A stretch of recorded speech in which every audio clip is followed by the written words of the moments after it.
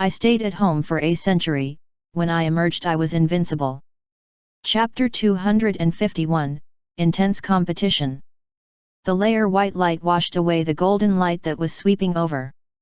A Luo family secret technique. Cao Tianyi's figure suddenly appeared where the halberd had struck. Cao Tianyi, who had been pierced through the chest by the halberd, turned into a puppet and shattered on the ground. Substitution secret technique. Cao Tianyi had intended to use the substitution secret technique to block Qin Ying's fatal attack and then use a soul attack to disrupt Qin Ying and delay his reaction time. In the end, things did not turn out as he hoped. Qin Ying actually saw through his trick. Let's just fight then. I want to experience the skills of a descendant of the Luo family. Cao Tianyi gave up on controlling the divine blood drops. As long as he could defeat Qin Ying, the divine blood would naturally belong to him, along with the fate treasures. Boom! The battle became even more intense. This time, it was a life-or-death battle. At this moment, a figure rushed over and tried to grab the 5 drops of divine blood. Zhu Yuanbei. Qin Ying also unleashed his full strength at this moment to stop Cao Tianyi from interfering. How dare you! Cao Tianyi was furious. He roared and his divine aura shook above his head. Boom! Zhu Yuanbei suddenly bled from his 7 orifices and staggered backward. Soul attack! At this moment, Cao Tianyi had used a wisp of his soul power to attack Zhu Yuanbei. Even though he had reincarnated, his divine soul was still not an ordinary emperor-level divine soul, so there was no way Zhu Yuanbei could withstand it. Zhu Yuanbei looked miserable, but he still staggered toward the fate treasures. He mumbled, "Cousin, don't worry. I'll help you get the fate treasures." Cao Tianyi's soul attack technique erupted again. Qin Ying's expression changed. He could rely on the human king's Dao weapon to protect his soul, but he could not stop Cao Tianyi's soul attack from targeting Zhu Yuanbei. Retreat quickly. Zhu Yuanbei could not withstand it. If he did not retreat, his soul would be severely injured. His soul might even be destroyed, leaving behind only his physical body. At this moment, a streak of light flew over, which then transformed into a human figure that rushed towards the divine blood. Cao Tianyi's soul attack instantly shifted targets and attacked the newcomer. Boom! A huge mountain in the shape of a sword appeared in front of Ding Yu that withstood Cao Tianyi's soul attack. He cultivated the 100 tempering divine technique and the immovable mountain technique. His soul defense was extremely strong. Even if Cao Tianyi's soul was extraordinary, an attack like that could not hurt him. He raised his hand to grab a drop of divine blood. Within that drop of divine blood was a sword. How dare you! Cao Tianyi was furious, and Qin Ying frowned. A third party had intervened. Not far away, Mo Hongliu rushed over, wanting to stop him. Pang Xingai and the others also rushed over. Another 2 figures rushed over. Xiao Yang and He Yu each grabbed a drop of divine blood. Cao Tianyi and Qin Ying also stopped. The fate treasures instantly escaped from the divine blood. However, He Yu waved her hand, and wisps of law power spread out. In an instant, she grabbed a fate treasure. Heavenly Dao Scripture. Xiao Yang's slow vine burst forth, and the fate treasure slowed down enough for him to grab it. Ding Yu's fate shone like a rainbow, and his status as the southern region's fated son was revealed at this moment. That sword happened to be the southern region's fate treasure. It shook for a moment and actually took the initiative to approach Ding Yu. Haha, it is indeed fated with me. Ding Yu took the treasure in his hand. Put it down. Mo Hongliu's eyes were red. How could he let someone take advantage of him? Cao Tianyi's eyes were scarlet red. Golden light blossomed around his body. A divine soul emitting golden light appeared behind him. This was the aura of his divine soul from his previous life, which he kept as a trump card. At this moment, he revealed it. You all deserve to die. Qin Ying waved his halberd, and a Dao weapon appeared above his head in an attempt to block Cao Tianyi. To him, as long as the fate treasures did not fall into Cao Tianyi's hands, he would be able to accept it. Moreover, the three of them gave him a special feeling. It seemed like they were from the same sect. Boom!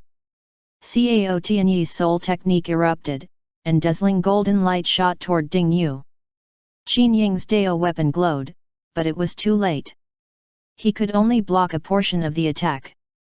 Cao Tianyi's soul attack, powered by the aura of his divine soul from his previous life, was not something an Emperor Realm expert could withstand. Ding Yu did not panic at all. He too had a trump card. He, Ding Yu, was someone who wanted to kill gods. My sword can kill a god without a woman in my mind. With the divine sword in hand, destructive sword intent condensed. Following Ding Yu's roar, he stabbed the sword with the intent. The intent of killing a god. Hey you! There was something wrong with First Brother's brain. Boom! Ding Yu's sword penetrated the golden light. Then, the sword intent turned into a torrent of sword chi and swept toward Cao Tianyi. He Yu was already facing off against Mo Hongliu. Heavenly Dao laws. With a raise of her hand, law power appeared. It was as if she controlled life and death. All of Mo Hongliu's attacks dissipated into nothingness. Mo Hongliu was shocked. What kind of terrifying cultivation technique was this? Who were these three people? They were too terrifying, completely surpassing the heavens blessed of the Emperor Realm. Another person flew over. Feng Shaoqing. There were only 2 fate treasures left. Cao Tianyi staggered back 2 steps, his soul shaking. He was shocked by Ding Yu's sword strike. Qin Ying seized the opportunity. His halberd struck Cao Tianyi's body. The golden light around his body was destroyed. Cao Tianyi spat out blood and retreated. Rumble! The divine blood separated from the fate treasures. Mo Hongliu wanted to fight for it, but he was blocked by He Yu. Fate treasures. I want to share too. Feng Shaoqing smiled. He walked over step by step, and scarlet flames surged out from his body. A huge flaming phoenix appeared behind Feng Shaoqing. He moved faster and faster, heading toward one of the fate treasures. A long whip lashed out, heading toward a fate treasure. Hula! The flaming phoenix arrived, and Feng Shaoqing made his move. He shook off the long whip, and flew faster and faster. He went straight for the fate treasure. Pa! The whip contained the power of ice, and tried to freeze the flaming phoenix. I'll block him. Xiao Yang's spear blocked Feng Shaoqing. Su Xian'er's figure fluttered as she brandished her whip. She chuckled, "Little fate treasure, come to me." That fate treasure was instantly snatched away by Su Xian'er. Cao Tianyi roared, but Qin Ying firmly blocked him. Mo Hongliu was being blocked by He Yu. Even when he used his trump card, he was still unable to shake Black Moon. He was furious. He secretly hated that mysterious expert for not allowing him to use his divine realm body. Otherwise, how would things have ended up like this? Currently, there was only one fate treasure left. Feng Shaoqing fought with Xiao Yang as he said in a deep voice, "Do you have to hoard them all? One isn't too much to ask, right? If we have the ability, why can't we take them all?" Xiao Yang laughed coldly. "Since that's the case, don't blame me." A fiery red bead appeared in Feng Shaoqing's hand. An intense aura appeared. The bead emitted strength that was comparable to the peak of the heaven realm. Chapter 252, Tainted Blood. The expressions of Xiao Yang and the others changed slightly. It was a secret treasure comparable to the peak of the heaven realm. Although Cao Tianyi and the others kept on using their trump cards, due to the limitations of their cultivation levels, the power they unleashed did not reach the heaven realm. However, Feng Shaoqing had actually used such a secret treasure. As expected of a descendant of a human king's family, he had many treasures. Such a powerful secret treasure was rare, and probably no one in the entire 9 zones knew how to refine one. Feng Shaoqing held the fiery red bead in his hand and said coldly, "Move aside, I only need one fate treasure." This secret treasure was extremely valuable. Once it was used, it would consume a huge amount of energy. Moreover, there was a limit to the number of times it could be used. Currently, there were only 3 chances left to use it. Unless it was absolutely necessary, Feng Shaoqing did not want to use it. Xiao Yang was not the slightest bit afraid. Anger flashed across Feng Shaoqing's face. He was about to activate the fiery red bead. At this moment, a gust of cold wind blew past. The sound of ghosts wailing could be heard, which could actually affect one's soul. It made one feel terror. Hula! Chu Pingfen and Uer had brought the ghost race's army over. From a distance, Uer tossed out the bell in her hand. When it rang, sinister ghost energy suddenly burst forth. Xiao Yang retreated. Hey, you retreated. Ding, you retreated as well. Feng Shaoqing activated the fiery red bead, and scarlet flames appeared. A huge flaming phoenix blotted out the sky that seemed like it would burn everything. However, the moment the flaming phoenix appeared, something restricted it. With a wail, it disappeared into nothingness. A crack appeared on the fiery red bead. Feng Shaoqing. What was going on? Why had his secret treasure failed? Feng Shaoqing was stunned. While he was in a daze, the last fate treasure was snatched away by Chu Pingfen. Chu Xian looked at the 5 fate treasures. All of them were obtained by his disciples. This trip to the Azura ancient land could be considered to have come to a successful conclusion. As for the battle between Qin Ying and Cao Tianyi, he did not care much about it. Looking at the dumbfounded Feng Shaoqing, Chu Xian laughed. He had already said that those above the Emperor realm were not allowed to interfere, so extending that rule to a secret treasure was no big deal. So what if Feng Shaoqing was from a human king's family? He would not give the latter an exception. Chu Xian had simply used the heavenly Dao laws to eliminate the flaming phoenix summoned by Feng Shaoqing's secret treasure. Being the master of the heavenly Dao felt too great. The battle for the fate treasures had come to an end. Wang Luo and Xiang Xing had also rushed over. When the 2 of them saw that the fate treasures were gone, but there were 5 drops of divine blood, they were instantly overjoyed. Wang Luo used restriction pills to seal the divine blood, while Xiang Xing used his furnace to seal the divine blood. The 2 of them actually wanted to work together to refine the divine blood. This almost drove Cao Tianyi and Mo Hongliu mad. Do you really think that the treasures belong to you? Cao Tianyi roared angrily. When he met up with Mo Hongliu, Qin Ying was also forced to retreat and regroup with Pang Xingai and the others. The warriors of the Feng family also rushed over. They gathered behind Feng Shaoqing, their faces gloomy. The biggest beneficiaries were undoubtedly Ding Yu and the others. They were in cahoots. There were 4 groups present. Cao Tianyi and Mo Hongliu's group, Qin Ying and his brother's group, Feng Shaoqing's group, and Ding Yu's group. Wang Luo and Xiang Xing were excitedly refining the divine blood there and then, trying to fuse the 5 drops of divine blood into 1 drop. They completely ignored the angry gazes of Cao Tianyi and Feng Shaoqing. You want to keep the treasures for yourself? That's possible. Hand over one. Cao Tianyi looked angrily at Ding Yu and the others. Ding Yu yawned and replied lazily, if you want one, come and get it. To him, Cao Tianyi looked like he deserved a beating. If that's the case, then don't even think about even getting one. Cao Tianyi roared angrily.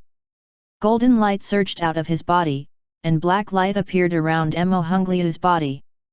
Then, the golden light and black light fused together. Rumble! The ground cracked open, and dark, black blood that gave off a rotten stench suddenly gushed out. The black blood filled the surroundings, and a strange aura was gradually condensing. The fate treasures were shaking, as if they felt threatened. Tainted blood! Feng Xiaoqing's expression changed. Cao Tianyi, are you crazy? What is tainted blood?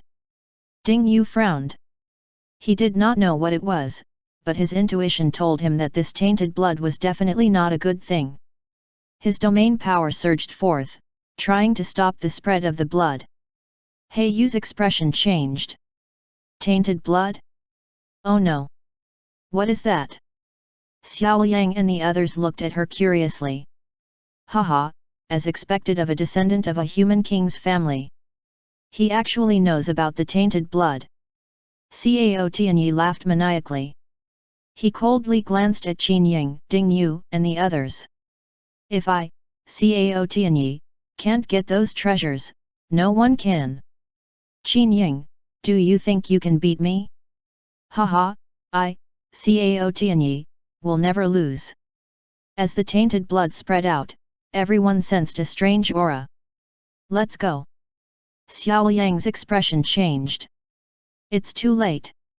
As soon as the tainted blood appeared, it locked onto the fate treasures. It can't be avoided, He Yu said with an unsightly expression. You still haven't told us what the tainted blood is. Ding Yu said gloomily.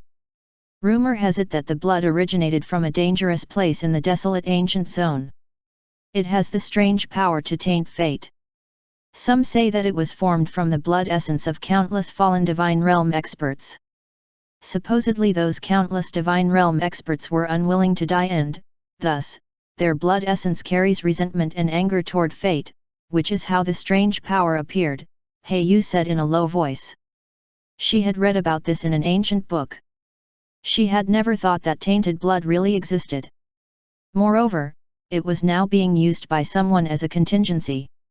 Haha, so what if you know what it is? Now that the tainted blood has been activated, the fate treasures will be destroyed. No one can obtain them. Cao Tianyi said with a ferocious expression. Scoundrel Cao, what a vicious trick! Qin Ying said with a gloomy face. This was something he had never expected. Looking at Ding Yu and the others, he said, if you trust me, leave the fate treasures to me for the time being. I might be able to protect the fate treasures. He wanted to rely on the human king's Dao weapon to resist the corrosive effect of the tainted blood on the fate treasures. It's not about whether we trust you or not. We have our own ways, Ding Yu replied. Then, he sent a voice transmission to Xiao Yang and the others, Master can deal with this tainted blood, right? As the tainted blood continued spreading, the fate treasure in his hand was already starting to corrode. Sir can definitely deal with it, Su Xianer said, however, there shouldn't be a need to trouble Sir. I think the spirit-devouring flower should be able to devour the tainted blood. Chapter 253, The Conclusion of the Battle for the Fate Treasures.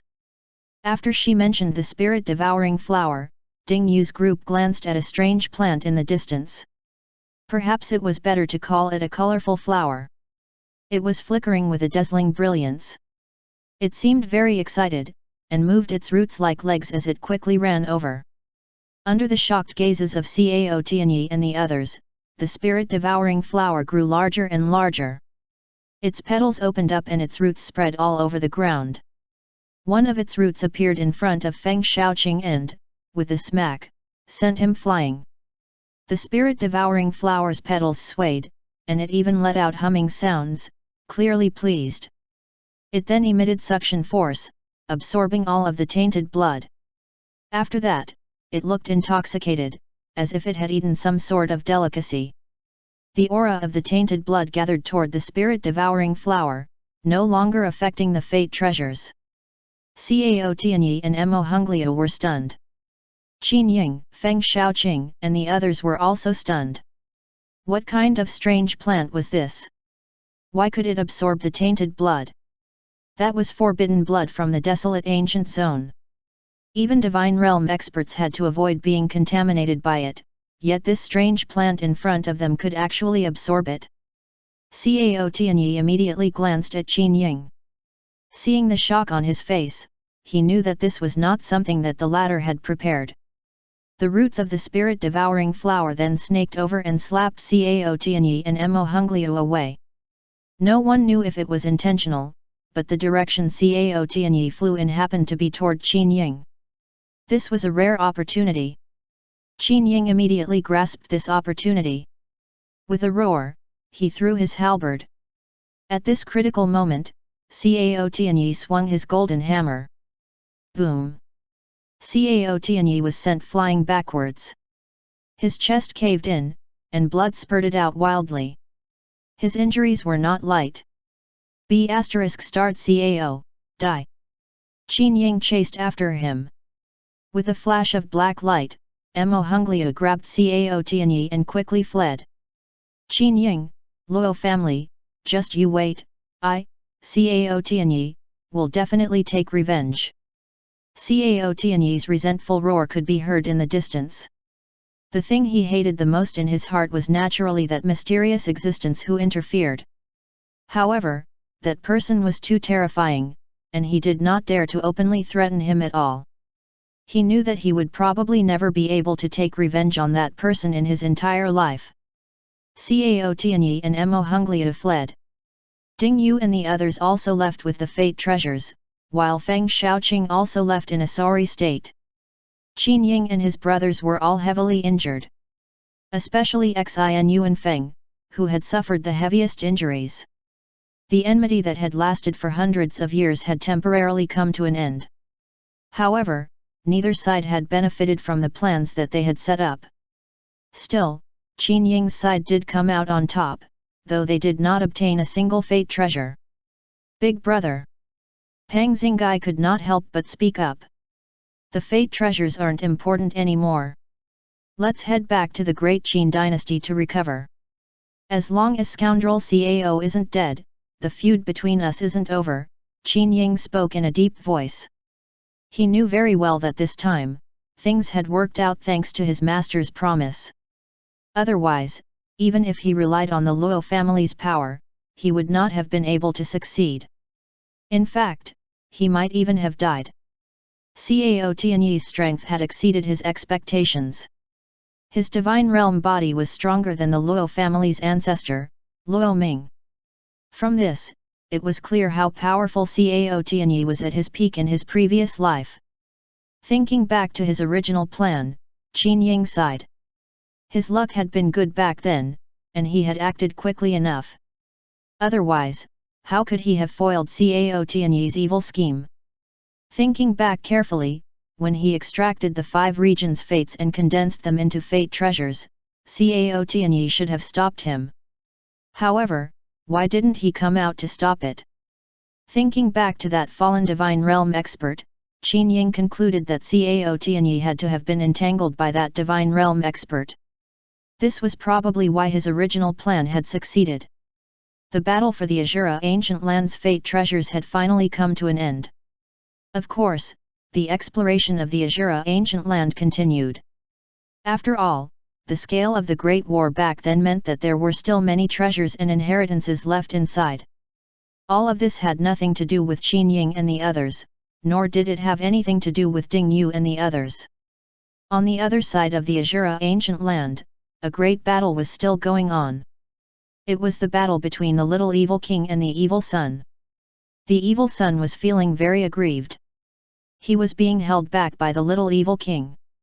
This guy was a madman. He felt that the little evil king's mind was not quite right. Occasionally, he exhibited some traits of being neither a man nor a woman. Outside the Azura Ancient Land, there was a rumbling sound. Cao Tianyi and Mo Hungliu's bodies suddenly burst forth with light and shot into the sky, disappearing into the horizon. A voice could be heard from afar, "Well done Qin Ying, Luo family. I have learned my lesson."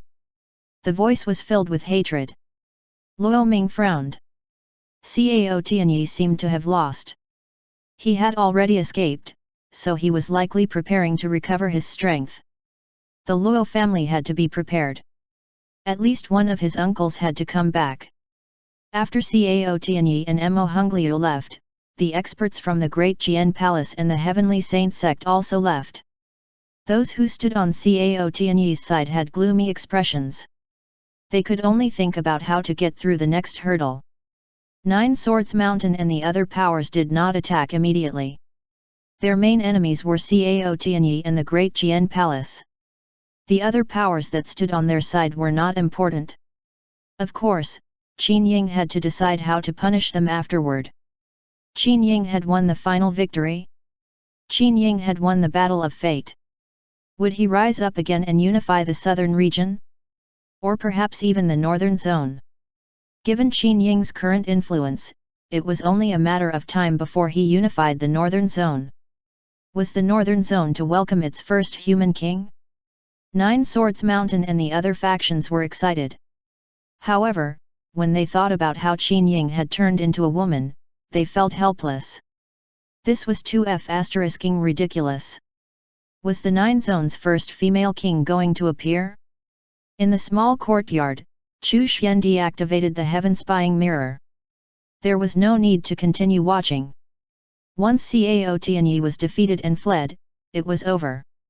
With the fate treasures in hand, the speed at which the heavenly Dao laws would cover the northern zone would increase. As for the grudge between Cao Tianyi and Qin Ying, that would naturally be left for Qin Ying to settle. The desolate ancient zone. Chu Xian was quite curious about the desolate ancient zone. What kind of place was it? Previously, most of the Divine Realm experts in the Nine Zones had been exploring the desolate ancient zone. However, they had now left, which meant that something must have happened. Chu Xian's intuition told him that it was related to the end of the Day Yuan. Ding Yu and the others soon returned. Master, we didn't fail you. The 5 fate treasures were placed in front of Chu Xian. The central region fate treasure was a small golden hammer that looked like a lotus flower that was about to bloom. The southern region fate treasure was a sword that was bathed in multicolored light. The northern region fate treasure was a simple 3-legged cauldron. The eastern region fate treasure was a mirror that was covered in white light. The western region fate treasure was a shield with runes engraved on it. The moment the 5 fate treasures left the Azura ancient land, they merged with the fate of the 5 regions. The fate of the northern zone had improved. Chu Xian could sense that the 5 fate treasures were connected to the fate of the northern zone. Your disciples have emerged victorious in the battle for the fate treasures. You have obtained the 5 regions' fate treasures. Your Fate Dao principle will be upgraded. The system's reward notification arrived as expected. Chapter 254, Fusing Fate Treasures. Chu Xian looked at Ding Yu and the others and said, "Prepare to break through." Their cultivation levels had all reached the limit of the 9th level of the Emperor Realm, and now that the battle for the Fate Treasures had come to an end, it was time for them to break through to the Supreme Realm. Yes, Master. Ding Yu and the others entered the pocket dimension. 13th Uncle. Chu Pingfen stood in front of Chu Xian. Chu Xian rubbed his head and said, "If you want to develop in the eastern region, then go to the eastern region. The Chu family is not the right place for you to stay." Chu Yuan did not return to the Chu family's territory, which meant that he did not intend to stay here. At most, he would only visit himself and Chu Yun. Speaking of which, Chu Yuan was probably still confused as to how Chu Xian had become a peerless expert. Moreover, Chu Pingfen was on the verge of replacing Ling Baiyun as the fated son of the eastern region. There was naturally something that attracted him there. 13th Uncle, I will come back to see you often. Chu Pingfen smiled foolishly. Chu Xian nodded and said, "The extreme Dao is not an easy path to cultivate. You must remember that despite its name, the extreme Dao does not require you to live your life in that manner. The only extreme part of the extreme Dao should be your focus on the saber." The Sage Master's halo appeared and enveloped Chu Pingfen. Chu Xian once again explained the extreme Dao to him. The extreme Dao meant walking on an extreme path. However, it was precisely because of the word extreme that those whose mental state was not stable enough, or those who encountered setbacks, would easily overextend themselves and stray from the extreme path. Once things went to the extreme, it was equivalent to suicide. This was the invisible tribulation of the extreme Dao. Chu Pingfan's cultivation advancement was too fast, and he was young and full of vigor. If he encountered a setback and could not think things through clearly, he might stray from the correct path. Therefore, Chu Xian wanted to fortify his state of mind. Although Chu Pingfan looked simple-minded, he was not stupid. You are still young, and need to settle down. Don't be in a hurry to break through. There are thousands of geniuses in the world. You are not the only one. In this world, there is no one who will not lose. You must know that failure is not scary. What you should be afraid of is not being able to recover and stand back you. What you should be afraid of is losing your confidence. Chu Pingfan bowed and listened to Chu Xian's teachings, and allowed the latter's words to fortify his state of mind. Just like his appearance, his state of mind would be simple, dull, but stable. 13th Uncle, I understand. It's good that you understand. Chu Xian nodded. Chu Pingfan then followed him into the pocket dimension. Chu Xian looked at the 5 fate treasures and took out the heavenly Dao talisman. He wanted to merge the 5 regions' fate treasures into the heavenly Dao talisman and transfer the fate of the northern zone to the heavenly Dao laws. Using the fate treasures as a guide, he would attract the fate of the northern zone to speed up the evolution of the heavenly Dao laws. Then, given time, he would use the heavenly Dao laws to encroach upon the laws of heaven and earth of the northern zone. The heavenly Dao talisman floated in front of him, and the Dao of fate revolved around the 5 fate treasures.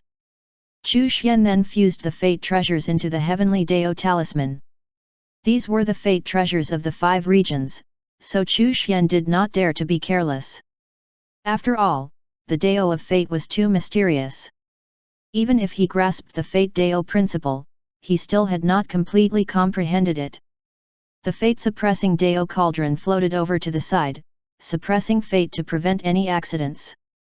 The 5 fate treasures emanated brilliant light, and the heavenly Dao talisman's heavenly Dao laws were like a net, enveloping the fate treasures within.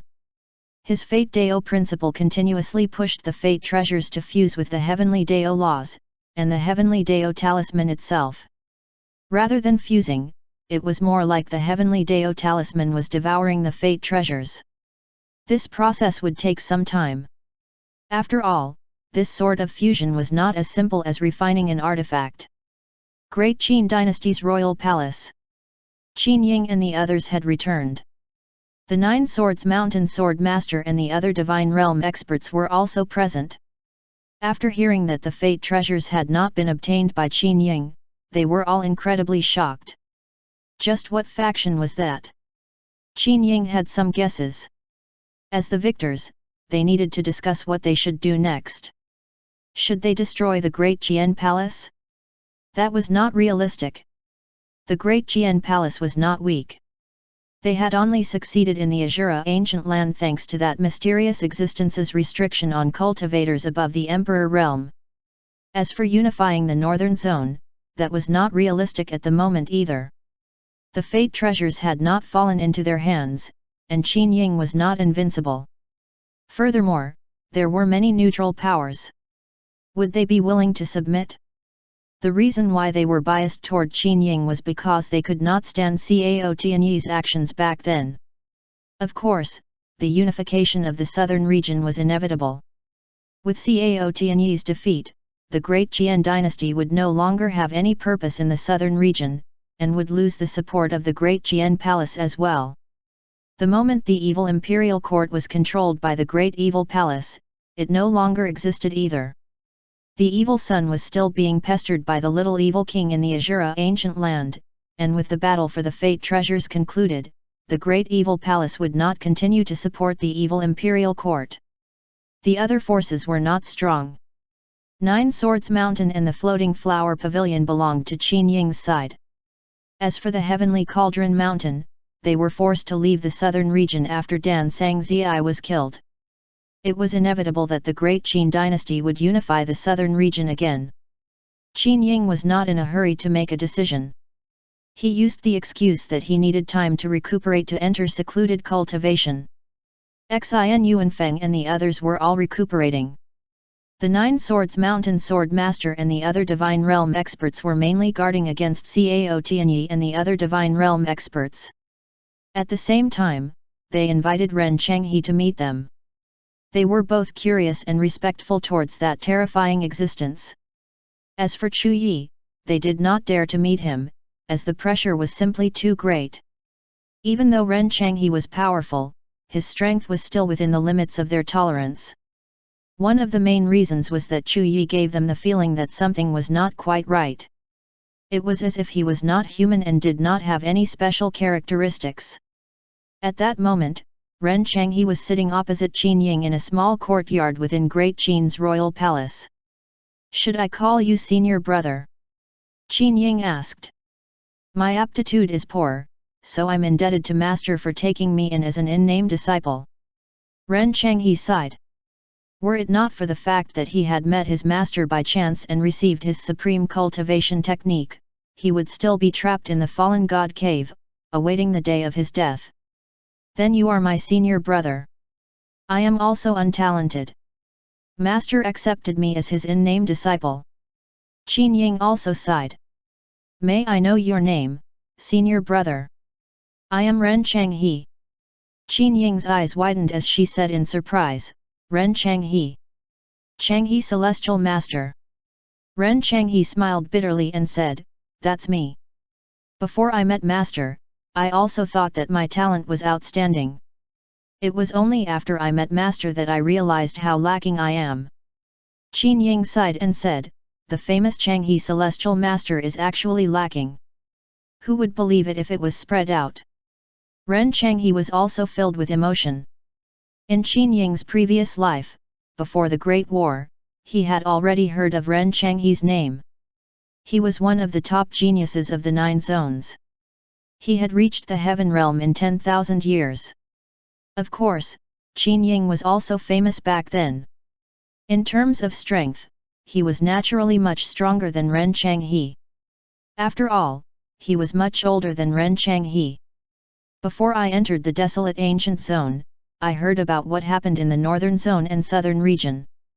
I thought that the demon race had invaded the human race, so I made a trip to the demon zone. I didn't expect the twists and turns to be like this." Ren Chenghe sighed. Back then, very few people knew that he had invaded the demon zone. It was related to the invasion of the demon race into the southern region. Whether it was Qin Ying or Ren Chenghe, they both sighed at their luck to have met their master, Chu Xian. Chapter 255, 10 Million Buddhists. Chu Xian did not have time to bother with Ren Chenghe and Qin Ying. At this moment, he was completely focused on the Heavenly Dao Talisman's fusion with the 5 regions' fate treasures.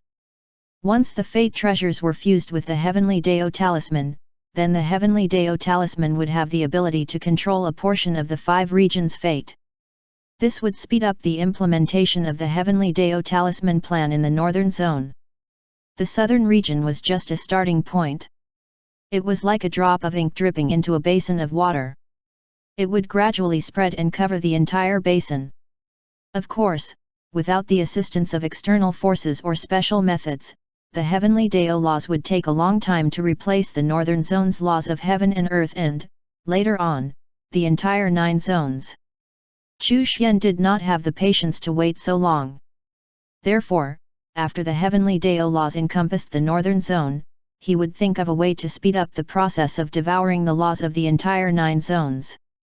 Fusing the fate treasures with the Heavenly Dao Talisman was a slow process. After all, he had to be careful not to trigger a fate backlash.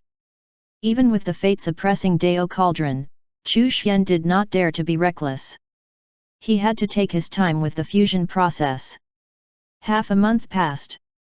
The Heavenly Dao Talisman had already fused with 2/3 of the fate treasures, and the southern region's laws of heaven and earth were being further devoured and replaced. During this half a month, the Great Qin dynasty began to take action. The Great Qian dynasty was disbanded. Long-standing southern region overlords vanished like smoke. The evil imperial court was also disbanded, and itinerant cultivators were scattered all over the southern region. The evil sun was still in the Azura ancient land, being pestered by the little evil king. The warriors of the various powers that had entered the southern region were still searching for treasures in the Asura ancient L&D. Battles happened frequently, and they were also in danger. Among them, news of a strange plant in the Asura ancient land had already spread. No one dared to approach it. This strange plant was extremely terrifying, but fortunately, it did not have any intention of hurting anyone. The Great Qin dynasty was expanding and became the overlord of the southern region, inching ever closer to the unification of the southern region. Qin Qian was still the Great Qin Empress. The Chu family was still in Chu County, and no one came to disturb them. It was as if they were not part of the same world. Chu Tianming and the other elders of the Chu family were all confused. Why was the Chu family and Chu County independent? The Great Qin dynasty had no intention of reclaiming Chu County. Could it be that Qin Qian, the empress, was still thinking about Chu Yuan? Reminiscing about old times? The Chu family also knew about how things had concluded in Theasura ancient land. In fact, everyone in the southern region knew about it. They felt that the Chu family's situation was not quite right, but they did not know what exactly was wrong. Why was it that the forces that were stronger than the Chu family had already disbanded or perished, yet the Chu family remained standing in Chu County? There were also no experts who came to harass them. The Great Qin dynasty seemed to be unknowingly protecting Chu County. This was mind-boggling, but since they could not figure it out, they just decided to stop thinking about it. They would just continue to stay in Chu County. In any case, they had enough resources. The medicinal pills they refined brought the Chu family quite a bit of profit. If they did not have the strength, it was best not to leave Chu County, lest they cause trouble. For this reason, he even restricted the younger generation of the Chu family from leaving Chu County without permission. Another 10 days passed. Ren Changhe and Qin Ying were both a little anxious. Why did their master not send a message? On this day, the 5 regions' fate treasures were finally fused into the heavenly Dao talisman. With a rumble, half of the laws of heaven and earth in the southern region were replaced by the heavenly Dao laws. Chu Xian's control over the southern region had reached a new height. He was like a ruler. As long as he wanted to, he could sense every single plant and tree in the southern region, and even the state of any living being. He could even change the fate and talent of these living beings. Chu Xian tapped on the heavenly Dao talisman and placed it back beside the origin Dao crystal to allow it to continue its work. Once the southern region was fully under the control of the heavenly Dao laws, it would definitely trigger the system's reward. Chu Xian was looking forward to what the system would reward him with. Your disciple, Demon Buddha, is spreading Buddhist Dharma and transforming demons into Buddhists. The number of Buddhists has surpassed 10 million. You have been rewarded with the Myriad Races Atlas. The system's reward suddenly arrived. The number of Buddhists had surpassed 10 million. It had been a while since he had paid attention to Demon Buddha. He did not expect that despite the heavenly demon tribe's efforts to suppress and interfere with Buddhism, the spread of Buddhism and its Dharma would spread so quickly. Buddhists were not just believers of the Dharma, they were disciples who had truly joined the Buddhist sect. This meant that the Buddhist sect had 10 million disciples in the demon zone, and that the number of ordinary believers was even larger. Chu Xian took out the myriad heavenly mirror and connected it to Demon Buddha. The image projection shimmered. The smiling Demon Buddha was dressed in white monk robes and sitting upright on a large rock. Below him, there were numerous bald heads in sight. A group of monks dressed in monk robes clasped their palms together and sat down in the lotus position. Their eyes exuded piety and there was Buddhist light shining over their heads. On the left and right sides of Demon Buddha sat 4 long-browed old monks with kind expressions. They were all heaven realm experts. Demon Buddha was only at the 3rd level of the supreme realm. Did he subdue 4 heaven realm experts to join the Buddhist sect? Chu Xian took one glance at them and understood that the 4 heaven realm experts had reached the limit of their lifespans. Demon Buddha taught them Buddhist Dharma and converted their demonic powers into Buddhist power. Their bodies also transformed. Their lifespans actually increased greatly because of this. Hence, they converted to Buddhism and submitted to Demon Buddha, becoming devout Buddhists. In their belief, only Buddhism could save the demon race. Only by walking the path of Buddhism could they become immortal and enter the nirvana world. Demon Buddha was preaching, and his smile was full of compassion. In Buddhism's nirvana world, those who are mindful of the suffering of all living beings and wholeheartedly cultivate Buddhism will eventually reach nirvana. What a guy! Chu Xian sighed. This Demon Buddha guy was truly born to spread Buddhism. Moreover, his level of talent in this area was really awesome. How long had it been? Even the nirvana world had made its appearance. Even if a devout Buddhist fell, a wisp of his soul would return to the nirvana world and become immortal. This temptation of immortality was too great. Why did people cultivate? Was the ultimate goal not to be immortal? Moreover, after converting to Buddhism, their lifespans increased greatly and there was no danger of dying. How could they not believe in Buddha? With 4 heaven realm experts as examples, how could the other demon race cultivators not believe? As Demon Buddha spoke, the Buddhist light around his body became more and more dazzling. Then sararas that were flickering with Buddhist light appeared in front of Demon Buddha. These are sararas. They were left behind by those who completed their Buddhist journeys. They are for the Buddhist disciples here to admire. What a guy! Even sararas had made their appearance. Chu Xian was truly convinced. Demon Buddha was more like Buddha than he was.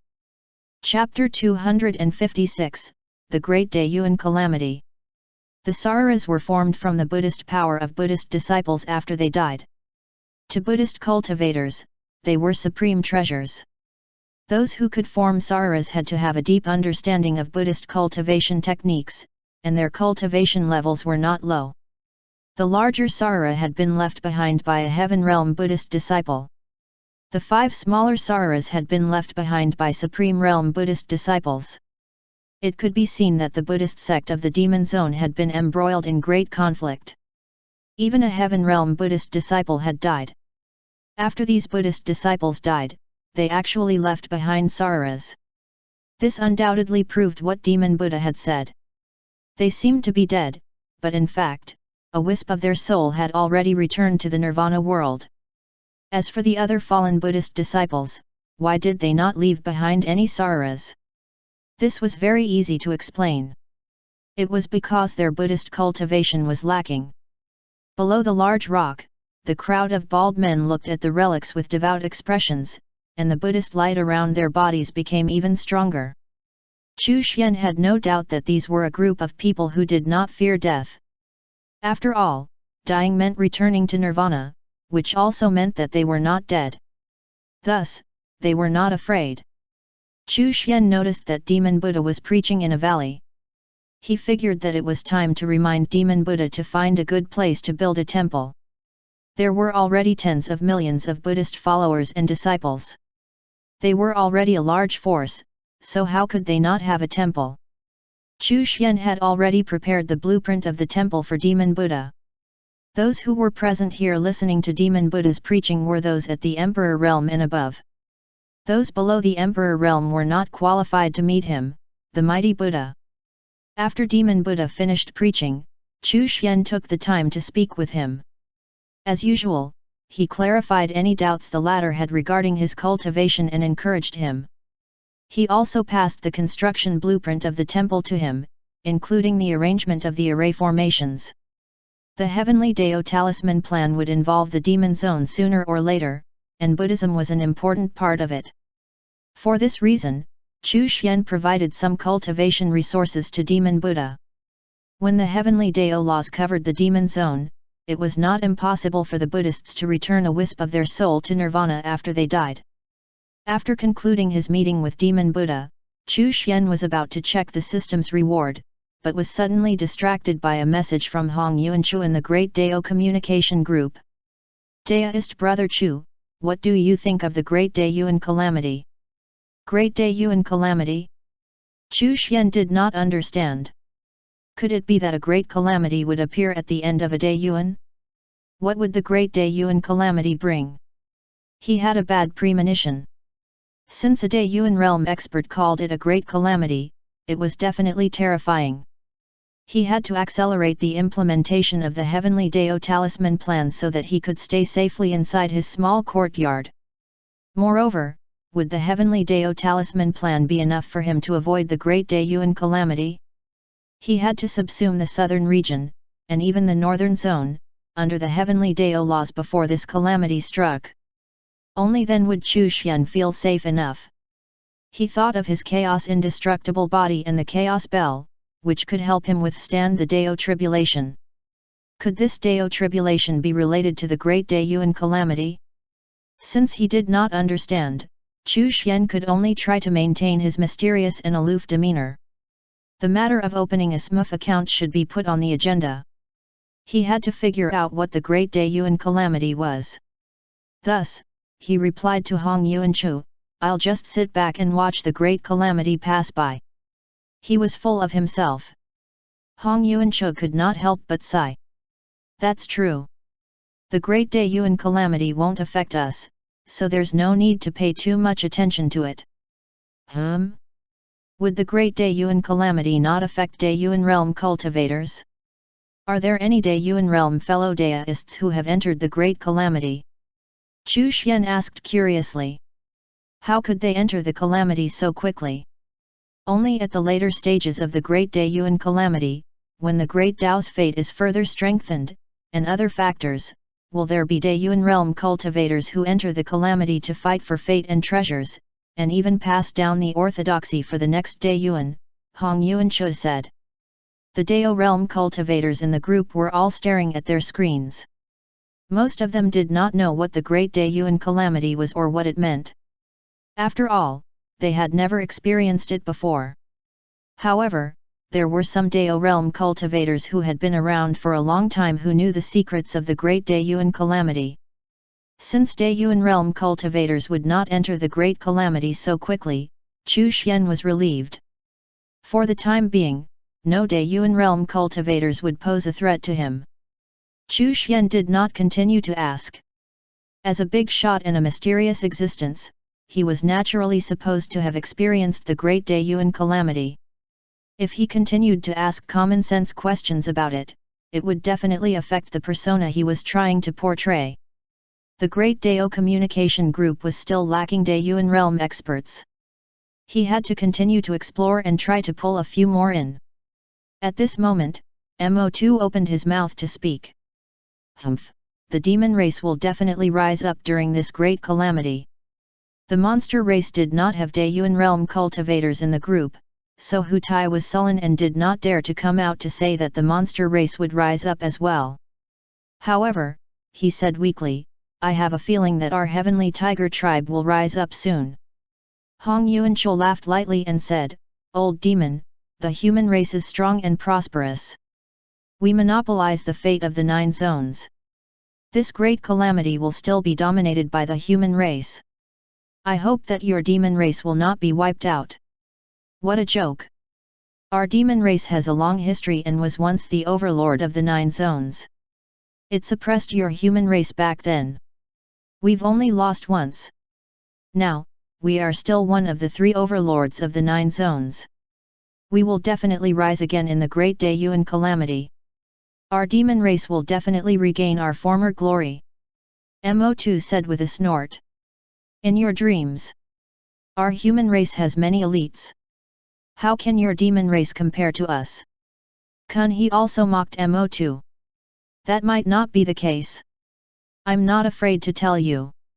I can sense that the fate of the demon zone is undergoing a transformation, and even I can't see through it. It must be related to the rise of the demon race. This great calamity will be an opportunity for the demon race to rise again. Mo2 was boasting. Chu Xian glanced at the message, and his heart skipped a beat. This old fellow, Mo2, could actually sense the changes in the fate of the demon zone? Still, since Mo2 could not see through it, it meant that he did not know what was happening in the demon zone. Was the fate of the demon zone transforming? Yes, but it was nothing more than the rise of Buddhism. Demon Buddha was from the heavenly demon tribe, and was also one of the children of fate. Naturally, he carried the fate of the demon zone. Since he had converted to Buddhism, the fate of the demon zone and the fate of Buddhism was intertwined. Anyone looking from the outside would naturally think that the fate of the demon race was strong, and that it was undergoing a transformation. As long as Mo2 did not personally come to the demon zone, he would never figure out what was really going on. Chu Xian was looking forward to Mo2's expression when he realized that the demon race was gone and had become a Buddhist race. The expressions of Hong Yuan, Chuo and Kun He changed slightly. The fate of the demon zone was changing? This was not a good thing for the human race. The human race has monopolized 5 zones. There's no way we will lose to the demon race.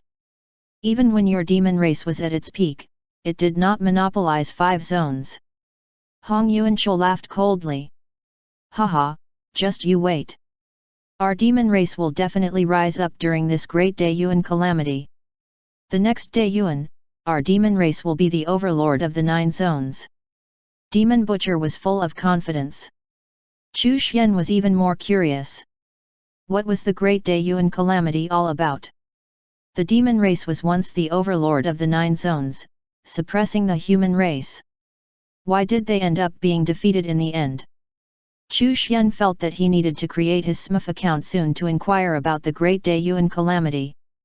Chapter 257, Celestials, Immortals, Demons, and Monsters. After glancing at the group chat for a while, Mo2 continued by provoking Ruoxian, claiming that he was going to strip her naked. Ruoxian was so angry that she started to quarrel with him. Chu Xian was speechless. Mo2 was a troll, and not one of the good sort. Keep quarreling, keep quarreling. The Daiyuan realm cultivations arguing in the group chat was a good thing for the Origin Dao crystal, it would be able to absorb even more Dao aura this way. Furthermore, some Daiyuan realm insights would be infused into the Dao aura, which would help the Origin Dao crystal to perfect its great Dao. Chu Xian examined the system reward. The Myriad Races Atlas records all the races that have existed in the history of the 9 zones, including the extinct races, their details, their influence, and so on. This reward had come at the right time. Chu Xian was lacking in terms of his understanding of the various races. With the Myriad Races Atlas, he could gain an understanding of the races that had existed in the history of the 9 zones, including the extinct races. Chu Xian was very curious. Did the Myriad Races Atlas really record the extinct races accurately? When he chose to receive the reward, a thick book appeared in his hand.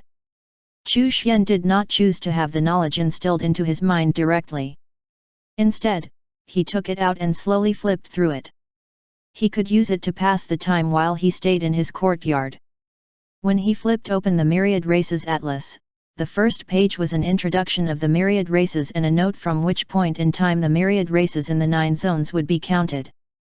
The Myriad Races Atlas records the various races that exist, or have existed, in the 9 regions from the end of the last Great Dao era to this Great Dao era. There was also a line of small words explaining the Great Dao era. 9 Daiyuans represent one Great Dao era. Each Great Dao era exists for an unfixed period of time. Every 9 Great Daiyuan calamities will usher in a Great Dao calamity. Once the Great Dao calamity ends, the next Great Dao era. Looking at the note on the Atlas of the 10,000 races, Chu Xian was shocked. He felt that he had learned some secrets of the Great Dao. Every 9 Daiyuans was a Great Dao era. What if there were 9 Great Dao eras? That was too far away. The duration of a single Great Dao era was already very long. What caught Chu Xian's attention the most was that every 9 Great Daiyuan calamities would usher in a Great Dao calamity. This represented the end of this Great Dao era and the beginning of the next Great Dao era. Did it mean that the Great Dao would restart and regenerate all living things after a Great Dao era? Chu Xian suddenly understood. The Chaos Indestructible Body and the Chaos Bell referred to the Great Dao calamity. In that case, he only needed to work hard to increase his strength and did not need to worry about the Great Dao calamity, right? Chu Xian continued to flip through the pages. The page after that displayed an extraordinary figure who exuded a sacred and mighty aura. The celestial race rose up during the Third Great Dao era. After going through many ups and downs, they became known for their strength and were revered by all living beings. At the end of the Eighth Great Dao era, they disappeared from the 9 zones. The celestial race. From the introduction of the celestial race, Chu Xian deduced which Great Dao era he was in. The myriad races atlas started from the end of the last Great Dao era. The celestial race disappeared at the end of the 8th Great Dao era. Was that not the last Great Dao era? So, it was now the 9th Great Dao era? What great calamity would descend at the end of the 9th Great Dao eras? With this thought in mind, Chu Xian's heart tightened. He seemed to have uncovered an incredible secret. If this Great Dayuan calamity also happened to be the 9th Great Dayuan calamity, would that not mean that after the Great Dayuan calamity, they would not be entering the next Dayuan, nor the next Great Dao era, but something even greater? Thinking this, Chu Xian felt his scalp go numb. He calmed his mind. Although the end of this Dayuan was approaching, as well as the end of the 9th Great Dao era, there was still a long time before the Great Dayuan calamity would arrive. Moreover, he did not yet know if this would be the 9th Dayuan calamity. Therefore, he still had enough time to become stronger. He would be able to overcome these calamities. Chu Xian was even more determined to carry out the Heavenly Dao Talisman plan. Perhaps he would be able to handle the calamities once the 9 zones were covered by the Heavenly Dao laws. To do this, the Origin Dao crystal needed to be upgraded as soon as possible. Chu Xian speculated that Hong Yuanchuo and the others did not know about the Great Dao calamity. According to his speculation, the 2 Dayuan realm experts that Hong Yuanchuo had invited were also considered juniors. However, he did not know where Dayuan realm cultivators cultivated. There had to be quite a number of Dayuan realm cultivators since the beginning of the Great Dao era. Where were they hiding? Chu Xian continued to flip through the pages. On the second page, there was an otherworldly figure exuding an immortal and untouchable aura. The immortal race rose up during the Third Great Dao era. Despite experiencing challenges, they remained exalted and mighty. They were revered and yearned for by all living creatures. At the end of the 8th Great Dao era, they disappeared from the 9 zones. On the third page, there was a ferocious and terrifying figure filled with bloodthirsty aura. The demon race rose up during the Third Great Dao era. They went through many battles, but were never destroyed. They were feared by all living creatures. The pure-blooded demon race disappeared from the 9 zones at the end of the 8th Great Dao era. There are some non-pure-blooded demons who are active in the 9th Great Dao era. After looking at the celestial, immortal, and demon races, Chu Xian found a common point. These 3 races rose up during the Third Great Dao era and also disappeared at the end of the 8th Great Dao era. Only the demon race had left behind non-pure-blooded descendants, which was the current demon race. The introductions also confirmed that they were currently in the 9th Great Dao era. At the same time, Chu Xian also noticed a key piece of information. All 3 clans had only disappeared from the 9 zones and were not completely destroyed. Did this mean that the 3 races existed somewhere outside the 9 zones? Was there a world beyond the 9 zones? Chu Xian was extremely puzzled. From the rise of the 3 races during the Third Great Dao era to their disappearance at the end of the 8th Great Dao era, these 3 races had always been incomparably powerful. They were revered or feared by all living beings. So these 3 races had dominated the Third Great Dao era to the 8th Great Dao era? Why would such powerful 3 races disappear during the 8th Great Dao era? Was the 8th Great Dao calamity so terrifying that even the 3 races, who had gone through several Great Dao calamities, were unable to withstand it? Did the Great Dao calamity get stronger each time? Would the 9th Great Dao calamity be even more terrifying? Chu Xian flipped to the 4th page. The monster race was active during the Third Great Dao era. There were many types of monster tribes. There were also overlord tribes among them such as dragons, phoenixes, and Kylin. These overlord tribes disappeared in the 9 zones at the end of the 8th Great Dao era, leaving behind the remaining monster tribes that continued to stay active in the 9 zones. There was also other information on the monster tribe classifications. The 4th page was about the monster race. To Chu Xian's surprise, there were records of the legendary divine beasts such as the dragons, phoenixes, and kylans. One had to know that there were no legends about dragons, phoenixes, and kylans in the 9 zones. Apparently, this was because they had disappeared at the end of the 8th Great Dao era. The current monster race only comprised remnants of the past monster race. Chu Xian became more and more curious. What exactly had happened during the 8th Great Dao era that so many powerful races disappeared? He continued to flip to the 5th page. When he saw what was on the 5th page, Chu Xian was stunned. The race recorded on the 5th page was beyond his expectations. Chapter 258, Shui Potion. The 1st, 2nd, 3rd, and 4th pages of the Myriad Races Atlas introduced the celestial, immortal, demon, and mortal races respectively. Moreover, the 4 races had something in common. They had all risen during the 3rd Great Dao era, and had all disappeared from the 9 zones at the end of the 8th Great Dao era. The celestial and immortal races had completely disappeared. The demon race had left behind mixed blood descendants that were still active in the 9 zones. The monster race's overlord tribes had disappeared from the 9 zones, but still had many other tribes that were still active in the 9 regions. From the information contained within the introductions, the 4 races were all very powerful, though from the introduction, it seemed that the immortal race had the advantage. Despite experiencing challenges, they remained exalted and mighty. This line of text in the introduction indicated that, although the immortal race had encountered challenges, they had always been exalted and mighty and had not suffered a major setback. Compared to the ups and downs of the celestial race, the status of the immortals was much more stable. Moreover, aside from being revered, they were also yearned for. They went through many battles, but were never destroyed. The demons were obviously good at fighting, though they seemed to be slightly weaker than the immortals and celestials. No matter what, the immortals, celestials, demons, and monsters were all incomparably powerful and had experienced several great Dao eras.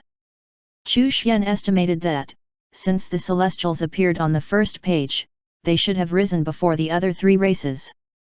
However, the race described on the 5th page had exceeded Chu Xian's expectations. The human race appeared during the middle of the 3rd Great Dao era. They were at the bottom of the hierarchy. They suffered the oppression of the myriad, but were tenacious and indestructible.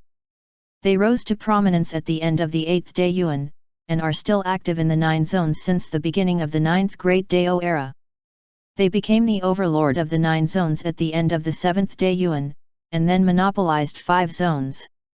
The race on the 5th page was actually the human race. They had appeared a little later than the other 4 races, and their status was low. Thanks to that, they had always suffered oppression. However, they rose to prominence at the end of the 8th Great Dao era and are active in the 9 zones during the current Great Dao era. At the end of the 7th Dayuan, they became the overlord of the 9 zones. Currently, the human race was the strongest in the 9 zones. They monopolized 5 zones. The rise of the human race at the end of the 7th Dayuan meant that they had emerged victorious during the 7th Great Dayuan calamity. That period of time seemed to coincide with the rise of the Hong Yuanchu. He was the great ancestor of the human race, and one of the human experts who had led the human race to the peak. He had been cultivating for 2 Dayuan now. Therefore, it should be the 9th Dayuan now. Chu Xian's heart tightened after he finished his calculations. This Great Dayuan calamity was the 9th Great Dayuan calamity. After the 9th Dayuan, there would be a Great Dao calamity. He had to increase his strength as soon as possible. He also had to understand how the Great Dayuan calamity was triggered and what it entailed. Chu Xian continued reading and saw the introduction of the mixed blood demon race, as well as the Netherworld race. The Netherworld race rose to prominence during the 5th Dayuan. They often possessed humans and controlled their bodies. At the end of the 7th Dayuan, they were defeated by humans.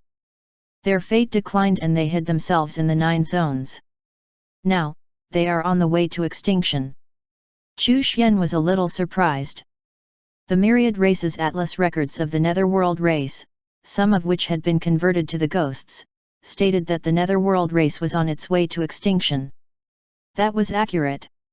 Chu Xian wanted to convert the entire Netherworld race into ghosts. When that happened, would the Netherworld race not be extinct? Chu Xian also wanted the Dao realm ancestor of the Netherworld race, Yusu, to become a ghost. Chu Xian looked up the Earth Spirit race. As expected, the ancestor of the Earth Spirit race was a spirit of the Earth vein, and he had created the unique Earth Spirit race. Moreover, the Earth Spirit race always liked to associate themselves with human geniuses, and they relied on each other. Currently, the Earth Spirit race was in decline. Chu Xian closed the Myriad Races Atlas and turned his attention to the Great Dao Communication Group. Mo2 and Ruoxian were still quarreling intermittently. Mo2 was already becoming complacent, believing that the demon race would definitely rise up. It was time to get a SMUF account in. The Great Dayuan calamity was of great importance, so he had to fully understand it and prepare for it.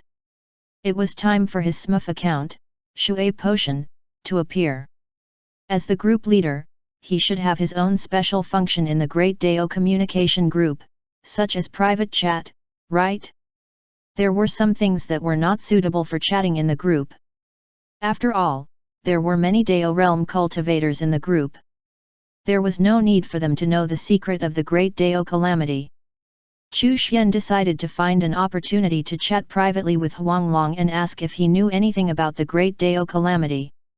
If Huanglong was born in this Great Dao era and had never experienced the Great Dao calamity, then he would not know about the Great Dao calamity either. Everyone, let's welcome our little friend Shui Potion. Chu Xian sent a message to the group and pulled his alt account in. The group fell silent. Shui Potion? How handsome was he? T/N, Shui means handsome. This Great Dao Communication Group is quite interesting.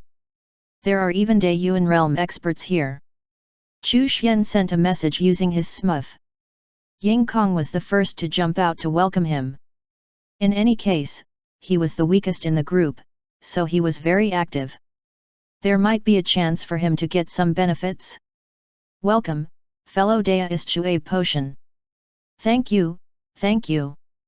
Let me introduce myself first. Chu Xian began to paint the picture of his SMUF account's background. He was a junior from a super powerful family. He was not particularly strong, and had only reached the 6th level of the Dao realm. He was definitely a little older, about 3,000 years old.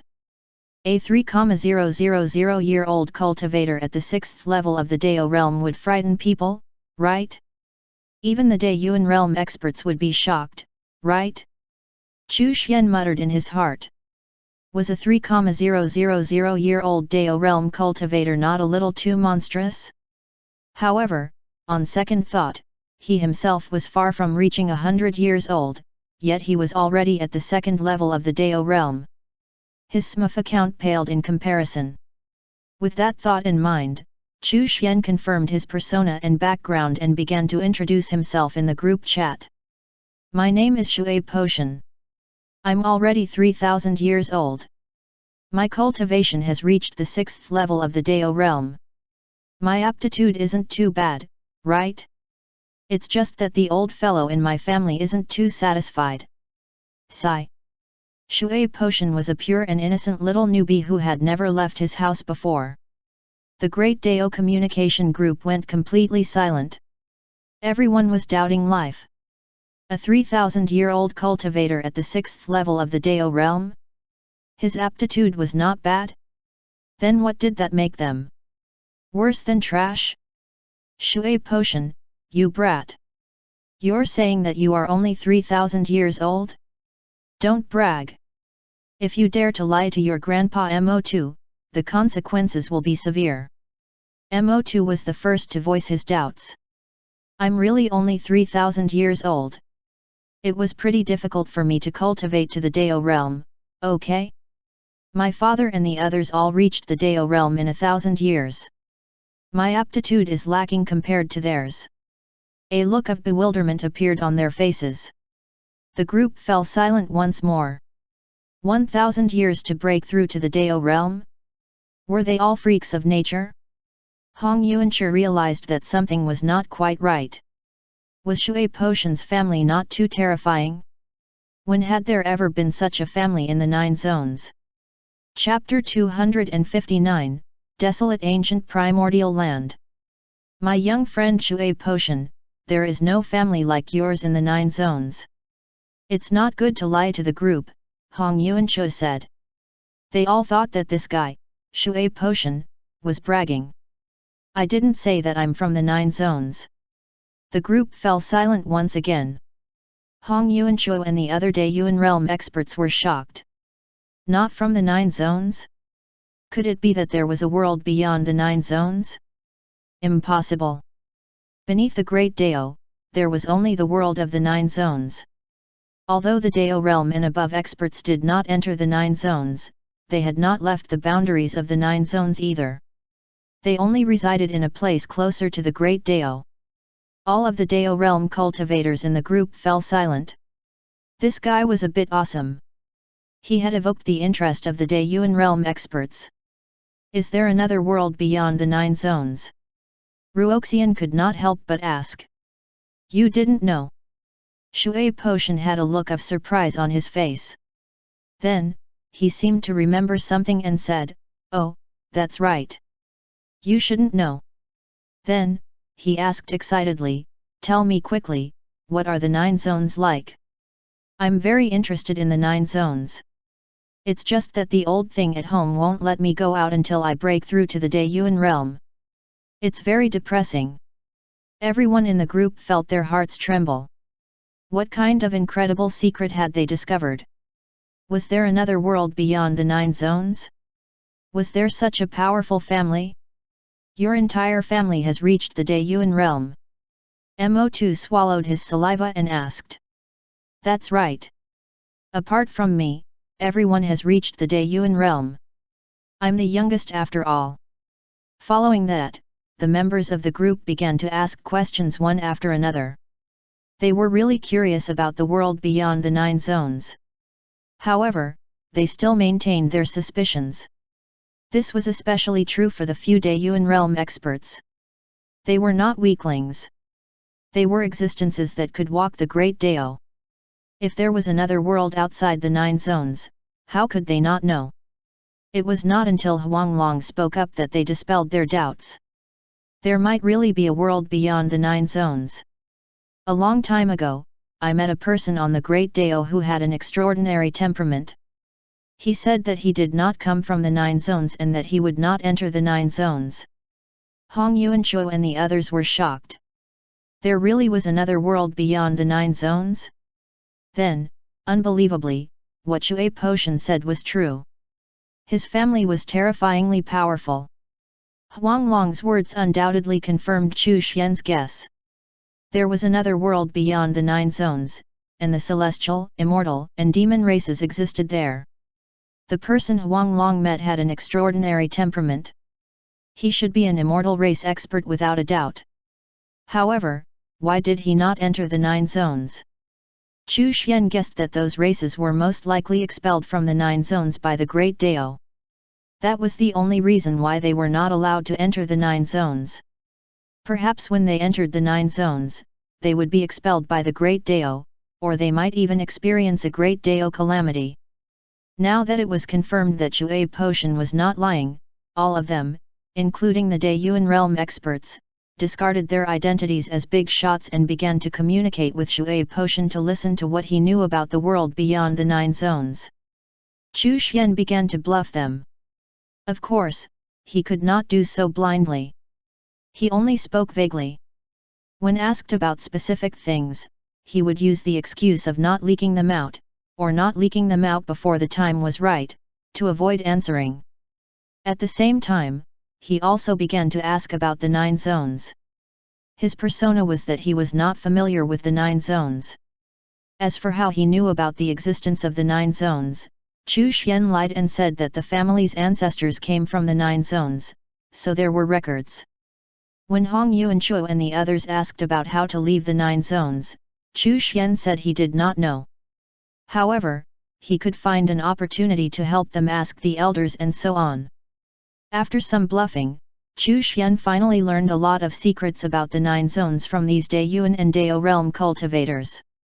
This included where they were residing and why they did not enter the 9 zones. First of all Dao realm warriors existed in the core area of the desolate ancient zone. It was rumored to be the origin of the 9 zones, which was why it was also known as the desolate ancient primordial land. The desolate ancient primordial land was enveloped by a mysterious energy barrier, and only Dao realm experts could enter. That was the place closest to the great Dao in the 9 zones. Cultivating in the desolate ancient primordial land allowed one to comprehend the great Dao from a closer distance. Only the desolate ancient primordial land had treasures that were suitable for Dao realm cultivation. It was not that the 9 zones did not have such treasures, just that they were too rare. Moreover, in terms of quality, they could not compare to the desolate ancient primordial land. The desolate ancient land was the largest zone among the 9 zones. It contained many secrets of heaven and earth. Usually, only divine realm cultivators were active in the desolate ancient zone in search of supreme treasures. Anyone who broke through to the divine realm would come to the desolate ancient zone. It was almost like some kind of intuition. Chu Xian felt that it had to be because of the laws of heaven and earth in the 9 zones. The desolate ancient zone was the largest zone, contained many secrets, and was rumored to be where the origin of heaven and earth was in the 9 zones. Even Daiyuan realm experts did not dare to say that they had a complete understanding of the desolate ancient zone. Dao realm experts would not easily leave the desolate ancient primordial land. The reason for that was that, after entering the desolate ancient primordial land, they would be able to comprehend the great Dao from a close distance. Their bodies and souls would be purified, and there was an abundance of Dao aura there. If they entered the 9 zones, they would be contaminated by the turbid spiritual energy of the 9 zones. In the worst case scenario, they would not be able to enter the desolate ancient primordial land through the mysterious energy barrier again. After returning to the desolate ancient primordial land, they would be repelled by the great Dao. They would need to spend a large amount of time and Dao aura to wash away the turbid spiritual energy contamination. Chu Xian came to a sudden realization. It was no wonder then that there were no Dao realm experts in the 9 zones. So this was the reason. Presumably, after breaking through to the Dao realm, one would be influenced by their intuition and would unconsciously head to the desolate ancient primordial land. This was definitely a restriction of the great Dao, and it was also an order of the laws of heaven and earth in the 9 zones. It prevented Dao realm experts from entering the 9 zones and causing great damage.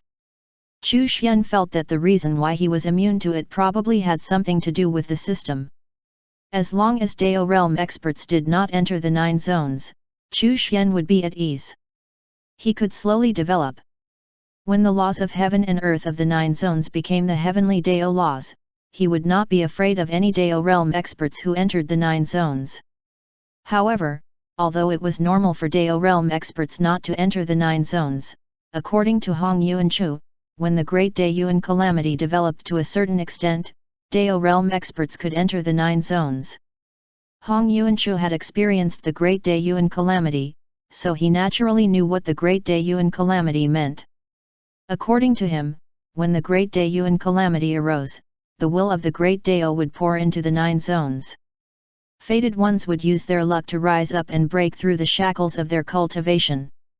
Whoever managed to obtain fate would be favored by the Great Dao, and would definitely become a peerless expert. They would even become legends of the next Daiyuan, leaving behind their legacy. Hong Yuanchu rose up at the end of the 7th Daiyuan and fought for fate. He succeeded in opening his Dao path and led the human race to rise up in the 8th Daiyuan, becoming the overlord of the 9 zones. The Great Dao Yuan calamity was both a disaster and an opportunity. According to Hong Yuanchu's experience, in the later stages of the Great Daeyuan calamity, there would be a chance to fight for fate, and Great Dao treasures would lure Dao realm experts into the calamity. Usually, the ones who entered the calamity were experts below the 16th level of the Dao realm. When cultivators above the 16th level of the Dao realm entered the calamity, they would encounter even greater danger. The slightest bit of carelessness could easily give rise to a Dao heart calamity, and they would be repelled and eliminated by the Great Dao. Hong Yuanchu mentioned a good friend who was a 26th level Dao realm cultivator as an example. That friend was drawn into the last Great Daeyuan calamity and, in the end, he died and his Dao disappeared. Chapter 260, Bearers of the Calamity. After listening to Hong Yuanchu's explanation of the Great Daeyuan calamity, Chu Xian felt that the Great Daeyuan calamity might be one of the ways the Great Dao created balance. After the destruction of all living things, new life forms would be reborn from the ashes. These life forms would not continue to grow and eventually surpass the Great Dao. It was probably why it lured Dao realm cultivators into calamity as well. After discovering this, Chu Xian decided to strive for great fortune. Therefore, it was time for his disciples to make preparations for the Great Daeyuan calamity. These fated children might be destined to enter the Great Daeyuan calamity. Every time there was a Great Daeyuan calamity, a new race would suddenly rise up. Some of them would falter in the middle of their rise, while others would fight for a wisp of fate and become active in the 9 zones. The ghost race should rise up during this Great Daeyuan calamity. If things went according to plan, the ghost race would become a powerful race during the next Daeyuan. There was even a chance that all living beings would turn into ghosts after they died. However, this Great Daeyuan calamity was the 9th Great Daeyuan calamity. It was likely that it would not herald the beginning of a new Daeyuan, but would welcome a Great Dao calamity instead. No matter what, Chu Xian wanted to reap the benefits of his disciples fighting for great fortune in the calamity. For this the Heavenly Dao Talisman plan was too important.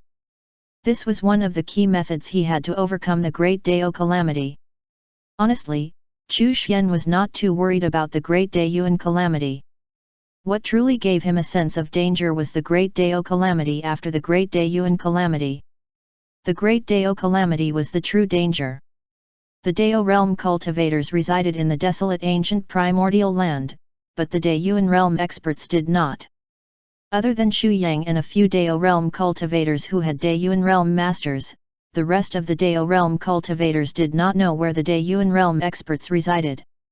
Hong Yuanchu hoped to find out how to leave the 9 zones, and thus in order to curry favor with Chu Xian's smurf, Shui potion, he revealed the secret of the Daeyuan experts' residence. The Daeyuan realm experts still resided in the 9 zones, above the desolate ancient primordial land, in an empty space separated by another barrier. Daz was the place closest to the Great Dao. Each Daeyuan expert established their own Daoist hall in this empty space. They stayed here for a long time, constantly comprehending the Great Dao, their Dao paths, and walking on the Great Dao. The Daeyuan realm experts were even less likely to enter the 9 zones. If they were tainted by the turbid spiritual energy, the backlash they would suffer from the Great Dao would be even more severe. Furthermore, the Great Daeyuan calamity would not affect Daeyuan realm experts anyway. Chu Xian came to a sudden realization. It was no wonder the demon race had been defeated by humans back then. It turned out that their Daeyuan realm experts could not interfere. This also meant that no matter how many Daeyuan realm experts there were, it was useless. If they forcefully interfered, they would probably be punished by the Great Dao. The Great Dao placed many restrictions on Daeyuan and Dao realm experts. Chu Xian felt that the waters of the Great Dao ran deep, and there were too many secrets behind it. What Hong Yuanchu knew was probably only the tip of the iceberg. After all, he did not even know about the Great Dao calamity, which meant that there were obvious gaps in his knowledge of the Great Dao. The Great Dao calamity would also affect Daeyuan realm experts. Chu Xian felt that only those who truly transcended the Great Dao could ignore the Great Dao calamity. Therefore, the path he walked was to strive for, and establish, his own Great Dao. The SMF account, Shui Potion, was active in the group chat, while Chu Xian went looking for Huang Long for a private chat. Fellow Daoist Huang Long, have you ever experienced the Great Dao Calamity? He did not beat around the bush and directly asked the question. Huang Long was very surprised and asked, Fellow Daoist Chu, what is the Great Dao Calamity? Hearing Huang Long's reply, Chu Xian now knew that Huang Long was born in the 9th Great Dao era, so he was unaware of the existence of the Great Dao Calamity. The Great Dao Calamity is after the Great Dayuan Calamity. It won't be too long now, Chu Xian sighed and explained. It shouldn't affect me, right? Huang Long asked somewhat unconfidently. The Great Dao Calamity sounded very terrifying. Huang Long was a creature of the Great Dao, so Chu Xian did not know whether he would be affected or not, so he had no way to answer. He just asked Huang Long to pay more attention to the changes in the Great Dao and to inform him when there were any abnormalities. Chu Xian was sure that before the Great Dao Calamity appeared, there would definitely be some abnormalities in the Great Dao. As a creature of the Great Dao, the Dragon Lord would naturally be very sensitive to such abnormalities. After concluding his private chat with Huang Long, Chu Xian took out the Chaos Dao Mirror. The Chaos Dao Mirror was not only able to search for Dao realm and above warriors, but also had the ability to deduce information. He wanted to deduce when the Great Dayuan Calamity would appear. For some reason, Divine Realm cultivators had suddenly left the desolate ancient zone, which was probably one of the signs that the calamity was about to appear. As for the Great Dao Calamity, Chu Xian was afraid that his current cultivation level was insufficient to deduce any information about the Great Dao Calamity. He extended his hand and tapped on the Chaos Dao Mirror. Some images appeared on the mirror, and it was covered in blood. Chu Xian saw that on a dilapidated battlefield, there was a huge blood-colored lake. It was formed from the blood of countless fallen cultivators. This blood lake was much larger than the one in the Azura ancient land, but looked eerily similar nonetheless. Since the beginning of the 9th Dayuan, countless battles had taken place.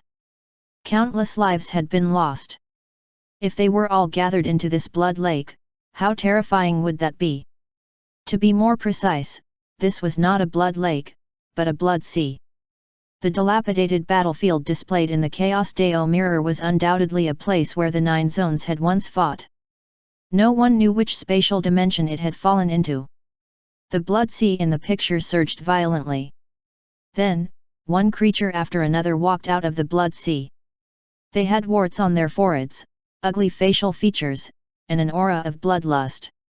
The blood sea kept giving birth to more and more of them. The resentment of the 9th Dayuan. They originated from the 9th Great Dayuan Calamity and are born from the blood sea. Those who possess bloodlust will not die. They are the bearers of the calamity, the blood fiend race. Information appeared on the Chaos Dao Mirror, which then disappeared. That was as much information as Chu Xian's current cultivation allowed him to deduce. Chu Xian's expression changed. The blood fiends. The blood fiends were born from the calamity and the blood sea. They bearers of the calamity who could be resurrected on the battlefield. Terrifying. There would never be a shortage of blood fiends on the battlefield. Could it be that they could not be killed? As expected of the 9th Dayuan Calamity. It had given birth to such a terrifying race. However, he did not know where the battlefield was. Hopefully, it was not in the northern zone. Chu Xian felt a sense of crisis and urgency. After replenishing his spiritual power, he once again used the Chaos Dao Mirror, this time trying to deduce the location of the battlefield. It's not just in the northern zone, but the entire 9 zones. The blood fiends were spread throughout the 9 zones. This also meant that there was more than one such ancient battlefield, and that one would eventually appear in the northern zone. Chapter 261, Great Dayuan Calamity. Chu Xian felt an intense sense of danger.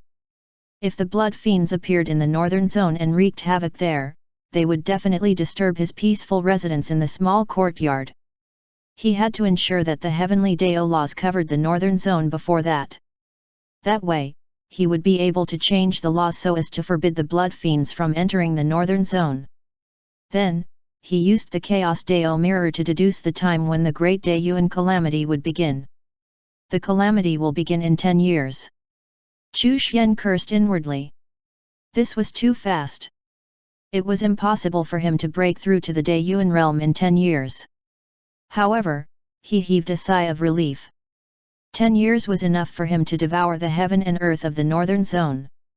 Even if he had not, at the very least, he would be done with the southern region's laws.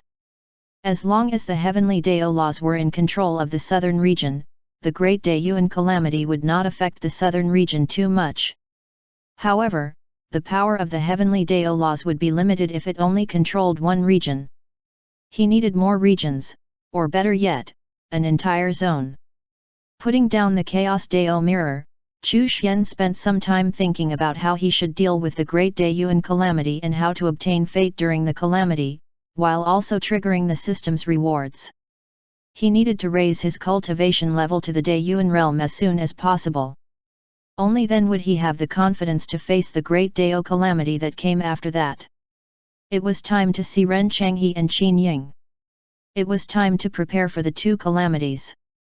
The Black Moon Tower also had to push the Heavenly Dao Talisman plan forward, utilizing the Luo family's influence in the eastern region to lay a foundation. The Buddhism conversion process in the Demon Zone also had to be accelerated. The Blood Fiend race was very terrifying, but Buddhist techniques would be able to restrain them to a certain degree. For example, they could purify the Blood Fiend race and eliminate their ability to resurrect on the battlefield. The Buddhist race would also take advantage of the situation in this Great Daeyuan calamity to rise up. He would send them to every battlefield. The special characteristics of the ghost race should also be put to use.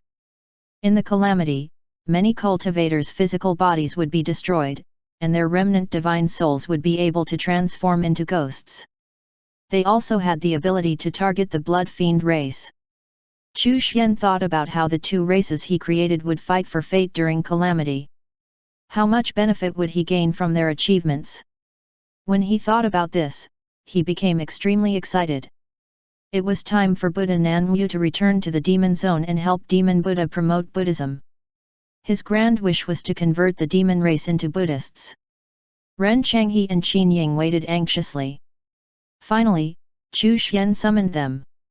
The two of them were pleasantly surprised and soon arrived inside the small courtyard in a low-key manner.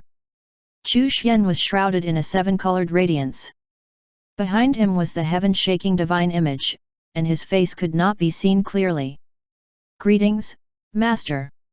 Ren Changhe and Qin Ying knelt down and kowtowed respectfully. "Rise." "Yes, Master." Qin Ying wanted to speak a few times, but he did not know how to broach the topic. After all, he was a little embarrassed. He actually wanted to turn back into a man. Chu Xian naturally knew what he was thinking and took the initiative to speak. "So what if you are a man in a woman's body? Don't let that become a hindrance to your cultivation. Just cultivate diligently and comprehend the Great Dao. When you break through to the Dao realm, you naturally will have a choice." "Yes, Master." Qin Ying's heart trembled, and he hurriedly bowed. However, he was pondering in his heart. The Dao realm? What realm was that? "The realm above the divine realm is the Dao realm," Chu Xian explained. Then, he said, "This Daeyuan is about to end, and a great calamity is approaching. The two of you need to cultivate diligently and seize the opportunity to fight for fate in the Great Daeyuan calamity. Those who obtain fate will be able to cultivate at a rapid pace. Reaching the heaven realm in 100 years would not be a problem for such people." Chu Xian then looked at Ren Changhe and said, "You have already cultivated the Yin-Yang Divine Seal and comprehended the Dao of Yin-Yang. This calamity may be an opportunity for you. If you obtain great fortune and fate, you can break through to the Dao realm during this calamity." The Great Daeyuan calamity. Ren Changhe and Qin Ying's hearts trembled. "Master, how do we fight for fate?" Ren Changhe asked. "How do we fight? You will sense it innately when the time comes. Just defeat your enemies, the chosen ones, or the bearers of the calamity. Next, Chu Xian explained the Great Daiyuan calamity to them, emphasizing on the matters regarding the blood fiend race. After giving them instructions, Chu Xian provided them with cultivation pills to increase their strength as soon as possible in preparation for the calamity.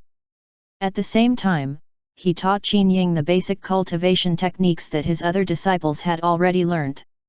You can join forces with some divine realm experts to prepare to deal with the blood fiends. Pay more attention to the desolate ancient zone. Chu Xian instructed Ren Changhe. Yes, Master. Ren Changhe replied respectfully. Chu Xian then looked at Qin Ying and said, I have some relationship with the Luo family. You can return to the eastern region and take control of the Luo family. When you're there, assist your senior sister with some matters. After saying this, he asked He Yu to come out and get to know Qin Ying. Seeing He Yu, Qin Ying let out a sigh of relief. His guess was right. It seemed that Master was making arrangements for the Great Daiyuan calamity. Greetings, senior sister. Junior brother, there's no need to be so polite, He Yu said with a smile. The corners of Qin Ying's mouth twitched. Junior brother? The expansion of the Black Moon Tower was naturally left to He Yu. As her master, Chu Xian naturally would not take charge of such things personally. Both of you should leave a drop of your blood essence with me. I will condense a drop of rebirth blood for you too. Even if they lost in the fight for fate, they would still be reborn. This was also a boon in their fight for fate. Their enemies would definitely be terrified. Ren Changhe and Qin Ying were shocked. As expected of their master. He was too terrifying. He was able to resurrect them from a drop of blood? In addition, their talent levels would be preserved. It was beyond terrifying and simply unimaginable. Don't let down your guard because of this, though, Chu Xian warned them sternly. Yes, Master. Ren Changhe and Qin Ying's hearts trembled as they hurriedly nodded. Chu Xian waved his hand and gave each of them a Dao artifact. Currently, divine artifacts were useless to him. Dao artifacts were the basics.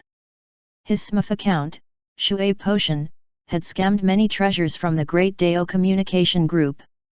After sending Ren Changhe and Qin Ying away, Chu Xian looked at He Yu and said, the Great Daiyuan calamity will begin in 10 years.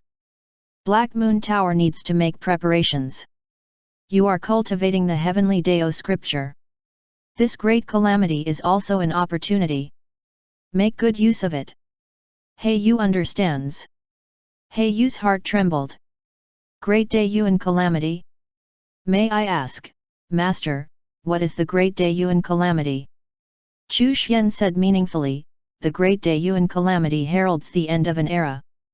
There will be races that strive for fate and rise during the calamity, and there will also be experts who attain the Dao during the calamity. For example, the human race rose during one of the previous Great Daiyuan calamities and became the overlord of the 9 zones. The demon race fell back then too. This Great Daiyuan calamity will bring about more chaos. There will be no next Daiyuan. He Yu's heart shook violently. There would be no next Daiyuan? The 9 zones were going to be completely destroyed? Master. Chu Xian waved his hand and said, this is not something you should know yet. Prepare well for the Great Daiyuan calamity. You are in charge of the Black Moon Tower and come from the ancient human king's family of the central region. You are also the oldest, so teach your fellow disciples well. All you need to do is fight for fate during the Great Daiyuan calamity. I will deal with the rest. Yes, Master. We will definitely fight for fate during the calamity and reach a higher realm. He Yu bowed and said. Chapter 262, Eastern Zone. After instructing He Yu, Chu Xian summoned the Ghost King. It was time for the Ghost race to make a move. Do you know where the other Netherworld race clans are? I can think of a way to contact them, Ghost King said. The Great Daiyuan calamity is coming.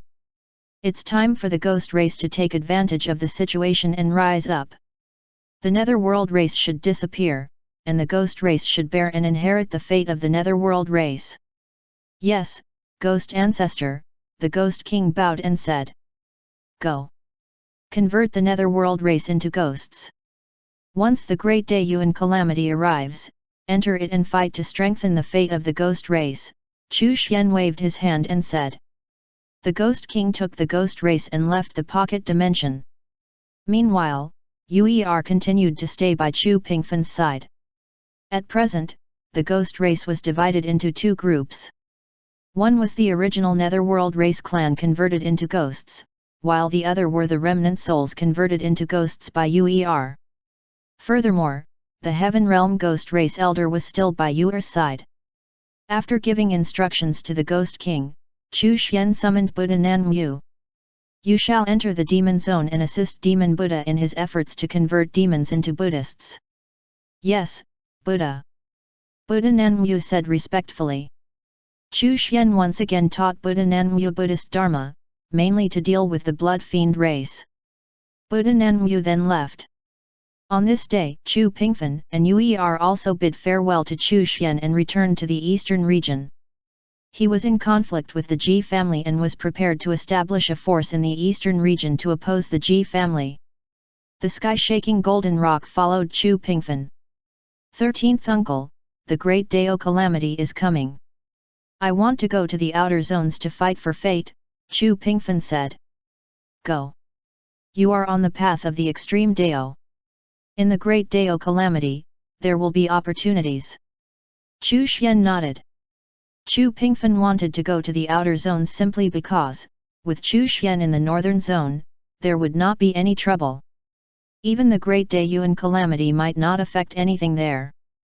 Chu Pingfan and Yu left. Before leaving the southern region, they also bid farewell to Chu Yun. He Yu transferred a portion of the Tower Lords. Among them, were 2 Peak Heaven Realm Tower Lords and the remaining 10 Heaven Realm Tower Lords. They were all outstanding and powerful Tower Lords. They could be considered one of the core forces of the Black Moon Tower. They brought a group of the elite forces of the Black Moon Tower and prepared to follow Qin Ying to the eastern zone. With the assistance of the Luo family, they would develop and expand the Black Moon Tower. Communication talismans and myriad zone talismans were naturally indispensable.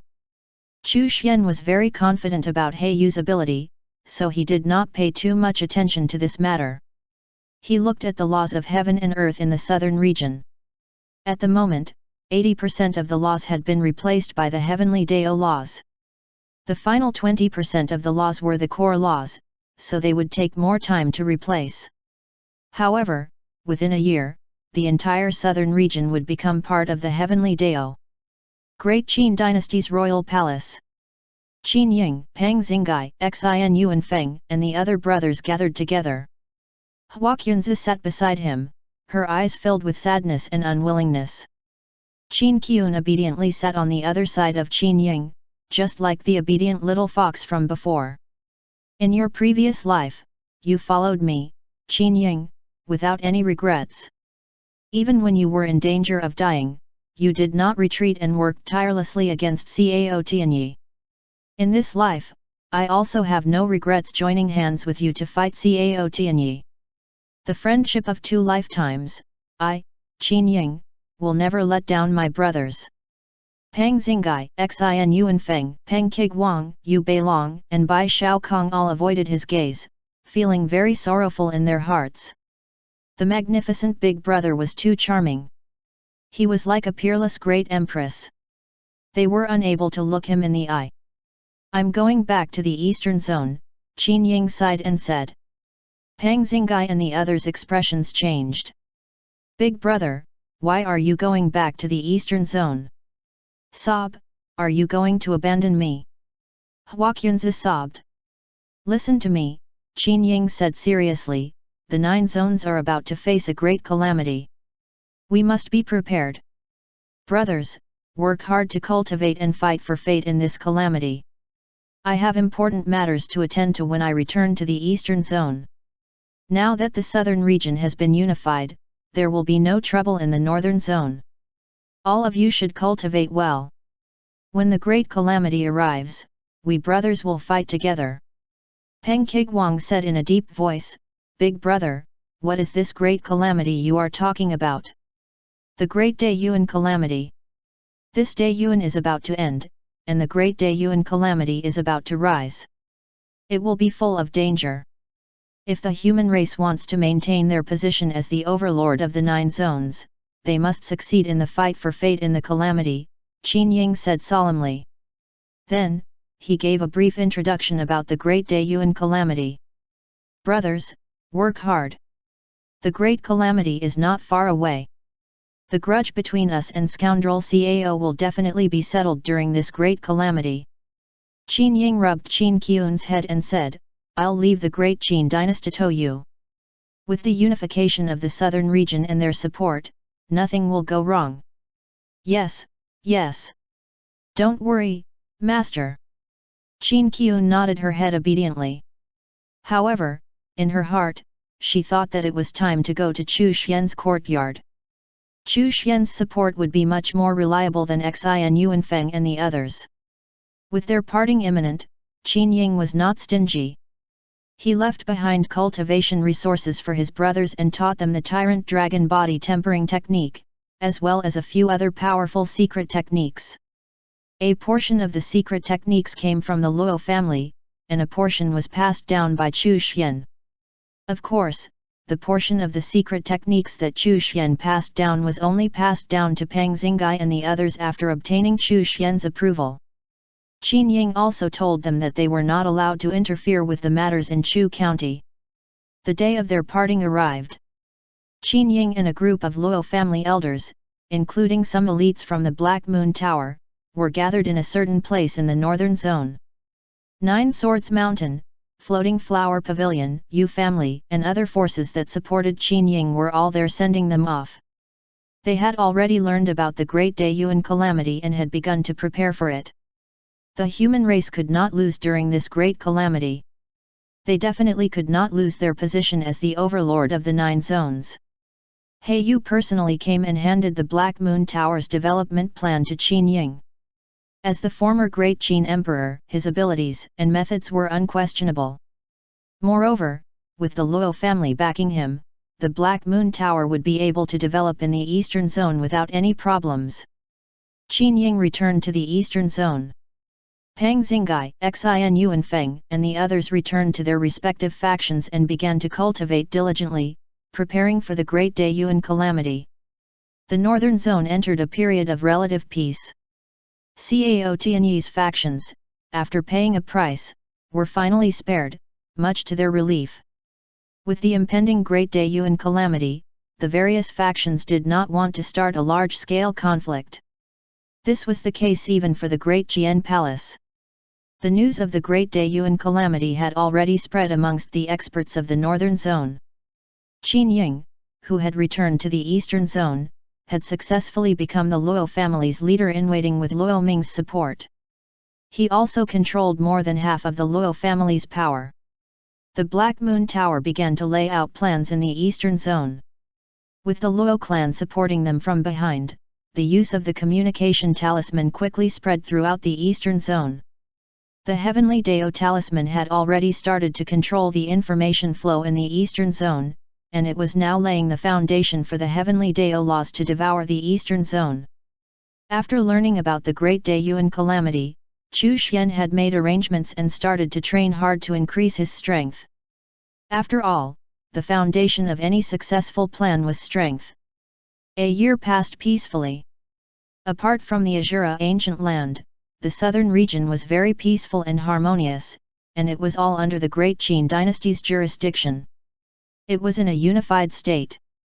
Chapter 263, Uncle Chu Xian. There were still Emperor Realm experts from the major forces exploring the Azura ancient land. It was worth mentioning that the little evil king and the evil son were still entangled inside the Azura ancient land. The evil son was almost on the verge of collapse thanks to the relentless pursuit of the little evil king. The Emperor Realm experts of the other forces who passed by would help the little evil king, whether intentionally or not. They would always step in to stop the experts of the Great Evil Palace from interfering. The spirit-devouring flower had already broken through to the divine realm after devouring the tainted blood. Now, it was devouring a blood lake. Chu Xian learned from the message sent by the spirit-devouring flower that there were living creatures brewing in the blood lake. These should be the beginnings of the blood fiend race. If nothing went wrong, the blood fiend race would emerge from the blood lakes in the Azura ancient land when the calamity arrived. However, now that the blood lakes were being devoured by the spirit-devouring flower, it meant that the blood lake in the Azura ancient land would not give birth to blood fiends. Ding Yu and the other disciples had already broken through to the supreme realm in the pocket dimension. Buddha Nanwu had returned to the demon zone to oversee Buddhism. With his arrival, Buddhism ushered in a period of expansion. Many demons converted to Buddhism, especially the low-leveled demons, who became devout followers of Buddhism. They believed that converting to Buddhism and cultivating Buddhism Dharma was the only chance to change their fate.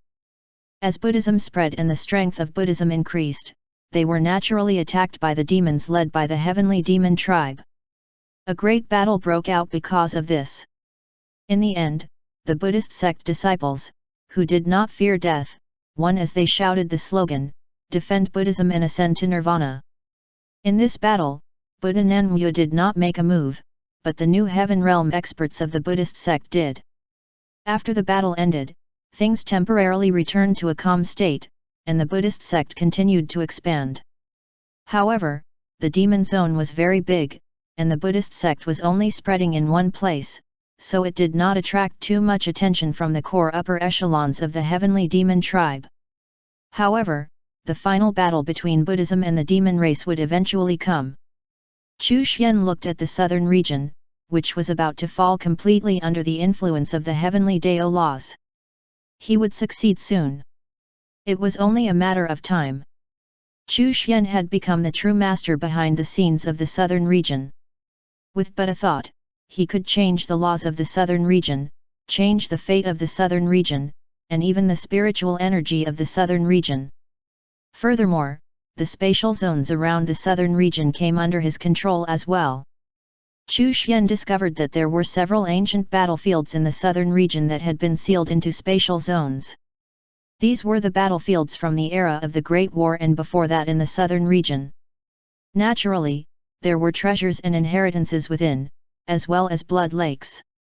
There were already faint signs of the blood fiend race being born inside. The southern region ancient battlefields could not compare to the battlefield he had seen in the Chaos Dao mirror's image projection, so there were only signs of the blood fiend race being born. They had not been completely born yet. Records of the blood fiend race had appeared in the Myriad Races Atlas. This meant that the blood fiend race had already appeared. It was just that they had not entered the 9 zones yet. They were still in a state of gathering power. Chu Xian already had a plan for the ancient battlefields of the southern region. They were all mystic realms that belonged to the southern region and could be used to nurture the southern region's cultivators. After the laws of heaven and earth in the southern region had been completely replaced, Chu Xian would intervene. All of the cultivators in the southern region would begin to cultivate and comprehend the heavenly Dao laws. As the strength of the cultivators in the southern region increased, the heavenly Dao laws in the southern region would also increase. The process should be complete in 3 days. Chu Xian waited. He had already chosen one of the ancient battlefields to open as a mystic realm. Although several Emperor Realm cultivators had appeared in the southern region in the past year, their strength was still weak and could not be compared to the cultivators in the other 4 regions. Moreover, there was not a single Heaven Realm expert in the southern region. A figure appeared outside the small courtyard. Qin Qiun. Come in. Qin Qiun heard this and obediently walked in. Qiun pays her respects to Uncle Chu Xian. Qin Heun knelt on the ground. The corner of Chu Xian's mouth twitched slightly. This little fox was really smart. She immediately lowered her status and became his junior. Little girl, you managed to pluck up the courage to come to my place. Chu Xian knew very well that Qin Qiun was afraid that he would make her a servant girl, so she had always been afraid to come to the small courtyard. After all, an empress would not want to lower herself to become a servant girl. However, after Qin Ying's arrival, she realized how powerful Chu Xian was, so she ran over. She was willing to be a servant girl. Uncle Chu Xian, the strength of the great Qin dynasty is too weak, and the strength of the southern region's cultivators is insufficient. What can we do to increase the strength of the southern region?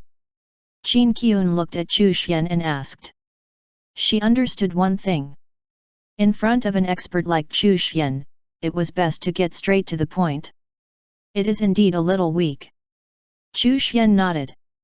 The overall strength of the southern region was indeed too weak compared to the other four regions. Qin Qian was secretly delighted. She continued to look at Chu Xian eagerly and said, Uncle Chu Xian, my strength is also too weak. How can I control the great Qin dynasty like this? Relying on external forces is only a short-term solution.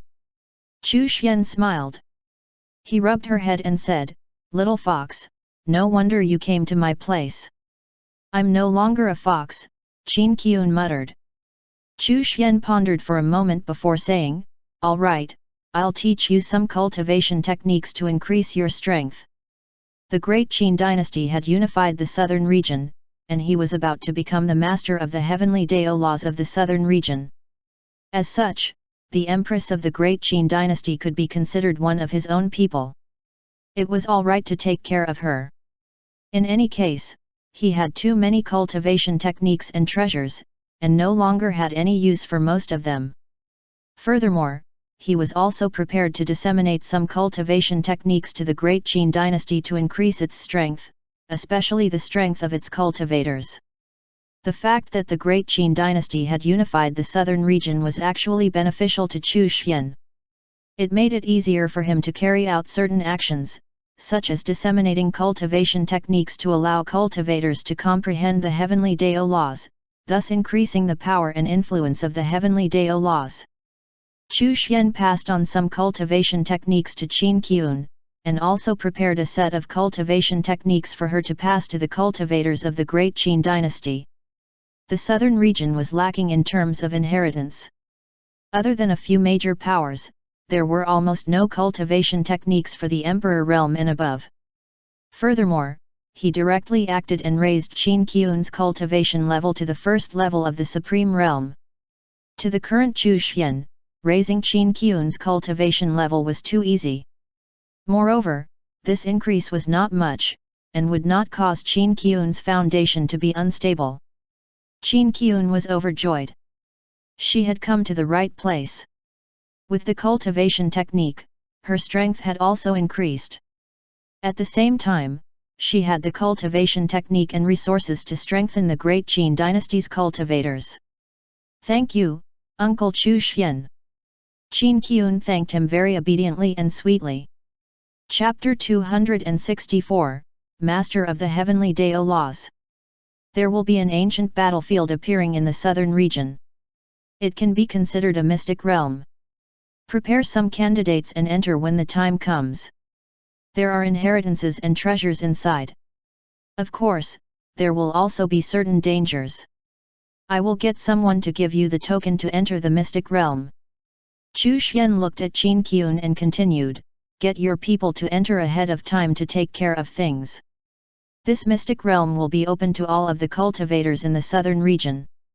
Your great Qin dynasty will be in charge of this. You can ask Nine Swords Mountain and other factions to help you and prevent chaos. Hearing this, Qin Qian's eyes lit up. Mystic realm. Thank you, Uncle Chu Xian. I'll definitely take care of this.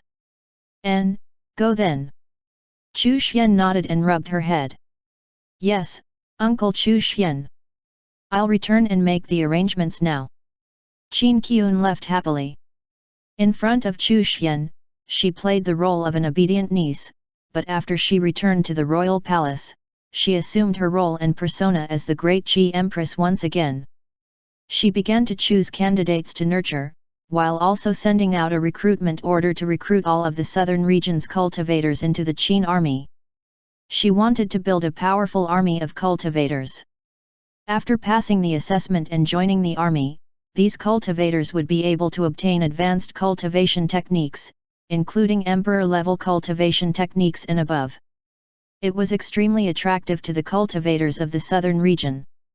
Before this, if the cultivators of the southern region wanted to obtain such high-level cultivation techniques, they would have to join one of the major forces. Unfortunately, these few major forces would usually not accept them. Most of these cultivators were not considered talents, and also did not meet their age requirements. Now that the Great Qin dynasty had sent out a recruitment order with such cultivation techniques as bait, naturally, countless martial artists came to participate in the assessment. Qin Qian also planned to build her own force. Naturally, her first choice was to choose from the Qin, He, and Zhao families.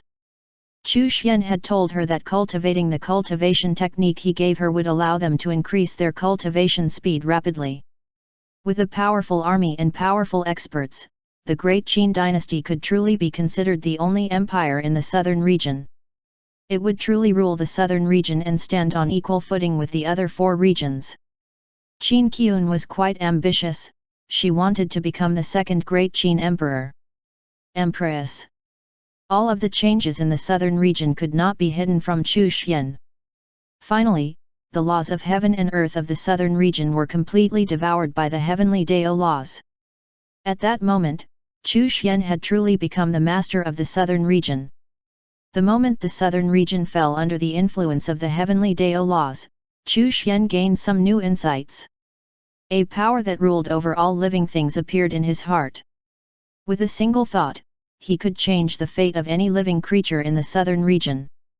You remained in seclusion, but became the master of the heavenly Dao laws of the southern region and now reign supreme in the southern region. You have been rewarded with a cultivation level increase. The system's reward had arrived. Furthermore, the reward this time was actually a cultivation level increase, which meant that he had directly broken through to the next level of the Dao realm. It was a pleasant surprise. Chu Xian was extremely excited. The southern region was now under the control of the heavenly Dao laws, and his Dao realm cultivation had increased by a whole level. If he succeeded in repeating this feat in the other four regions, would the system's reward be the same? He had finally found a way to break through quickly. Chu Xian did not immediately accept the reward. Instead, he carefully studied the changes brought about by the southern region's heavenly Dao laws. He was the master of the heavenly Dao laws of the southern region, which gave him special insights and power. The ruler of all living things. At this moment, Chu Xian gained even more insights. A Dao principle was formed from his enlightenment. The control Dao principle. Although the control Dao principle could not control everything, it was still extremely powerful. For example, it could control the growth and decline of something, control the power of an enemy, control the body of an enemy, and so on. Of course, he could not control an existence that was stronger than himself. Even so, this Dao principle was still a powerful one. The Dao principle fused with the chaotic energy and merged with the other Dao principles. The miniature version of the great Dao grew a bit. The moment he became the master of the southern region's heavenly Dao laws, Chu Xian tried to alter the laws to increase the probability of a cultivator comprehending the heavenly Dao. The great Dayuan calamity was coming, so how could he allow the great Dao to limit cultivators? Now, everything would depend on talent and comprehension. If one comprehended the heavenly Dao, their cultivation levels would increase explosively. There would be no limit. The stronger the living beings under the heavenly Dao were, the stronger the heavenly Dao would be, and the more perfect it would be. Therefore, he removed the limits that hindered their speed of cultivation. The cultivators of the southern region were on the weaker side overall. Once their cultivation speed increased explosively, those with high comprehension ability might even enter a state of enlightenment. In the future, the cultivation would depend on one's talent and comprehension ability. Of course, they could not lack willpower. Even if they were a piece of trash, as long as they had strong willpower and tenacity, they would be able to break through their limits and obtain the favor of the heavenly Dao. Then, they would be able to forge their own path to the heavens. As Chu Xian changed the laws of the southern region, he sighed. He was truly the savior of trash. Where there's a will, there's a way. Those who put in effort will be rewarded by the heavenly Dao. After changing the rules, Chu Xian discovered that the cultivation speed in the southern region had increased. However, the southern region was still too small, and the power of the laws was limited. Moreover, it was affected by the laws of heaven and earth of the other 4 regions. It did not reach his desired result. The heavenly Dao laws were still lacking strength. Chu Xian thought that he should do something to help the southern region's heavenly Dao laws. How should he do it? Should he get a divine realm expert to help? Should he provide the southern region's cultivators with enlightenment and assistance in cultivation? Chapter 265, Epiphanies are the way. Thinking this, Chu Xian glanced at a place outside the Azura ancient land where a divine realm expert was hiding. His cultivation level was around the 2nd level of the divine realm, and he belonged to the great evil palace. However, it was not the evil son's real body. All of the divine realm experts had left the southern region, yet this one was hiding outside the Azura ancient land. Was he here to pick up the evil son? Although the fight for the fate treasures had come to an end, this divine realm expert still did not dare to enter the Azura ancient land for fear of offending that unknown existence. Chu Xian found it a little difficult to make a move. This divine realm expert did not violate his rules and did not offend him, so there was no reason for Chu Xian to make a move and sacrifice him for the sake of dispersing his comprehension to the cultivators of the southern region. That would be a little ruthless, and perhaps a little evil, even if this divine realm expert was probably not innocent himself. Chu Xian decided to wait a little longer. If there were really no divine realm experts to use, he could use some heavenly treasures to help the southern region's cultivators instead. However, it would not be as effective. After all, during cultivation, one required comprehension alongside sufficient spiritual power. If the comprehension of a divine realm expert was dispersed, that would be far more effective. Chu Xian received the reward. His Dao realm cultivation advanced by a whole level, and Chu Xian entered a state of epiphany. The Dao principles in his body circulated, and some of the chaotic energy was consumed. The miniature version of the Great Dao was also slightly strengthened. The 3rd level of the Dao realm. In addition, he comprehended a new Dao principle. The Illusion Dao principle. The Dao realm had 36 levels, and during this brief period of time, Chu Xian had broken through from the 1st level of the Dao realm to the 3rd level of the Dao realm. This cultivation speed could be said to be unprecedented. The heavenly Dao laws of the southern region were slowly beginning to spread beyond its borders. Chu Xian had set a small goal for himself. Within 10 years, before the Great Dayuan calamity began, he would have the heavenly Dao laws cover the northern zone. The heavenly Dao talisman had merged with the 5 fate treasures of the northern zone, which would help it to achieve this. Chu Xian first used the heavenly Dao laws to take care of the Black Moon Tower in the southern region, people like Bao Hongjian. The power of the heavenly Dao laws descended and raised her cultivation to the 5th level of the Emperor realm.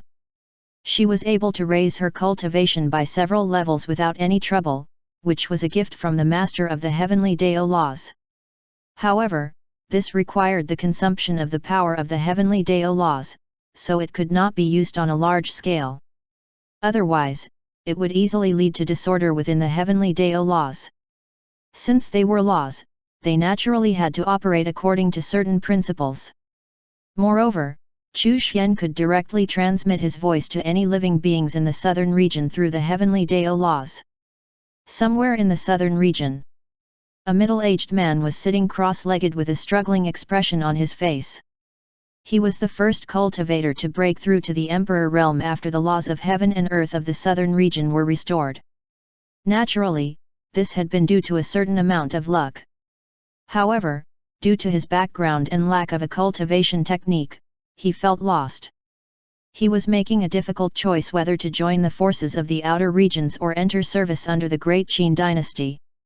The treatment of the outer regions' forces seemed to be very good. Currently, the great Qin dynasty could not be compared to the major forces of the outer regions. However, he was still a native of the southern region, and still had feelings for his homeland. At this moment, he suddenly realized that his comprehension of the laws had instantly increased.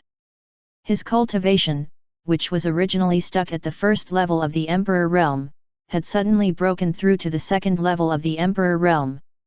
What a great opportunity! The man was extremely surprised. Suddenly, a voice seemed to echo in his heart, telling him that his opportunity lay within the great Qin dynasty.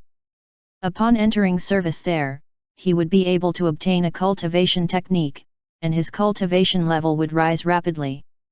Without any hesitation, the man heeded the voice. The southern region's cultivators suddenly realized that their cultivation seemed to have become much easier recently. The bottlenecks that they had been stuck at for a long time had suddenly disappeared. What a pleasant surprise!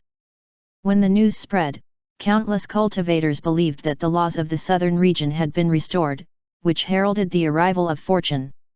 On this day, there was news that a mystic realm was about to open in the southern region.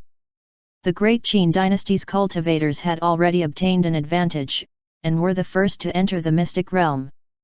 The mystic realm would open in half a month.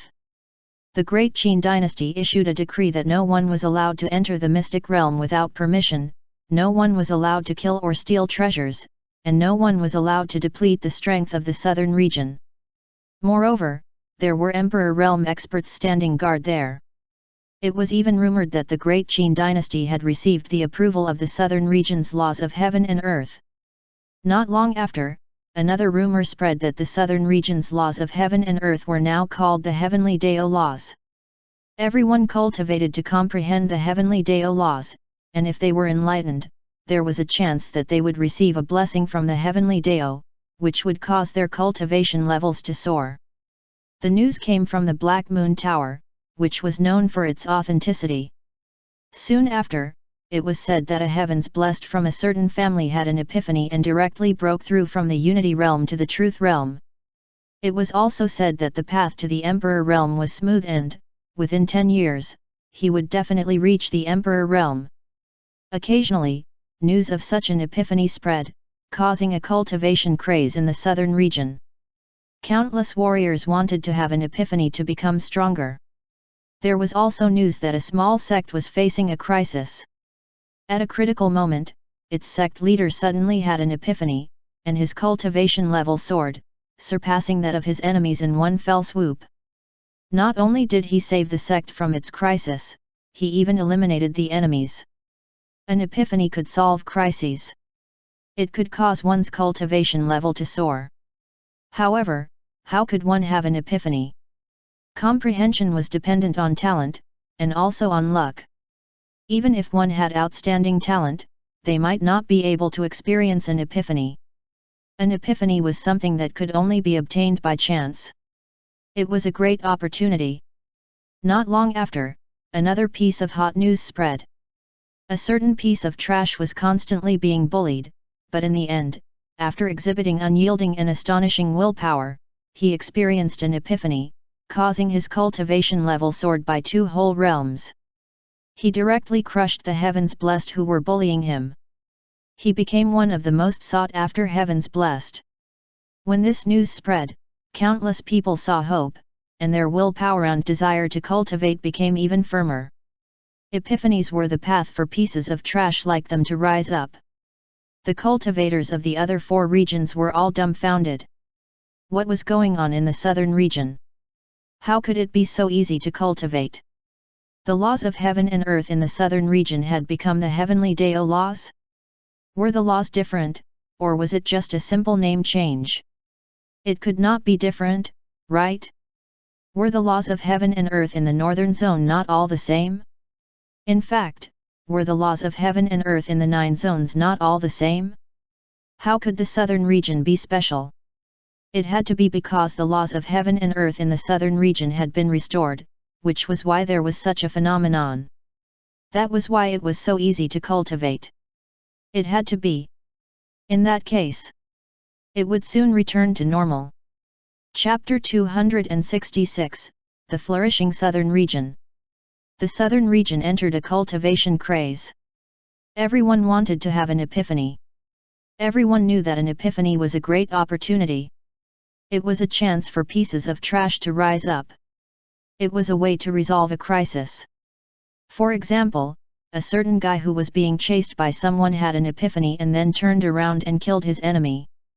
Along with the opening of the mystic realm in the southern region and the spread of emperor-level cultivation methods and above by the Great Qin dynasty, the strength of the southern region's cultivators was rapidly increasing. Not long after, the Black Moon Tower introduced a series of secret manuals.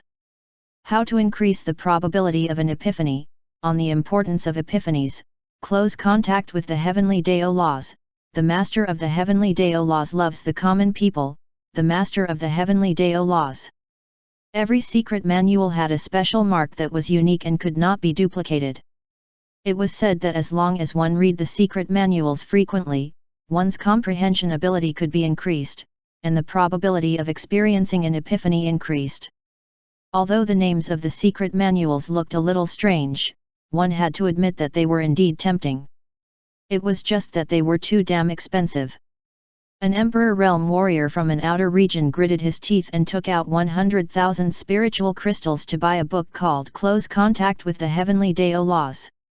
After reading it, he actually gained new cultivation insights. After experiencing an epiphany and receiving the Heavenly Dao's blessing, his cultivation increased by one level. After the news spread out, the Emperor Realm cultivators went crazy. Some even bought a complete set of the secret manuals. The southern region was flourishing, and everyone's passion for cultivation had reached its peak. The cultivators from the other regions initially thought that things would return to normal after a certain period of time. In the end, news items came one after another about the southern region's cultivators experiencing epiphanies and having their cultivation levels increased. What was even more ridiculous was the story that an itinerant cultivator who was being hunted had fled to the southern region. There, he gritted his teeth and bought a copy of the Master of the Heavenly Dao Laws from the Black Moon Tower. After reading it, his blood boiled, and he became fanatically in love with the Heavenly Dao Laws. His comprehension surged like the rising tide, and he experienced an epiphany and broke through to the Supreme Realm. He then turned around and killed his enemy who was chasing him. After the news spread, the cultivators from the other four regions were unable to restrain themselves and rushed to the southern region one after another. Although it seemed like there was news of epiphanies everywhere, there were not many people who actually experienced an epiphany. The chances were very low. After all, it was also based on talent and comprehension. The few books that Chu Xian wrote explained the Heavenly Dao Laws. It could indeed increase the efficiency of comprehension, allowing cultivators who read the secret manuals to increase their comprehension and improve the understanding of the Heavenly Dao Laws. In just 3 months, the southern region's Heavenly Dao had grown by more than 10%. The speed at which it was expanding into the other 4 regions was getting faster and faster. The cultivators from the other 4 regions poured into the southern region to cultivate and comprehend the Heavenly Dao Laws, which in turn strengthened the Heavenly Dao Laws themselves. Crucially, they also weakened the rules of the heaven and earth of the other 4 regions. However, Chu Xian also had checks and balances. He would not allow a large number of cultivators from the other regions to pour in. Otherwise, the cultivators of the southern region would be impacted, and the Great Qin dynasty might not be able to maintain order. He did not want to interfere with the situation in the southern region unless it was necessary. The experts from the northern zone were all puzzled by the changes in the southern region, but they all mistakenly thought all these changes were brought about by the restoration of the laws of the southern region, as well as the impending Great Daiyuan calamity. Pang Xingai, Xin Yuan Feng, and the others were all cultivating diligently in the southern region. They realized that cultivating in the southern region was indeed faster and easier. Their comprehension of cultivation techniques was also deeper and more profound. Inside the Azura ancient land, the evil son had just finished his battle with the little evil king. At this moment, his eyes were bloodshot and his killing intent was boiling over. He wanted nothing more than to cut the little evil king into 1,000 pieces. He was about to be driven mad by the little evil king. However, the little evil king was extremely powerful and his techniques were extremely strange. His movement technique made it almost impossible for him to tell real from fake. The needles were even more terrifying. The most serious injury he had suffered was when he had been prepared to exchange blows for a chance to kill the little evil king. Although he indeed managed to injure the latter, he was also turned into a hedgehog. Since the evil son was a reincarnation of a divine realm soul, he naturally had certain trump cards. Otherwise, how would he have the confidence to fight for the fate treasures? Unfortunately, the little evil king also had his own. The evil son's soul attacks were useless against the little evil king. The little evil king actually had a divine weapon. Moreover, he could use part of its power. This was a powerful trump card. Therefore, the evil son could not do anything to him at all. Thanks to being stuck in an endless battle against the little evil king, not only did the evil son not get to participate in the fight for the fate treasures, he did not even get any other treasures. He was furious. This could not continue. He had to leave the Azura ancient land. Even if he had to pay a price, he had to leave the Azura ancient land. As long as he did, he had the confidence to kill the little evil king and remove this thorn from his side. The divine realm expert from the great evil palace was still waiting for him outside. That divine realm expert was the second most powerful expert in the great evil palace after his original body. The evil son flew out of the Azura ancient land. Whoosh! With a flash, the little evil king appeared behind him, exuding devilish charm. His fingers were holding onto thin needles, and his posture was somewhat enchanting. The evil son's face was gloomy as he rushed out. In his eyes, the little evil king was just a guy with an abnormal brain. He was neither a man nor a woman. Where are you going? The little evil king left behind a series of afterimages, and countless needles flew toward the evil son. This time, the evil son only defended himself. He had no intention of stopping and kept running out of the Azura ancient land. As long as he paid the price to escape, the little evil king could not stop him. He could only keep attacking and trying to injure the evil son enough so that there was an opportunity to kill him. After running and fighting for half a month, the evil son finally rushed out of the Azura ancient land. Don't run! The little evil king chased after him. The evil son was covered in blood. He did not know how many needles had pierced his body, nor how many times he had been cut by that dagger. His killing intent distorted his face. He quickly fled from the Azura ancient land. Only after he had fled 1,000 miles away did he utter coldly, "Kill him." An aura appeared in the distance, and a finger pointed toward the little evil king. The great evil palace's divine realm expert. Little Xie King's expression changed drastically, and he tried to escape. However, his body was unable to move at all. The difference in strength was too great. The spiritual power in his entire body boiled over as the little evil king tried to escape the shackles with all his might. However, no matter how much he struggled, it was useless. His eyes were blood red and filled with unwillingness. The last thing that appeared in his mind was not the figure of the evil king, nor his hatred for the evil son, but that beautiful figure. "Darling, I can't protect you anymore." The speed of that finger was not fast, as if it was deliberately trying to make the little evil king feel despair. The evil son did not stop and kept running. The heaven realm experts of the great evil palace protected him, leaving the southern region, leaving the northern zone, and returning to the great evil palace in the chaos zone. Just as the little evil king was about to fall into despair, lightning descended from the sky and transformed into chains. It was as if heaven's punishment had descended. Chapter 267, Soaring Flood Dragon King. The southern region's cultivators were very satisfied with their cultivation speed, which was more than 3 times faster than before. Moreover, the path to the Emperor realm was now open. They were full of hope and motivation when cultivating. They were constantly comprehending the heavenly Dao laws and were grateful for its blessings. However, Chu Xian was a little distressed. The rate of improvement of the southern region's cultivators was still too slow for his liking. This was especially true when it came to the comprehension required to break through to the Emperor realm. The cultivators still lacked this. As such, they could not break through to the Emperor realm quickly, and there was no way to produce a batch of Emperor realm cultivators within a short period of time. He could not help but turn his gaze to the Divine Realm expert from the Great Evil Palace. Should he make a move and sacrifice him for the betterment of the heavenly Dao laws and the cultivation of the southern region's cultivators? However, although the other party was an evil cultivator, he had not offended Chu Xian in the end. It would not be too good to make a move just like that. Chu Xian sighed. His heart was still too soft. He was too particular about not offending others if they did not offend him.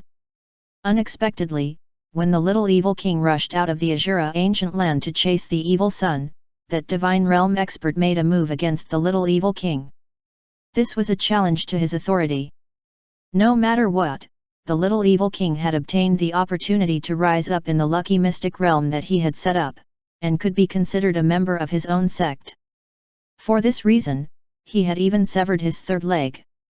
If he was bullied by this divine realm expert and killed right in front of him, he would lose all dignity. Chu Xian's heart was filled with joy. He finally had an excuse to act. With a single thought, the heavenly Dao laws turned into lightning chains and descended. Since the other party wanted to make the little evil king feel despair, then he, the master of the heavenly Dao, would make the other party feel despair as well. The eyes of the divine realm expert from the great evil palace were filled with shock. He realized that he was imprisoned by a power of the laws, and he could not escape or move at all. His divine power continued to erupt, but he was still unable to break free from the imprisonment. How was this possible? He was a divine realm expert. He had already half a foot out of the laws of heaven and earth, yet he was actually still restricted by the laws of heaven and earth. Furthermore, the power of the laws of heaven and earth in the southern region was weak to begin with, so it should have been impossible for them to restrict him. What exactly was going on? Then, he realized that the laws of heaven and earth that were restricting him were somewhat different from the laws of heaven and earth that he had comprehended. However, the lightning chains were deadly, and he did not have time to think about it. He had to escape. Boom! A stream of blood-red light surged out from his body. He struggled continuously, but he was unable to move at all. The lightning chains emitted sizzling sounds and continued to melt his body. The evil sun's gaze was filled with shock. Was this heaven's punishment? How could heaven's punishment target those in the divine realm? Moreover, even if it was heaven's punishment, it should not be able to cause much damage to a divine realm expert. The reason why divine realm cultivators were so powerful was because they had almost transcended the laws of heaven and earth. The reason why the laws of heaven and earth in the southern region were broken apart was not only because of the great battle between Cao Tianyi and Mo Hunglio with that divine realm expert from the earth spirit race back then. From this, it could be seen that the divine realm was no longer bound by the laws of heaven and earth. However, the scene in front of him had subverted the evil sun's understanding of this principle. Could it be that the laws of heaven and earth had changed? His heart trembled. Under the protection of the heaven realm experts, he quickly left. That divine realm expert had to pray for his own good fortune. The evil sun did not have the ability to save him. His original body would not make it in time, nor would he risk it doing so. Boom! The commotion was too big. The nearby cultivators looked over one after another. When they saw the lightning chains descend from the sky, all of them were shocked. It was too terrifying. The person who was covered by the lightning chains was a divine realm expert. Was this the might of the heavenly Dao? The little evil king quickly retreated, afraid of being caught up in it. He was very glad. Were it not for the heavenly punishment, he would have died. Under the shocked eyes of the onlookers, the lightning chains confined the divine realm expert of the great evil palace. Then, the lightning chains flew up and disappeared into the sky in the blink of an eye, together with that divine realm expert. Chu Xian stretched out his hand and tapped the heavenly Dao talisman. He began to draw the power and comprehension of the Divine Realm expert and dispersed it all over the southern region. The cultivators of the southern region suddenly found that their cultivation speed had increased sharply again, especially those who were stuck at the peak of the truth realm. When they started to cultivate again, they found that many insights had surfaced in their minds. It seemed that some powerful expert's comprehension was guiding them. The news gradually spread, and countless cultivators of the southern region were excited. Then, someone led the crowd in placing an incense burner to worship the heavenly Dao laws, thanking the heavenly Dao laws for its blessings. It was rumored that if one sincerely worshipped the heavenly Dao laws, there was a chance of obtaining the heavenly Dao's blessing. Feeling the rapid strengthening of the heavenly Dao laws and the acceleration of its expansion into the other 4 regions, Chu Xian was overjoyed. That divine realm expert from the great evil palace was really a good person. He had sacrificed himself for the southern region. It was very touching. Chu Xian sat on a chair and leisurely sipped his tea. He then took out Chaos Dao Mirror. There were 2 new members in the Great Dao Communication Group. However, there was still no increase in the number of Daiyuan realm experts. From this, it could be seen that there were very few Daiyuan realm experts. Chu Xian even suspected that the Daiyuan realm experts of the last Great Dao era had already perished in the Great Dao calamity. Otherwise, why were there so few of them? His SMF account, Shui Potion, had been very active at the beginning, but now, it was slowly becoming less active. After all, he had already found answers to most of the questions he had.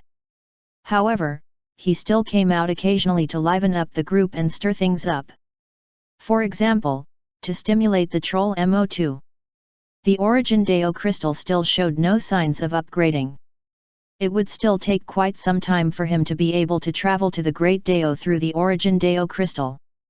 He injected his spiritual power into the Chaos Dao mirror to search for Dao realm experts. The needle turned, and suddenly stopped.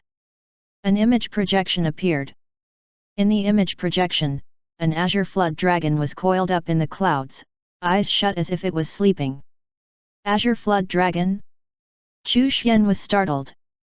The azure flood dragon was one of the current overlords of the monster race, and it had also become a royal tribe of the monster race. After all, the azure flood dragon tribe had a trace of dragon bloodline. This once dominant tribe of the monster race had already disappeared at the end of the 8th Great Dao era. Now, the Azure Flood Dragon tribe and the Heavenly Tiger tribe had become one of the overlords of the monster race. Among them, the Azure Flood Dragon tribe was the most powerful, and they had always been considered royalty among the monster race. The Azure Flood Dragon in the image projection was coiled up in the clouds. As it breathed, it exhaled surges of Dao aura. Daiyuan realm. He had finally found another Daiyuan realm expert. And it was from the monster race. As such, the group would finally have Daiyuan realm representatives from the 3 overlords of the 9 zones, human, demon, and monster. On the Chaos Dao mirror, the information of the other party was displayed. Soaring Flood Dragon King, Daiyuan realm, from the monster race, Azure Flood Dragon tribe. Chu Xian directly moved him into the Great Dao Communication Group, but did not greet the Soaring Flood Dragon King. Only in this way could he show how powerful he was. He had to make these Daiyuan realm experts believe that he was more powerful than them, and that he was a super big shot. Chapter 268, Prepare for the Great Calamity. When Chu Xian moved the Soaring Flood Dragon King into the Great Dao Communication Group, the Soaring Flood Dragon King's eyes suddenly opened and his aura erupted. Who? The Soaring Flood Dragon King was shocked. Someone had actually absorbed a wisp of his aura and connected him to a mysterious object. This person was definitely much stronger than him. Was there actually such a terrifying expert in this world? Chu Xian then introduced the Soaring Flood Dragon King in the group chat. Welcome fellow Daoist Soaring Flood Dragon King. Being able to join this group is fate. Mo2 was the first to appear. It's that shameless green snake. After he overcame his initial shock, the soaring Flood Dragon King quickly gained an understanding of what this group chat was about. Then, he saw an acquaintance appear. Mo2. He was furious. B***starred Mo2, are you insulting me? Yes I am, you shameless snake. B***starred Mo2, are you looking to be beaten up? You are reading on our content copy site. Please copy and search this link https://tineural.com/39hpcn6j to support us. The moment the soaring Flood Dragon King entered the group, he started arguing with Mo2. Sure enough, Mo2 was a troll. Fellow deist soaring Flood Dragon King, there's no need to bother with Mo2's day. Ruoxian appeared. She disliked Mo2 the most. The moment she opened her mouth, he would insult her. It was simply hateful. Ruoxian, that little girl. Ruoxian's face instantly turned black. This flood dragon was also detestable. Hong Yuanchu was also present. Hey! This is surprising. The soaring Flood Dragon King clicked his tongue in wonder. Then, he saw Xu Yang. Isn't this Xu Yang, that little trash? He's indeed useless, he still hasn't opened his Dao path yet. Number %%. Xu Yang cursed loudly. In the entire group, he was the one who was the most hurt.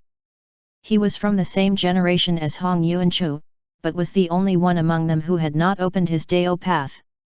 The soaring Flood Dragon King was very wary of Chu Xian, the group leader. After a simple greeting, he started arguing with Mo2.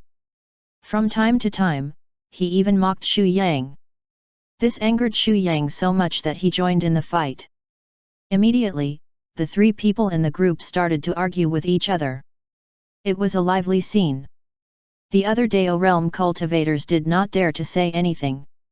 If the big shots were arguing, they would just watch the show. They did not dare to interrupt rashly. Then, Huanglong appeared. Azure Flood Dragon? It seems like you have some connection with me. I am the Jade Time Dragon. Chu Xian suddenly recalled something when he heard Huanglong's words. There were dragons in the 9 zones. Was Huanglong not one of them? A Jade Time Dragon was also a dragon. The only difference was that it might be different from other dragons. After all, it was a creature of the Great Dao. Moreover, it was the only one of its kind. Was that why it was not considered a member of the dragon tribe?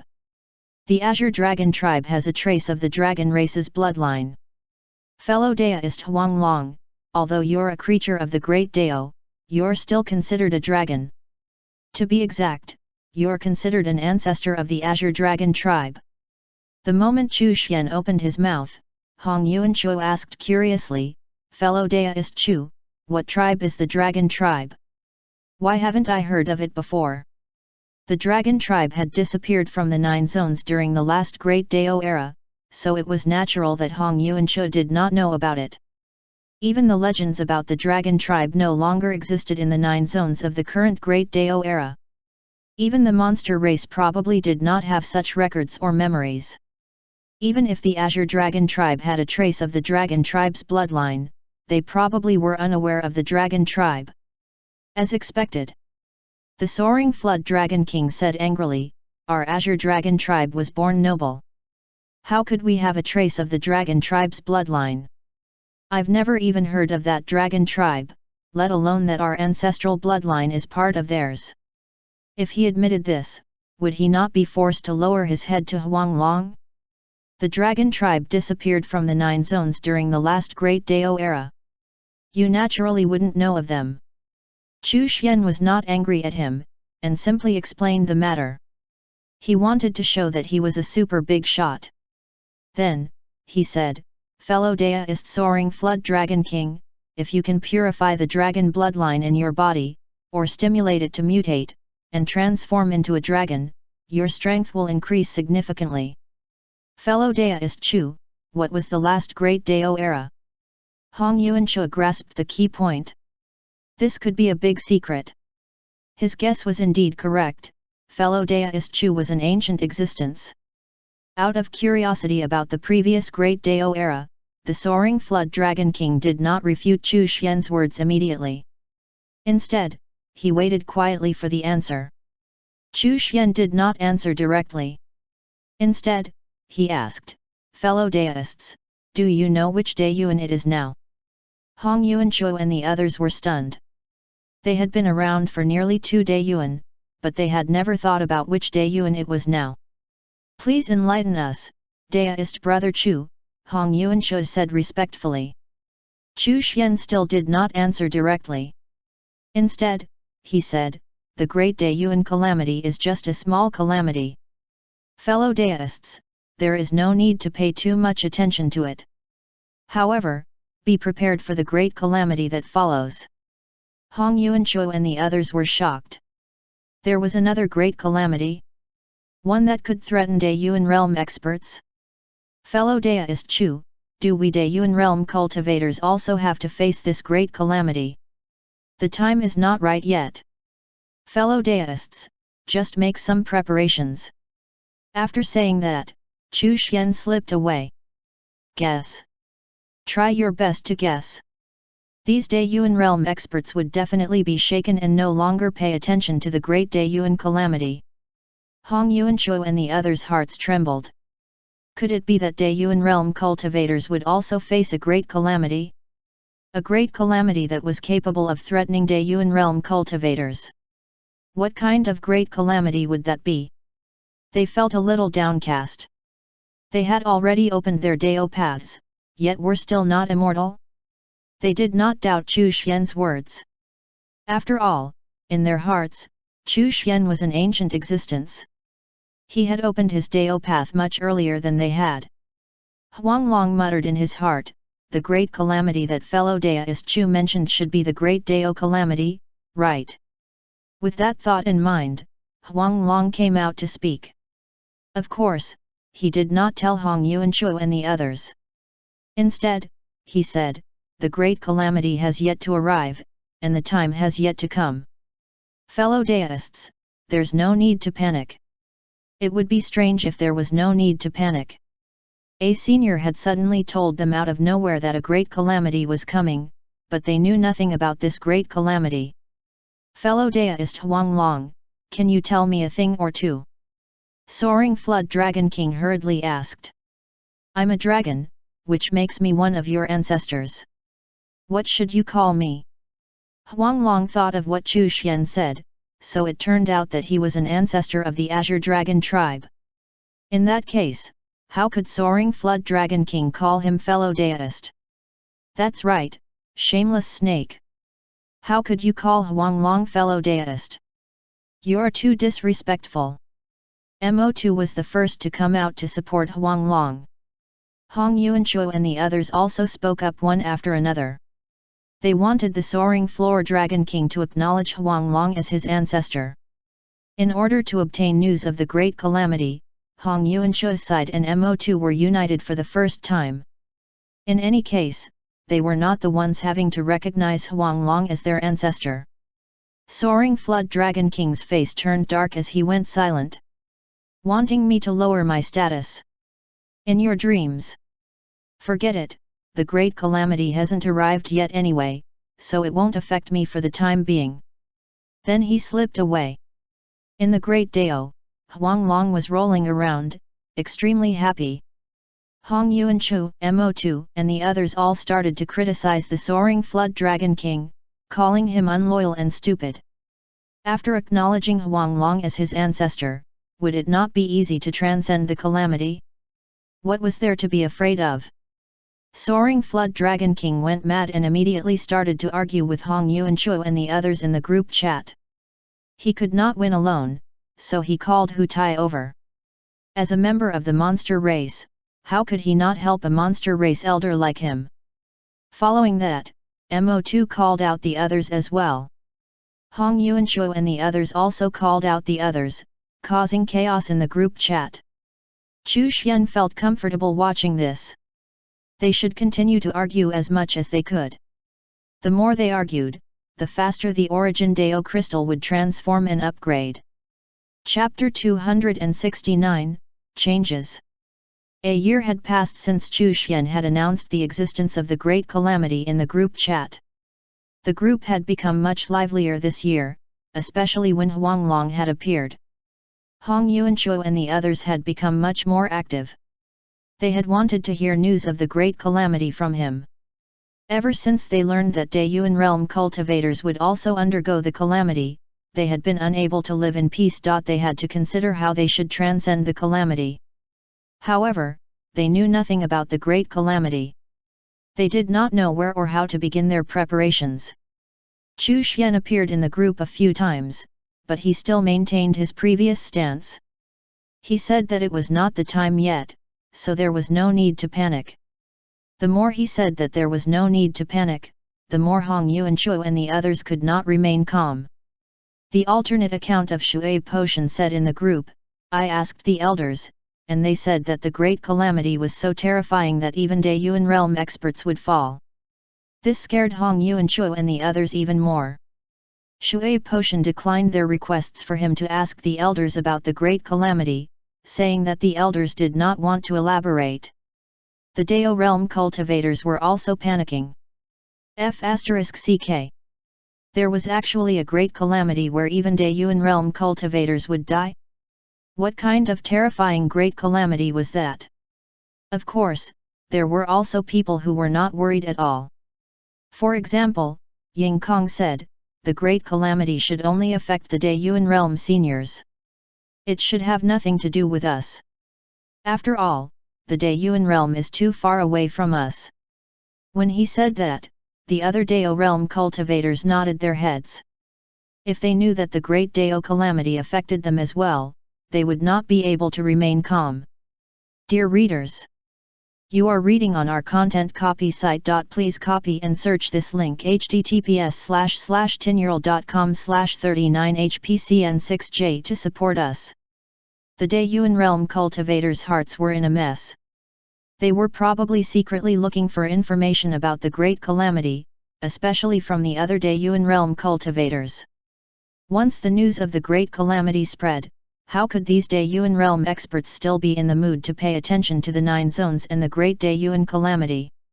This was exactly what Chu Xian wanted. Although Daeyuan realm experts would not interfere with the great Daeyuan calamity, nothing was absolute. They might not personally intervene, but could use other methods. For example, creating a clone or something similar. Chu Xian did not want the Daeyuan realm experts to interfere and affect his plans for the 9 zones. Within a year, the overall strength of the southern region had risen rapidly. The heavenly Dao laws were also strengthened by about 50%. Half of the laws of heaven and earth of the western region had been replaced. 1/3 of the laws of heaven and earth of the eastern region had been replaced. The speed of its expansion continued to rise. The mystic realm in the southern region was opened. Inheritances and treasures appeared one after another. The strength of the southern region's cultivators rose rapidly. Their emperor realm cultivators were not much weaker than those from the other regions. However, the gap between them when it came to top experts was still huge. The military might of the great Qin dynasty was also rapidly increasing thanks to Chu Xian's help. They had already formed 3 cultivator armies. For this reason, Qin Qian asked Chu Xian for army formations to use. The Chu family was also developing rapidly. It was worth mentioning that this old man, Chu Tianming, had already broken through to the emperor realm with Chu Xian's help. During the month after he had just broken through to the emperor realm, he would often be heard laughing wildly in his ancestral residence. I, Chu Tianming, really have the bearing of an emperor realm expert. Chu Xian shook his head. This old man's world was too small. The emperor realm was just the beginning. After breaking through to the emperor realm, Chu Tianming was exceptionally happy. He then remembered that he had sent Chu Xian to the small courtyard.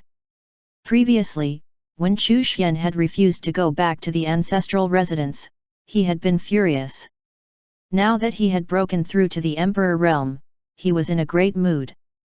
He thought of his missing 3rd son, so he personally came to the small courtyard and asked Chu Xian to go back to the ancestral residence.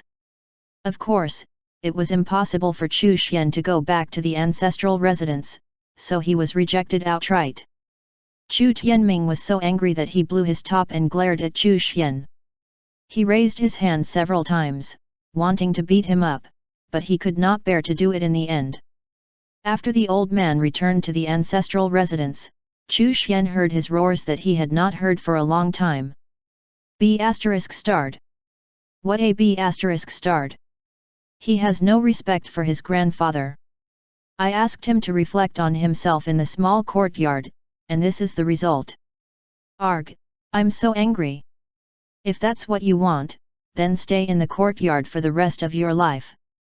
The roars spread throughout the entire family territory. After all, he was already an emperor realm expert.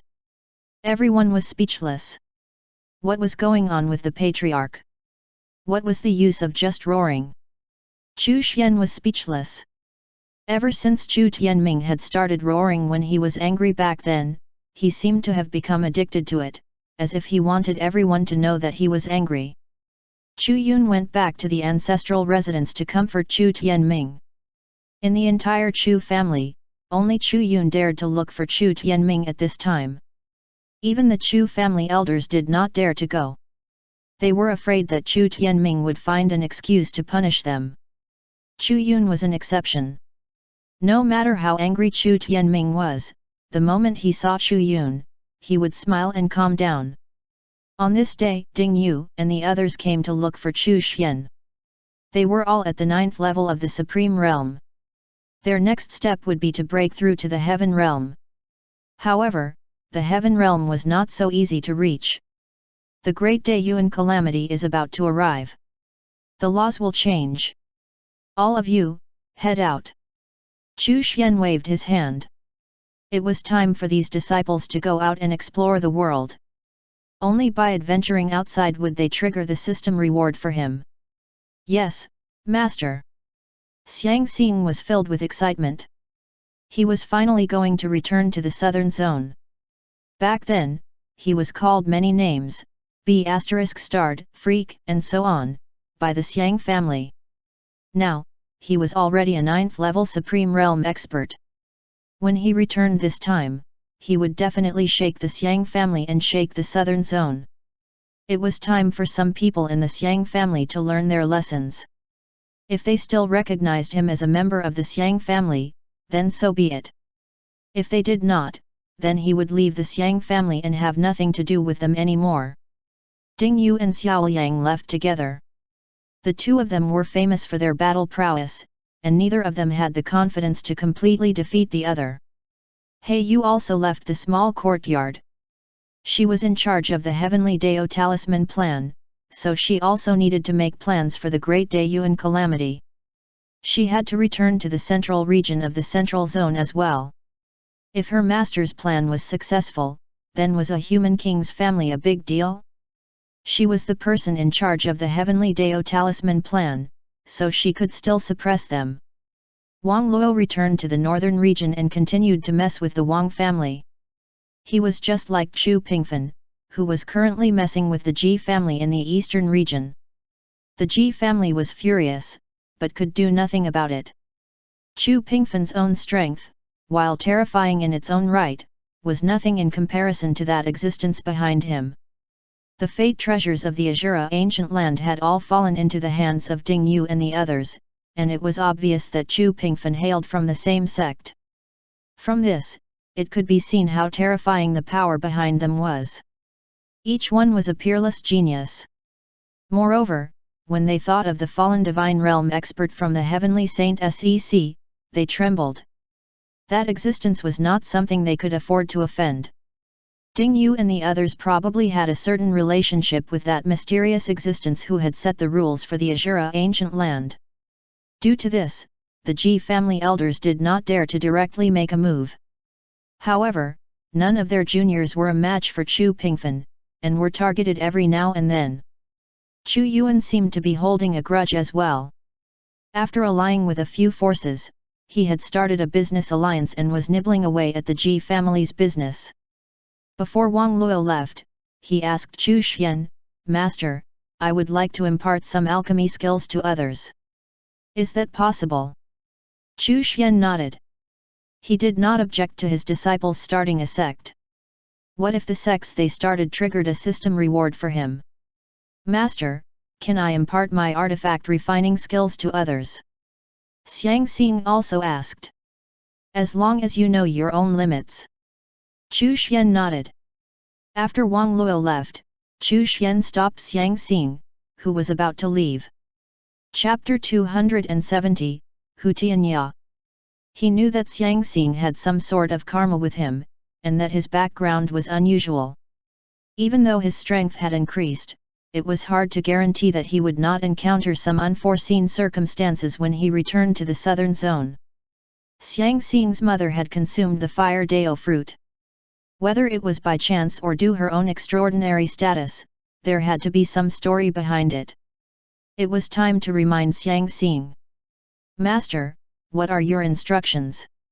Chu Xian asked after some deliberation, do you know who your mother is? Xiang Xing was startled, and said, when I was still young, my mother left and never returned. I haven't heard from her since. After a pause, he continued, there are rumors among the Xiang family that my mother ran away with someone else and abandoned me. As for my father, he said that my mother died in an accident. Xiang Xing was puzzled. He did not understand why his master had brought up his mother. The memories of his mother were all from when he was very young. He only remembered that when his mother was still alive, his situation was still passable, and he was not called a freak or a monster then. Once his mother disappeared, his situation quickly took a turn for the worse. Once his fiery bones were exposed, everyone started calling him a monster or freak. Your innate fiery bones physique was a result of your mother swallowing a fire dao fruit, which caused her bloodline to transform. Chu Xian reminded him, anyone who can swallow a dao fruit is extraordinary, no matter the reason. Xiang Xing's heart shook. His innate fiery bones physique was caused by his mother swallowing the fire dao fruit, resulting in the transformation of her bloodline? In the past, he had always thought that his mother was just an average woman without status. Now he knew that there was some secret hidden beneath all this. Thank you, Master. Xiang Xing bowed. Chu Xian waved his hand and took a drop of blood essence from Xiang Xing's body. Then, he condensed it into rebirth blood and handed it over to Xiang Xing. For this drop of rebirth blood, after you return to the southern zone, find a safe place to hide it. If anything happens, you will be resurrected in the southern zone. Xiang Xing's heart shook. Could it be that his mother's karma was so strong that he might encounter tremendous danger? Dao fruits were treasures that even divine realm experts would fight over. Therefore, the implications of this revelation were very wide. In that case, how could his mother have gone missing? Thank you, Master. Xiang Xing kowtowed 3 times respectfully. Go. If you are in a desperate situation, you can activate the soul-chasing mark. Chu Xian waved his hand. Yes, Master. Xiang Xing left, embarking on a journey back to the southern zone's eastern region.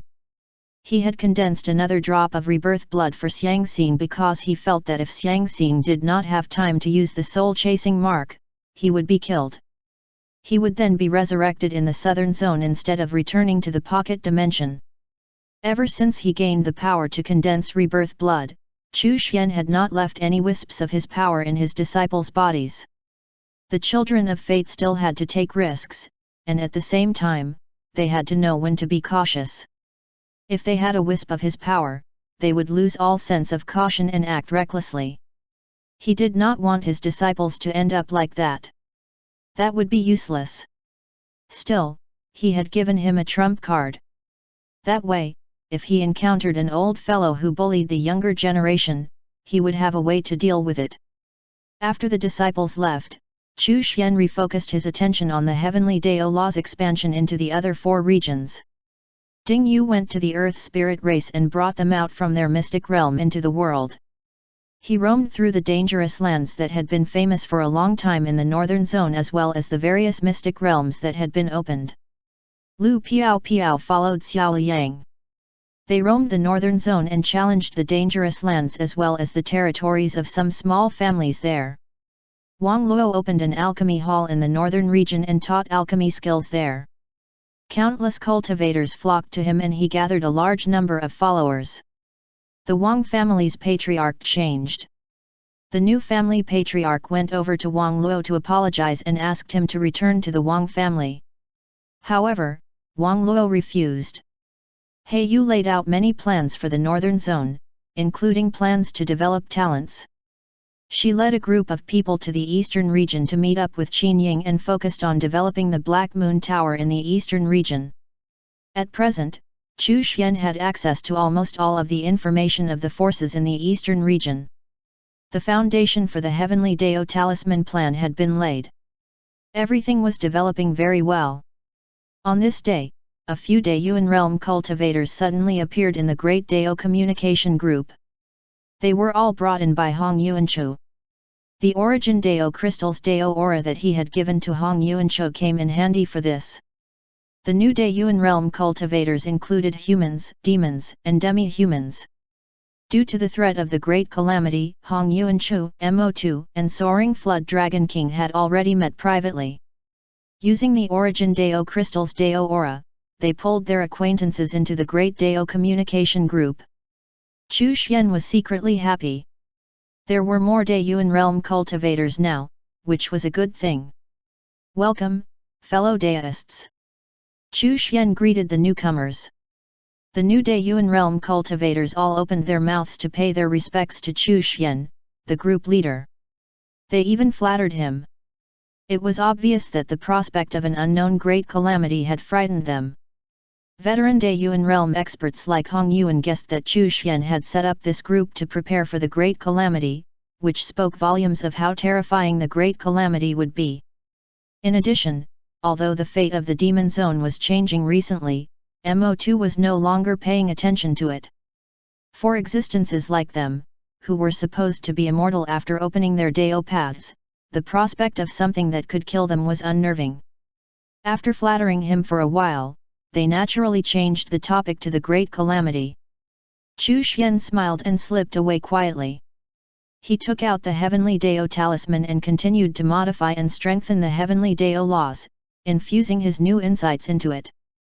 Then, your disciple, Hu Tianya, defeated one of the fated children of the Monster Zone in the Monster Zone's Genius Tournament. His fate underwent a transformation and his strength has increased greatly. You have been rewarded with the 4 Spirit Stars Chariot. The system's reward suddenly came. Chu Xian was stunned. Hu Tianya, this disciple, had finally done something? Hu Tianya had started his journey. Chu Xian took out the myriad heavenly mirror and connected it to Hu Tianya. It had been a long time since he had seen or paid attention to this disciple. The image projection appeared. In an arena, an awe-inspiring multicolored white tiger looked down on everyone present. His tiger paw was suppressing someone, which was the transformed form of a certain monster race genius. Roar! Hu Tianya roared, and his might shook the surroundings. The expressions of the many monsters around the arena. They could vaguely feel that their bloodlines were being suppressed. Meanwhile, the elders of the Heavenly Tiger tribe were grinning from ear to ear. No matter how rebellious Hu Tianya was, he was, after all, a member of the Heavenly Tiger tribe. From the stage, Hu Tianya looked down at a beautiful and refined woman with a small horn on her head and he roared, I will no longer allow myself to be bullied. I, Hu Tianya, am a peerless heavens blessed. Chapter 271, 4 Spirit Stars Chariot. Seeing Hu Tianya roaring, Chu Xian was rendered speechless. This tiger was really something. In order for this cowardly and lazy tiger to be able to roar these words out proudly, he must have worked hard for a long time. Was that beautiful horned woman his fiancée, the princess of the Azure Dragon tribe? At this moment, the other party's face was ashen. Hu Tianya was elated. His master was right. Only through hard work would there be happiness. You looked down on me, but now I have proved you wrong. Roar! A monster should look like a monster. This is my true form and my strongest state. Hu Tianya roared, who else wants some? With a swipe of his tiger paw, he slapped the genius under his paw off the platform. Standing on the platform and looking down at the spectator, Hu Tianya's disposition was majestic and extraordinary. The Azure Dragon Princess jumped onto the stage. Hu Tianya, I'll fight you. On what basis do you have the right to fight me? Hu Tianya looked at her. I'm your fiancé. The Azure Dragon Princess gritted her teeth and said. We've already broken off our engagement. Hu Tianya raised his paw and waved it. Don't randomly call yourself my fiancé. I, Hu Tianya, am not a casual tiger. Die. The Azure Dragon Princess was furious and charged forward. However, with a wave of Hu Tianya's paw, his killing intent engulfed her and forced her to retreat. Roar. Suddenly, a roar sounded and an azure dragon rose into the air and pounced towards Hu Tianya. The Azure Dragon Princess immediately transformed into her true form to fight. Hu Tianya's body trembled and suddenly turned into a fierce tiger the size of a small mountain. Within just a few seconds, he had pressed the Azure Dragon Princess to the ground. Too weak. Hu Tianya shook his head. The Azure Dragon Princess was furious. Her Azure Dragon body suddenly coiled around Hu Tianya's body. You actually want to ruin my innocence? Quickly, get lost. Hu Tianya let out a very exaggerated strange cry. His body rolled on the stage, trying to get rid of the Azure Dragon Princess. As a result, the Azure Dragon Princess became dizzy from all the rolling about. She had no choice but to transform back into her human form. Hu Tianya's paw swept the Azure Dragon Princess off the stage in an indifferent manner. After roaring towards the sky, he swept his gaze around once again and shouted, Who else wants some? Hu Tianya was very arrogant at this moment, but he had every right to be. Standing on the platform, he looked down at the monster race's geniuses. No one stepped forward to challenge him. Jumping off the platform, he walked past a Heavenly Tiger Tribe Elder in an arrogant fashion. The Heavenly Tiger Tribe Elder was not angry at all. Instead, he felt that this was what a true proud tiger should be like. How arrogant! This was how a tiger should be. Chu Xian examined Hu Tianya's fate. It had already undergone a transformation. Moreover, he had begun to activate the Divine White Tiger bloodline. Would the Divine White Tiger reappear in the 9 zones? When Hu Tianya returned to his resting place, Chu Xian appeared and met him. His goal was to give Hu Tianya an important reminder that the Great Dayuan calamity was coming, and that he should fight for fate. It would be best if he could gather the fate of the entire monster race. At the same time, through Hu Tianya, he would distribute communication talismans and their refining method to the monster zone. This would lay the foundation for the Heavenly Dao talisman plan here. Finally, he encouraged Hu Tianya. Hu Tianya's blood boiled. As his bloodline began to transform, Hu Tianya would become aggressive and seek out fights. Chu Xian was not worried about Hu Tianya. He was the son of fate of the Heavenly Tiger tribe. Now that his fate had transformed, he also carried part of the monster zone's fate. There might not be a genius among the monster race who could defeat him. After all, Hu Tianya, the Divine White Tiger's bloodline suppressed the other monster tribes to a certain extent. After ending his conversation with Hu Tianya, Chu Xian examined the system's reward. The 4 Spirit Stars chariot traverses the Starlight River and is pulled along by the 4 divine beasts.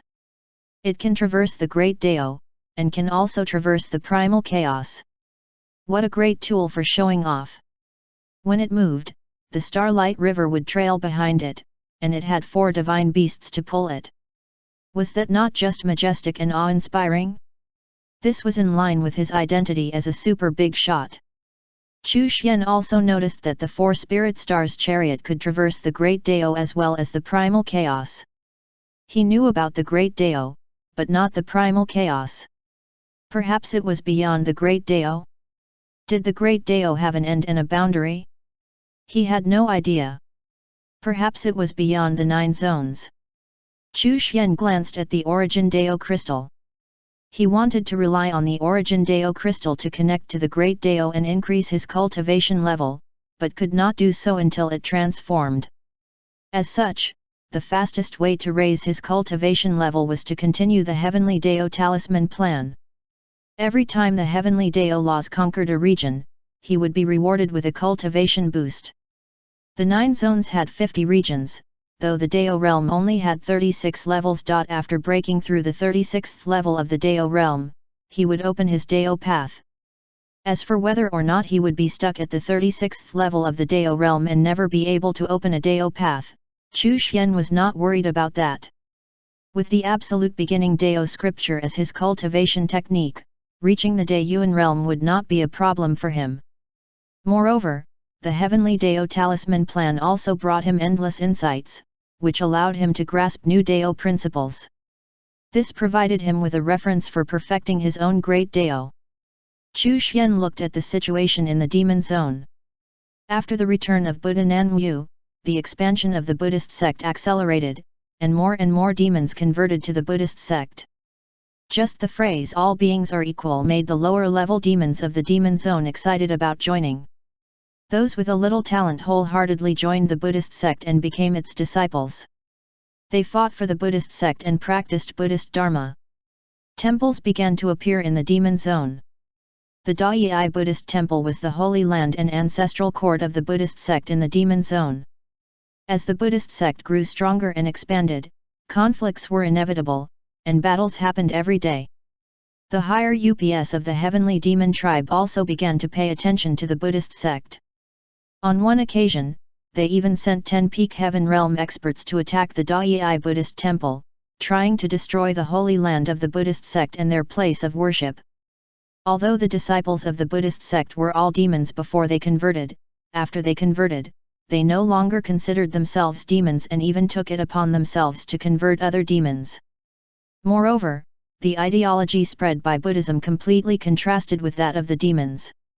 When these disciples saw other demons, they would recite, "Almsgiver, you have sinned greatly, put down the butcher's knife, convert to Buddhism," and so on.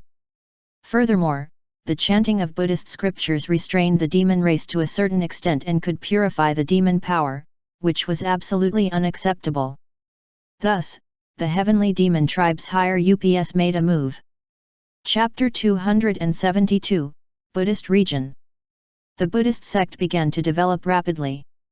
However, in the entire demon zone, its area of influence was only half a region. The 5 regions of the demon zone, in terms of size, surpassed the northern zone, and was almost the same size as the central zone, the most prosperous zone of the human race, which was divided into 10 regions. Although the higher UPS of the heavenly demon tribe decided to take action, they did not mobilize in full force. After all, the Buddhist sect only occupied half a region's influence and could only be considered a medium-sized force in the demon zone. How could it be compared to the heavenly demon tribe? They were confident that 10 peak heaven realm experts were sufficient. After all, the experts of the heavenly demon tribe were 30% stronger than the other experts of the demon race. Moreover, Buddhism had just been established, so they had limited heaven realm experts, and might not even have peak heaven realm experts. In the end, once they entered the Da'ai Buddhist temple, they never returned. The heavenly demon tribe realized that something was wrong. None of those 10 peak heaven realm experts had returned. They were furious. The Buddhism sect was clearly provoking the heavenly demon tribe. This was unforgivable. They sent out another 10 peak heaven realm experts, led by 3 half-step divine realm experts, to destroy the Da'ai Buddhist temple. In the end, the eminent monks who walked out of the Da'ai Buddhist temple turned out to be the 10 peak heaven realm experts who had attacked the temple previously. What was even more terrifying was that 4 of these 10 people had already reached the half-step divine realm. All of them had kind faces and shiny bald heads. They wore kazayas and clasped their palms together. "Benefactor, put down the butcher's knife and become a Buddhist immediately." The heavenly demon tribe experts were furious. They realized that something was wrong. Something was very wrong with the Buddhist sect. They were not fools. With those 4 half-step divine realm experts present, they would not be able to defeat them. As such, they wanted to retreat immediately, but the formation of the Dai Buddhist temple was activated, trapping them inside. Buddhist light surged, and the sound of chanting could be heard continuously. Demon Buddha, who was dressed in a snow-white monk robe, clasped his palms together and walked over to convert them to Buddhism. The final attackers were those 3 half-step divine realm experts with strong wills. They were extremely loyal to the demon race and could not be converted, so they were killed.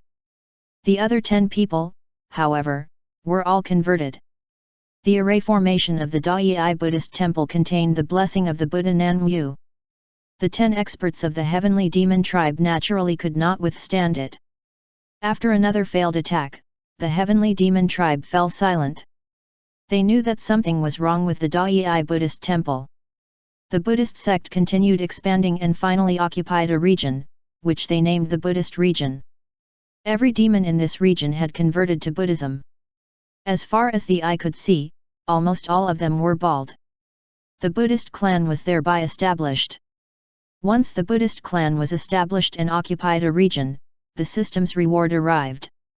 Your disciple, Demon Buddha, led the Buddhist clan and made it stronger, occupying a region in the demon zone. You have been rewarded with an advancement for the left and right Buddhist attendants. Dao Realm. After advancing, the left and right Buddhist attendants reached the first level of the Dao Realm.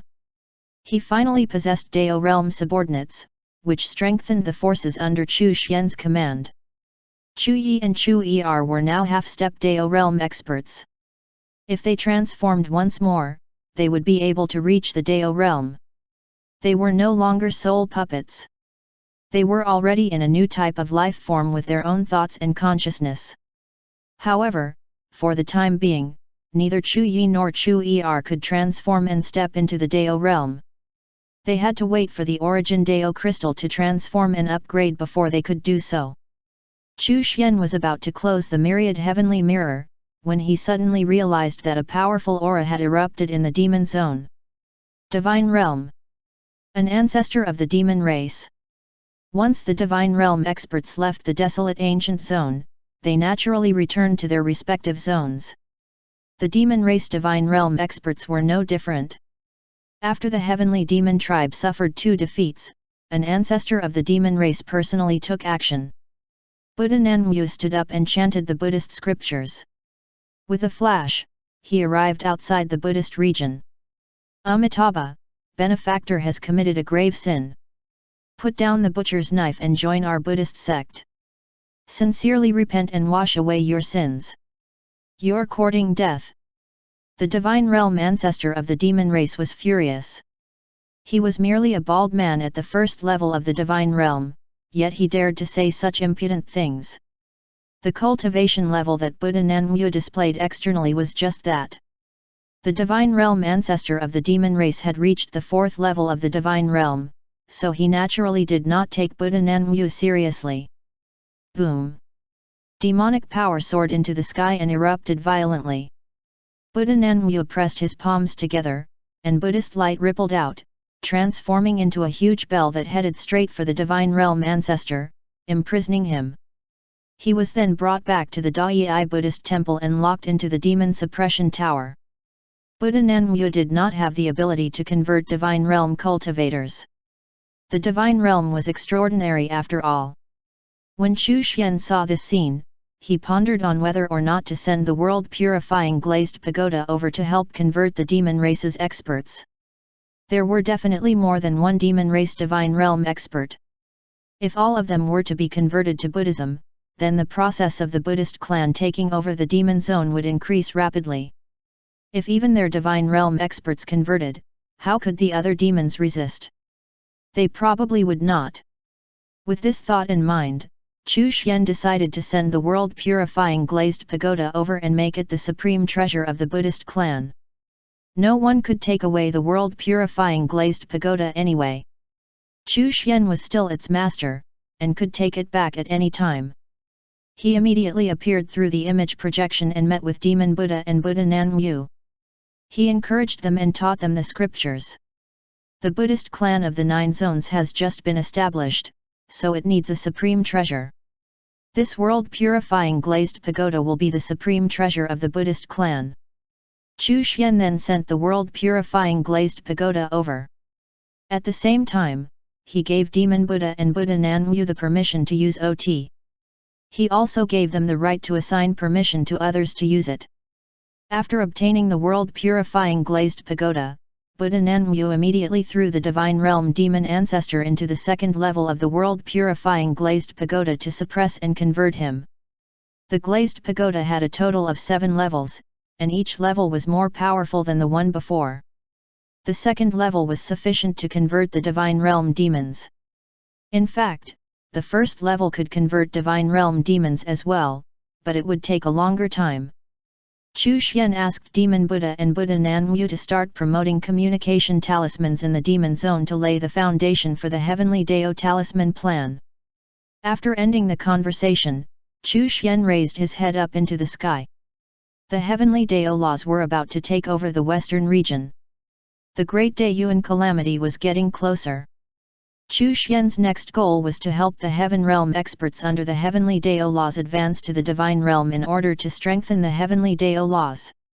Chapter 273, The Xiang Family of the Southern Zone. Although Chu Xian was busy with the Heavenly Dao Talisman plan, he would occasionally pay attention to his disciples. Southern Zone, Eastern Region, Xiang Family. Xiang Xing had returned. The news of the freak B***starred son of the Xiang family returning quickly spread throughout the Xiang family. Everyone thought that this monster had already died and did not expect him to suddenly return. At this moment, Xiang Xing was in the study room of Xiang Bang, the head of the Xiang family. Xiang Bang was also his father. Originally, Xiang Xing's plan was to cause trouble for some members of the Xiang family after he returned. However, after he found out from Chu Xian that there seemed to be a secret hidden behind the matter of his mother, he restrained himself first. Instead, the first thing he did was to find out about his mother. Xiang Bang looked at his son. There was no expression on his face, much less the surprise and excitement of a long-awaited reunion between father and son. His gaze was very calm. The cultivation level that Xiang Xing revealed at this moment was only the first level of the spirit realm. It doesn't matter where you've been all these years. Since you're back, you should stay in the Xiang family's territory. There's no need to pay attention to the gossip, Xiang Bang said calmly. Xiang Xing looked at his father with a complicated expression. Ever since he was young, his father's attitude toward him had always been the same. There had been no changes, and he had never felt any care from his father. Even when he was mocked and bullied in the Xiang family, his father had never stood up for him. His father had not even bothered examining the strange disease he had. Was his father's attitude due to his status as an illegitimate son? Xiang Xing could not figure it out. I came back to settle some accounts and investigate some things. Xiang Xing's gaze carried a hint of coldness as he said this. Xiang Bang was silent for a moment before he said, "Do you have the ability to do so? Don't bring shame upon yourself. It's up to you whether you want to settle accounts or not." He then added, "Those in the Xiang family, you are not allowed to kill." Killing or not killing was not within Xiang Xing's considerations. He only wanted to vent his anger. If he needed to kill someone in order to vent his anger, he did not mind killing. If the Xiang family would not tolerate it, then he would leave the Xiang family. "I'm not sure if I will kill someone. What if I do?" Xiang Xing said calmly. According to the rules of the Xiang family, family members are not allowed to kill one another. They might have mocked and humiliated you, and you can do the same to them, but you are not allowed to kill anyone. For the first time, Xiang Bang's tone became serious. Xiang Xing nodded. If he did not kill them, so be it. Perhaps humiliating them was better than killing them to vent his anger. Having the person who they once mocked and bullied trampling them under his feet. That would probably be worse than killing them, right? I want to investigate something.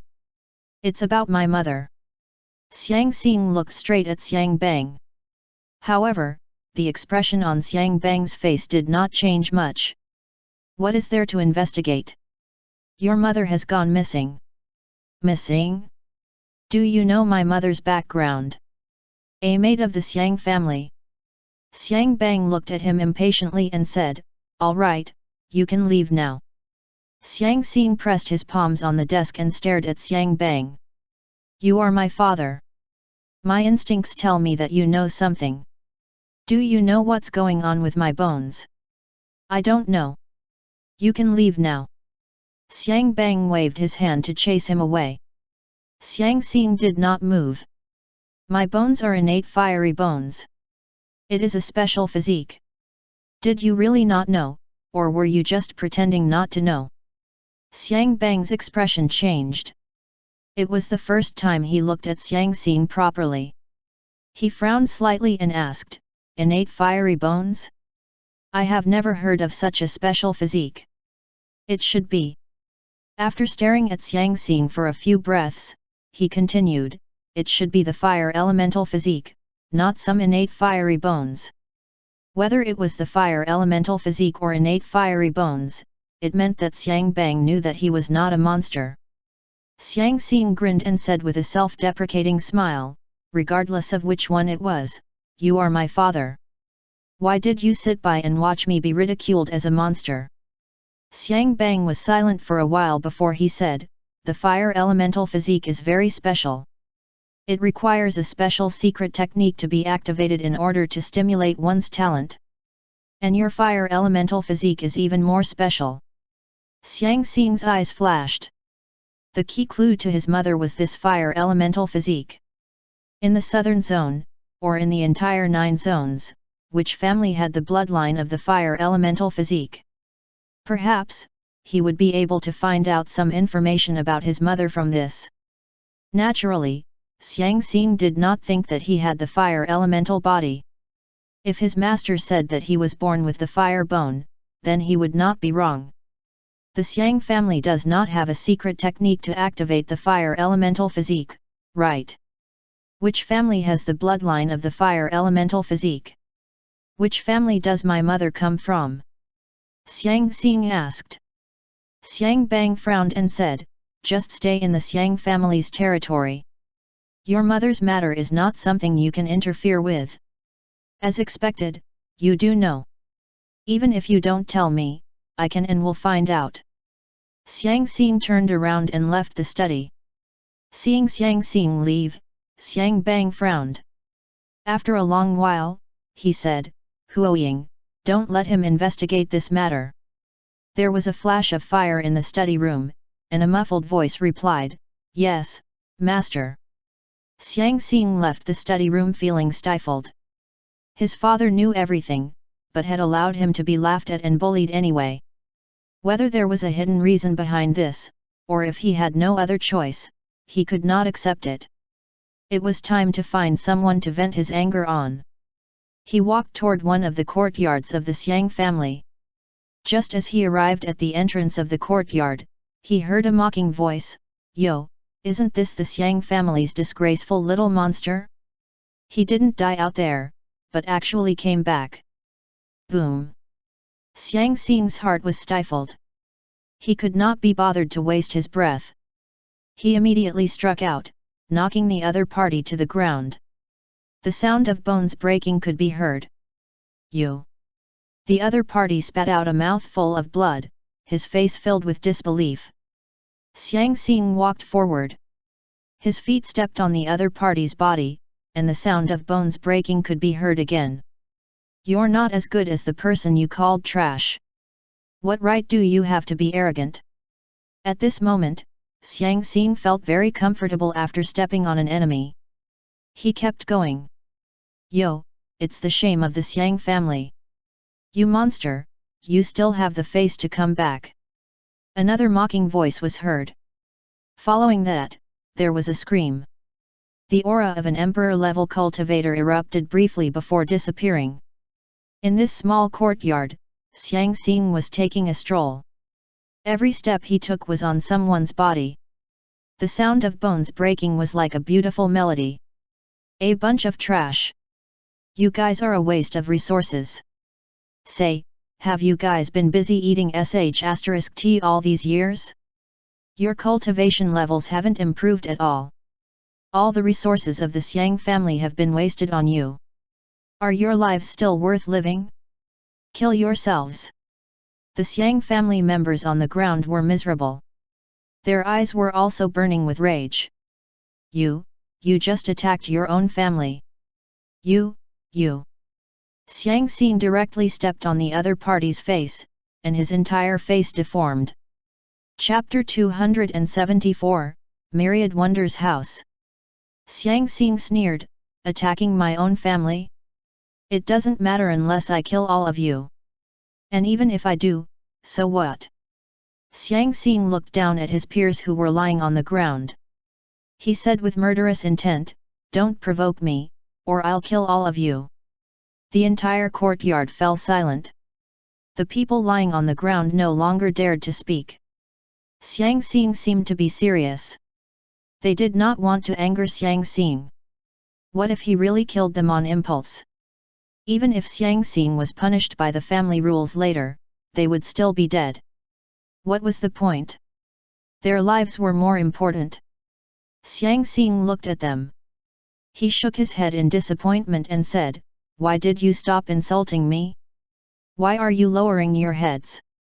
Xiang Xing smiled. He suddenly realized that he was no longer on the same level as them. There was no point in killing them. This could be considered as taking revenge for his past experiences. He shook his head, turned around, and left. He returned to the remote, shabby little courtyard where he had once lived. There were some weeds growing in the courtyard. It had been a long time since anyone had lived there. With a wave of his hand, flames lit up, and the grass was burned clean. After a simple cleaning, Xiang Xing sat down on the stone bench in the courtyard. Dear readers, you are reading on our content stealing site. Please copy and search this link https://tinyurl.com/39hpcn6j to support us. Fire Elemental Physique. Which family's bloodline had the fire elemental physique? It would definitely not be a small family. Xiang Xing took out the Myriad Zone's talisman. He was about to contact He Yu to inquire about this matter. This junior sister of his was experienced and knowledgeable. After all, she was the mastermind behind Black Moon Tower. Furthermore, she had an extraordinary background. She knew far more than them. Therefore, Xiang Xing was about to contact He Yu as soon as possible. Suddenly, he raised his head and looked outside the small courtyard. He said, don't bother me. Stay away from me. Outside the small courtyard, a figure suddenly appeared. He looked at Xiang Xing in surprise for a while, and then disappeared on the spot. After that person left, Xiang Xing took out a pill and threw it on the ground. An array formation appeared, enveloping the small courtyard. He used the Myriad Zone's talisman to contact He Yu, asking her about the fire elemental physique. Fire elemental physique. He Yu was momentarily stunned, and then continued, the Feng family of the southern zone possesses the fire elemental physique. The direct descendants of the Feng family, those with pure bloodlines, or those with outstanding talent, all possess the fire elemental physique. The Feng family. Xiang Xing's expression turned solemn. A human king's family. With his current strength, he was not strong enough to deal with a human king's family, but he also did not want to ask his master for help. Xiang Xing ended his conversation with He Yu. Rummaging through his childhood memories, he recalled that his mother's name was Rupiang. If she really came from the Feng family, then her name was Feng Rupiang. What exactly happened? His master had once said that his mother had swallowed the fire Dao fruit, which caused him to be born with the innate fiery bones. Did the Dao fruit originate from the Feng family? What kind of secret was behind this? Xiang Xing thought of a person. Feng Shaoqing. Perhaps he could start from this person and slowly unearth the secret. Thinking this, Xiang Xing could not sit still. He left the small courtyard. Elsewhere, Xiang Bang said in surprise, he discovered that you were secretly watching him. Yes, master. Xiang Bang's expression changed again, and he said, quick, stop him from leaving the Xiang family's territory. Hearing that, the figure disappeared from where he was. However, when he rushed to the courtyard, Xiang Xing had already left. He did not stop, and immediately chased after Xiang Xing. Just as Xiang Xing left the Xiang family, he sensed that an aura had locked onto him. The other party was chasing after him. He did not have the intention to tangle with the other party. The flames around his body flickered, and he turned into a ray of light, disappearing into the horizon. He moved so fast that even a Heaven Realm expert could not catch up. Aurora technique. The figure looked at Xiang Xing, who had disappeared into the horizon, shocked. How old was he? How could he be so strong? When Xiang Xing was suppressing his peers, he had also suppressed an Emperor Realm family member. Now, even a Heaven Realm expert like him had failed to catch him. He was too monstrous. After Xiang Bang received the news, he remained silent for a long time. He only waved his hand, telling the figure to leave. Sitting on the chair, Xiang Bang remained silent for a long time before he stood up. He opened a secret door in the study and entered a passage. He walked around in a circle and finally arrived in front of a stone room. He squeezed out a drop of blood from his fingertip and drew a symbol on the door of the stone room. The restriction array on the stone door disappeared, and the stone door opened. Inside the stone room, there was a small pond. Wisps of spiritual energy wafted out, covering the entire stone room in a layer of spiritual mist. Within the hazy spiritual mist, a figure was seated cross-legged on a crimson stone platform that seemed to be overflowing with aura. That figure's eyes were tightly shut, seemingly unaware of Xiang Bang's arrival. Xiang Bang entered the stone room and stood in front of that figure, seemingly struggling. The spiritual mist surged out of the stone room, and the hazy spiritual mist began to dissipate. The figure on the scarlet-red stone platform actually had the same figure and appearance as Xiang Bang. Should I merge with it? Xiang Bang muttered in a low voice, and a helpless expression appeared on his face. Just a little bit more. Although I have a divine real body, but let's wait a little longer. Xiang Bang sighed and left the stone room. Southern Zone, Eastern Region, Myriad Wonders House. The Myriad Wonders House was a special faction. It was famous for its strangeness. The treasures it sold were all quite unique. Its cultivation techniques were also quite unique. Even its people were quite unique. The members of the Myriad Wonders House were mostly women, and all of them were extraordinarily beautiful. Among them, the most famous ones were the Myriad Wonders 13 Flowers. They were incomparably beautiful, with all sorts of talents. No one even knew their actual levels of strength. The Myriad Wonders House was also very well informed. Xiang Xing stood in the Myriad Wonders House's territory, in front of a small courtyard that was suffused with faint medicinal fragrance. His expression was somewhat strange. The owner of the courtyard was one of the Myriad Wonders 13 Flowers, Huaziying. Yo, isn't this that little monster? You didn't die outside. A clear and melodious voice came from the small courtyard. Why are you standing there like a fool? Come in and let me take a look at you. Xiang Xing's facial muscles twitched. If he did not have a favor to ask of someone, he would not have come to the Myriad Wonders House again.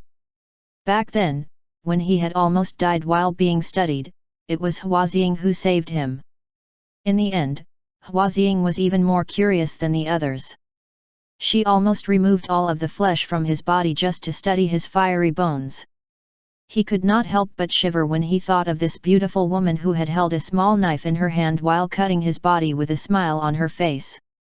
Although he did not feel any pain at that time, that scene was still very frightening. He took a deep breath and walked into the small courtyard. There were a few iron men in the courtyard. These were all puppets.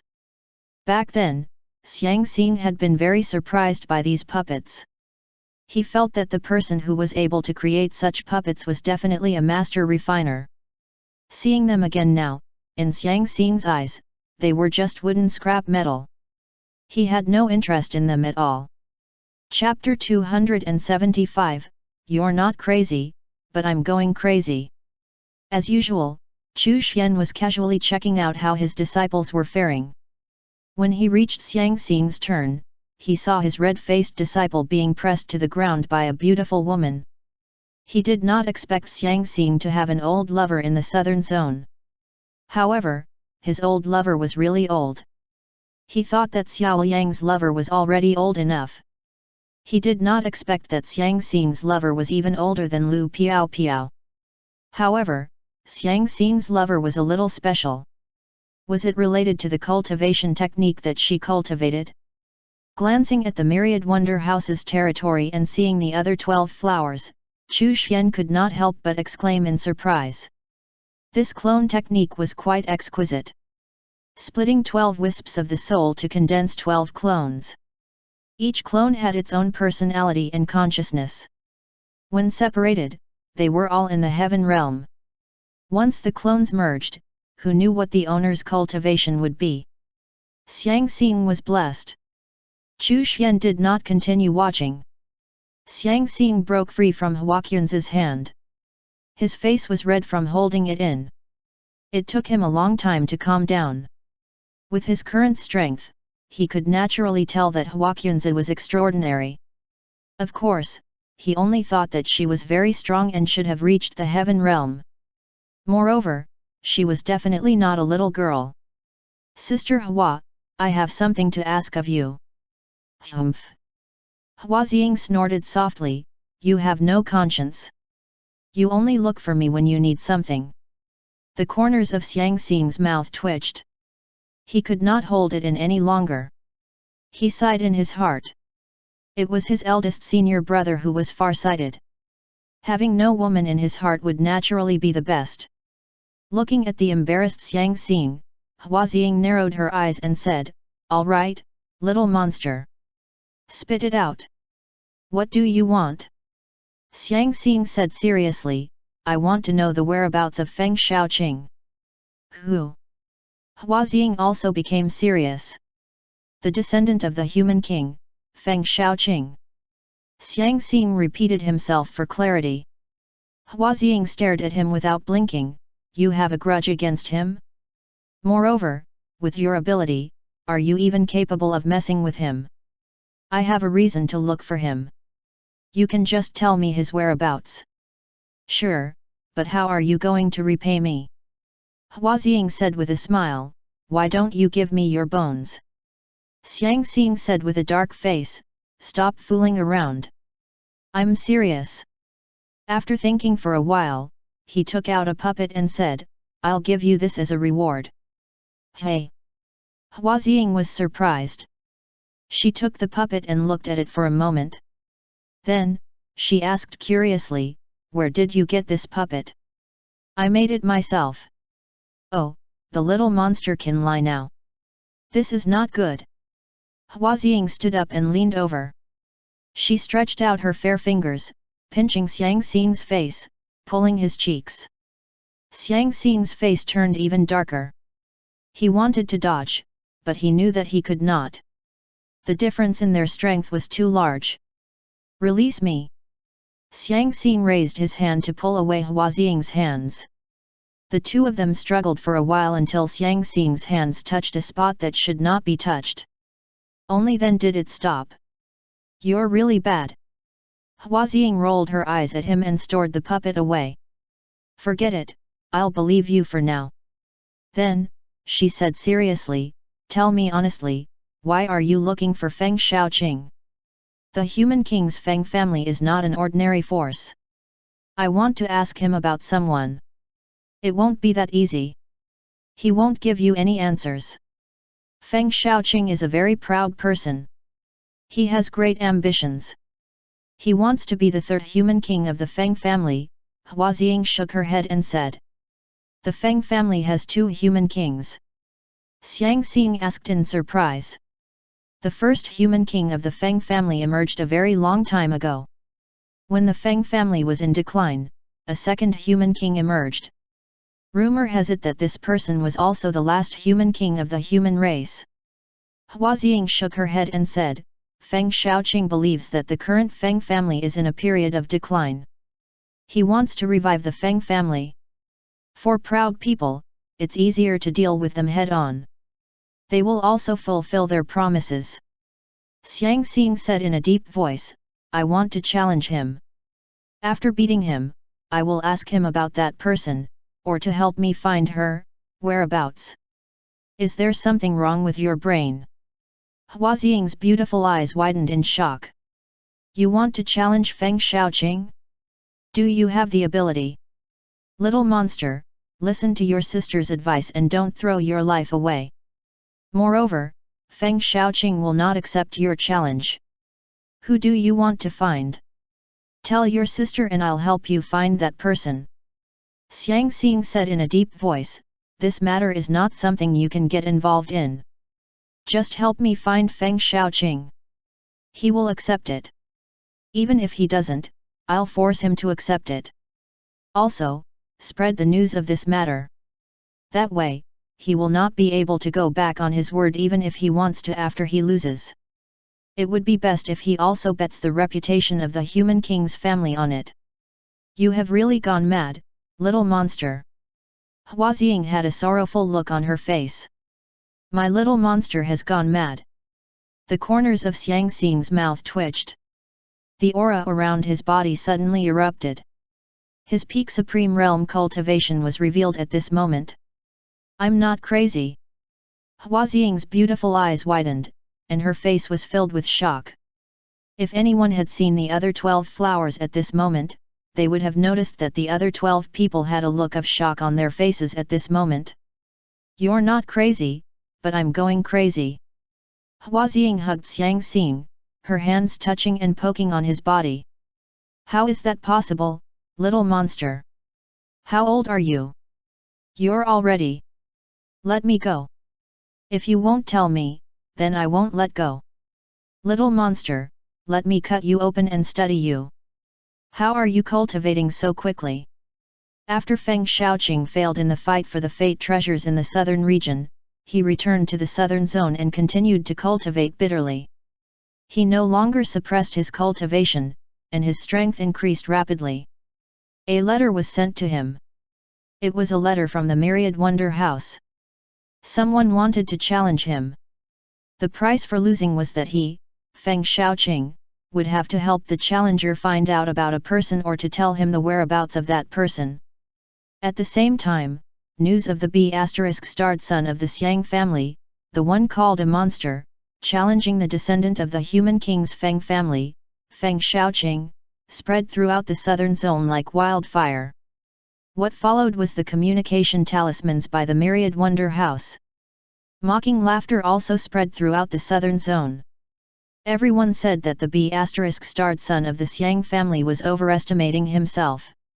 In order to become famous, he wanted to challenge the descendant of the human king, Feng Shaoqing. Everyone believed that Feng Shaoqing would not accept the challenge. How could the descendant of the human king lower himself to accept the challenge of the B***starred son of the Xiang family? However, contrary to everyone's expectations, Feng Shaoqing actually accepted the challenge. All of the cultivators in the southern zone were dumbfounded. They really could not understand why he had done so. At this moment, the Xiang family was in uproar. They had convened a meeting of the family elders. The family elders were all extremely furious. They called his actions a disgrace to the Xiang family, and wanted to expel him from the Xiang family. Xiang Bang was also shocked by Xiang Xing's actions. He had never expected that Xiang Xing would take action so quickly and directly challenge Feng Shaoqing. Regardless of whether Xiang Xing won or lost, this matter would not end there. Xiang Bang was also very hesitant as to how to proceed. The Feng family was also very surprised. They did not understand why Feng Shaoqing would accept the challenge. Many of the Feng family's younger generation were furious, thinking that this was a provocation by the Xiang family. The Feng family's higher ups remained silent. Chapter 276. The western region is now part of the Heavenly Dao. The southern zone was in an uproar because of Xiang Xing's challenge. The human king's Feng family once again appeared in the spotlight. They had always kept a low profile. The other forces knew that they existed, but knew very little about them. They only knew that every 1,000 years, a chosen member of the Feng family would roam the southern zone, showcasing his talent and strength to the world. Other than that, the family did not interfere in any of the major powers' fights. The chosen member of this generation was Feng Shaoqing. He had reached the Emperor realm before he was 100 years old. He had once swept through all the experts within the same cultivation realm in the southern zone. He was publicly recognized as the #1 genius among the younger generation. Xiang Xing, on the other hand, was not famous in the southern zone. He only had some fame within the eastern region of the southern zone. However, he was not famed for being a genius, but rather a B***starred and a monster. If the Xiang family was not a major family with a long history of refining artifacts in the eastern region, he would not even be famous at all. However, his name was now spreading like wildfire. Everyone now knew that he was the B***starred son of the Xiang family, and that he was a monster. Many people even speculated that the Xiang family was deliberately trying to make the Feng family look like fools. Where did the Xiang family get their confidence from? No matter how low-key they were, the Feng family was a human king's family. What confused everyone further was, why did Feng Shaoqing accept the challenge? The day of the battle was fast approaching. There were not many people who knew the location of the battle. Even so, the location of the battle was still filled with experts and elites from various large factions. Xiang Bang and a few Xiang family elders had also come. This included the elites of the younger generation of the Xiang family. The Xiang family was famous for refining artifacts. Their combat strength might be a little weaker, but when combined with the weapons, armors, and artifacts they had refined, they were definitely not weaker than anyone else. Feng Shaoqing had arrived, but Xiang Xing had not. Feng Shaoqing was the chosen one of the Feng family. Naturally, he would not be alone. There were no lack of Dao protectors present. A boat-shaped artifact flew over from afar. Xiang Xing stood on the flying boat. The flying boat was a flying artifact he had refined. Standing beside him was Huaxing from the Myriad Wonders house. At this moment, Huaxing had already fused with 12 clones. After all, the battle between Xiang Xing and Feng Shaoqing would be extraordinary. She had to have the strength to deal with the situation. Xiang Xing disembarked from the flying boat and walked onto the platform. He stood opposite Feng Shaoqing. I didn't expect you to be that little monster from the Xiang family, Feng Shaoqing sighed. He had returned empty-handed from the fight for the fate treasures of the northern zone. Naturally, he had a deep impression of Xiang Xing and the others. The onlookers were all surprised. Feng Shaoqing already knew Xiang Xing? I've heard that you are very proud. I happen to have some questions that I need to ask you, but since we are not friends, there is no reason why you would answer me. That's why I came up with this plan, Xiang Xing said calmly. Feng Shaoqing had already reached the 3rd level of the Supreme Realm, which was monstrous by everyone's standards. However, Xiang Xing and the others had cultivated in the pocket dimension. Moreover, the resources and guidance they had access to was not something Feng Shaoqing had. Although Xiang Xing was already at the peak of the Supreme Realm, he was not someone who would use his cultivation level to oppress others. Moreover, he really wanted to compete with Feng Shaoqing. Feng Shaoqing shook his head and laughed lightly. My pride is for others. I naturally cannot be proud in front of you, Brother Xiang. If Brother Xiang has any questions, I will naturally tell you everything. However, since the challenge has already been decided, let's have a battle. It just so happens that I want to experience your great skills, Brother Xiang. As Feng Shaoqing spoke, a fire phoenix rose from behind him. Then let's have a battle. Xiang Xing also revealed the power of the third level of the Supreme Realm. Scarlet armor appeared over his body, and flames soared into the sky. His entire body transformed into a giant flaming figure. The Great Sun Burning Sky technique. The onlookers were shocked beyond words, and their mockery ceased. Xiang Xing was very strong. He was not weaker than Feng Shaoqing at all. The terrifying flames he exuded seemed to be able to burn everything. Huaxing was astonished. Xiang Xing actually wanted to compete with Feng Shaoqing by suppressing his cultivation level? Perhaps this was the pride of a true heavens blessed. He would not suppress others with his cultivation level. The heavenly Dao talisman floated in front of Chu Xian. At this moment, the heavenly Dao laws were about to encompass the western region. There was only a tiny bit left. He raised his hand and tapped the heavenly Dao talisman. He used his fate Dao principle to control the western region's fate. At the same time, the fate-suppressing Dao cauldron was activated. The western region's region was bound to the heavenly Dao laws. Finally, it was complete. Your heavenly Dao talisman plan has taken a step forward. It has encompassed the western region of the northern zone. You have been rewarded with a Dao realm level advancement. Chu Xian was overjoyed. Next would be the eastern region. Chu Pingfen was now the son of the fate of the eastern region, thus, it would not be too difficult for him to make progress there. Moreover, after taking over the western region, the heavenly Dao laws became stronger.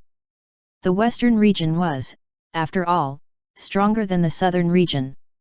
The moment the western region was encompassed by the heavenly Dao laws, the half-step divine realm experts, and the divine realm experts who had returned from the desolate ancient zone to the western region, suddenly gained certain insights.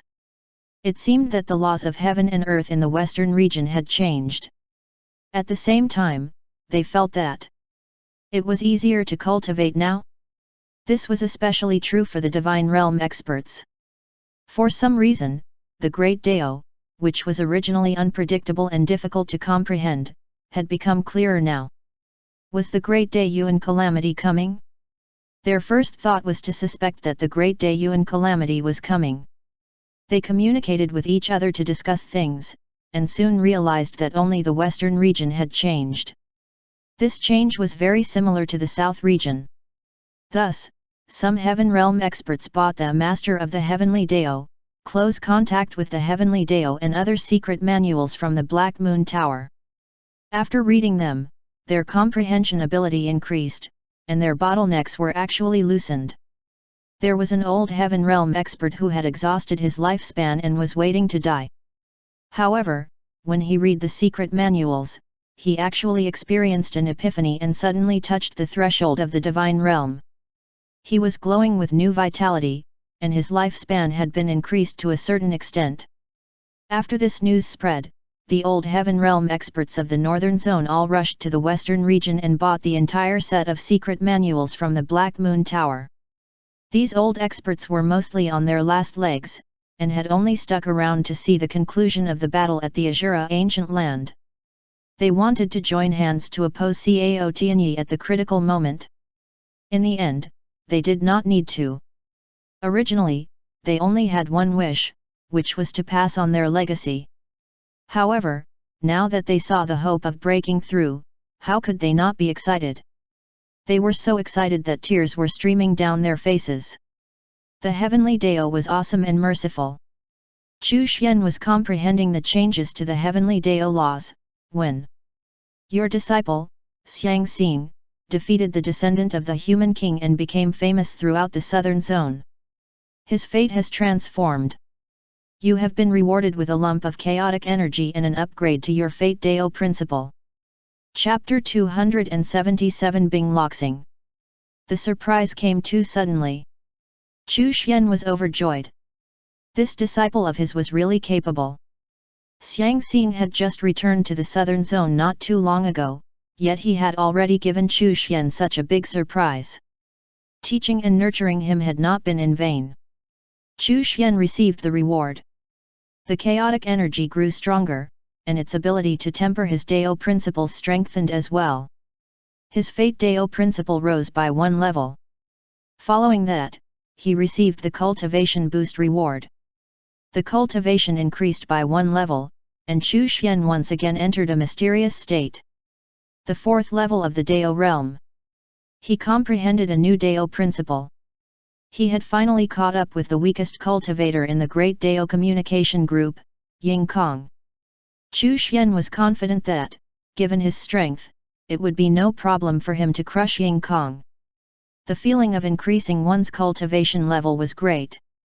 Chu Xian couldn't wait to devour the eastern region. At that time, his cultivation level would rise again. The northern zone was very calm. Countless experts gathered in the western and southern regions to gain the benefits of cultivating under the heavenly Dao laws. In the blink of an eye, 5 years had passed. The eastern region had already become part of the heavenly Dao laws. The northern region had also become part of the heavenly Dao laws. At present, only the central region was left. Chu Xian's cultivation level had risen to the 6th level of the Dao realm. The development of the Black Moon Tower in the eastern zone had gone smoothly thanks to the assistance of the Luo family. Communication talismans had become a must-have item for the cultivators there. Just like the northern region, they had created information services such as the news headlines and talismans. Communication talismans had also begun to spread in the Demon Zone and Monster Zone, and were also being promoted within the Southern Zone. Everything was progressing according to plan. Recently, the Divine Realm cultivators had been appearing frequently in the 8 zones. Many large factions saw their Divine Realm ancestors return. Among some factions that were once enemies, one side had a Divine Realm ancestor return, while the other side did not. As a result, the ones without were exterminated. This caused chaos in a number of zones. The Northern Zone also had Divine Realm experts return, but they were relatively low profile and did not attract much attention. If the other party dared to cause trouble, Chu Xian did not mind sacrificing them for the growth of the heavenly Dao laws. After all, the comprehension of that Divine Realm expert from the Great Evil Palace had already been used up. The Great Qin dynasty also developed rapidly over the years, and their armies had already started to take shape. It was worth mentioning that Qin Ying had come back and specially taught and trained the Great Qin army, wanting to rebuild the army of his past life. Qin Qian, the Great Empress, was becoming more and more powerful and ambitious. She was no longer satisfied with unifying the southern region. However, her strength and talent could not support her ambition. Chu Xian did not continue to give her more support. Even if she wanted to unify the northern zone, she could not. Qin Ying could, but his current focus was the eastern zone. It was not yet time to unify the northern zone. After the northern zone came under the heavenly Dao laws, he would unify it and gather his strength to deal with the Great Daiyuan calamity. As for the person who would unify the northern zone, Chu Xian already had a candidate in mind. He Yu. She cultivated the heavenly Dao scripture, and regardless of whether it was in terms of methods or knowledge, she was capable enough to shoulder this heavy responsibility. Moreover, she had the heavenly Dao seal that Chu Xian had bestowed upon her. To a certain extent, she could control the power of the heavenly Dao laws. Chu Xian was nurturing her to become the first supreme heavenly Dao expert.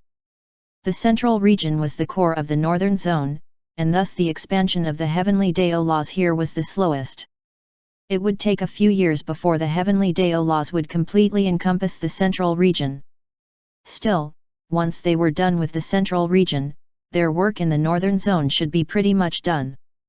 Chu Xian took out the Chaos Dao mirror and began to search for experts again. Over the past 5 years, a few Dao realm experts from other races had been added to the Great Dao Communication Group. However, there were no new Daiyuan realm experts. Hong Yuanchuo and the others continued to inquire about the Great Calamity, but to no avail. They even met up with other Daiyuan realm experts, but failed to find any useful information. However, they did not pull in these Daiyuan realm experts into the group, as they were not too familiar with that group. Also, joining the Great Dao communication group was a fortuitous opportunity, and one that they would not give to just anyone. Chu Xian could not say anything about this. He could not directly ask Hong Yuanche to drag them in, after all, that would make his motive too obvious. Chu Xian kept them in suspense. A scene appeared on the Chaos Dao mirror. A huge iceberg could be seen. As the image projection zoomed in, more than 10 snow-white cocoons were in an ice cave. Behind these cocoons, a beautiful woman with jade-like skin sat cross-legged on an ice bed. Her body was covered in a thin, snow-white veil, and her graceful figure gave off a hazy feeling. It might have seemed like a thin veil, but it made it impossible to see her body clearly. Chu Xian was surprised. There was finally a Daiyuan realm expert other than from the human, monster, and demon races. Her information appeared on the Chaos Dao mirror. Bing Loxing was born in the middle stage of the 4th Daiyuan. She was one of the ancestors of the Ice Silkworm race, and opened her Dao path at the end of the 6th Daiyuan. Chu Xian was shocked. This ancestor of the Ice Silkworm race was actually born in the 4th Daiyuan and opened her Dao path at the end of the 6th Daiyuan. She had lived quite a long life, and had taken 2 full Daiyuan to open her Dao path. It had to be said that her lifespan was very long. Moreover, her luck was also excellent. She had actually survived 2 great Daiyuan calamities before opening her Dao path. In terms of seniority and age, she was much older than the people from Hong Yuanche's time. Chu Xian did not know if she knew about the Great Dao calamity, but since she was born during the 4th Daiyuan, there was a high probability that she did not know. At the same time, Chu Xian was also very curious. Was there a person who opened their Dao path during the 1st Daiyuan? Or even a Daiyuan realm expert from the 8th Great Dao era? Could some have survived? The waters of the 9 zones were a little deep. Fortunately, these experts were all staying in the void zone of the primordial land and wouldn't enter the 9 zones. Chu Xian did not choose to move Bing Loxing into the Great Dao communication group immediately. Instead, he greeted her, "Hello, fellow Daoist." Bing Loxing opened her eyes. Her expression was calm and as cold as ever. Perhaps the shock in her heart did not show on her face? "Who are you?" "My name is Chu Xian.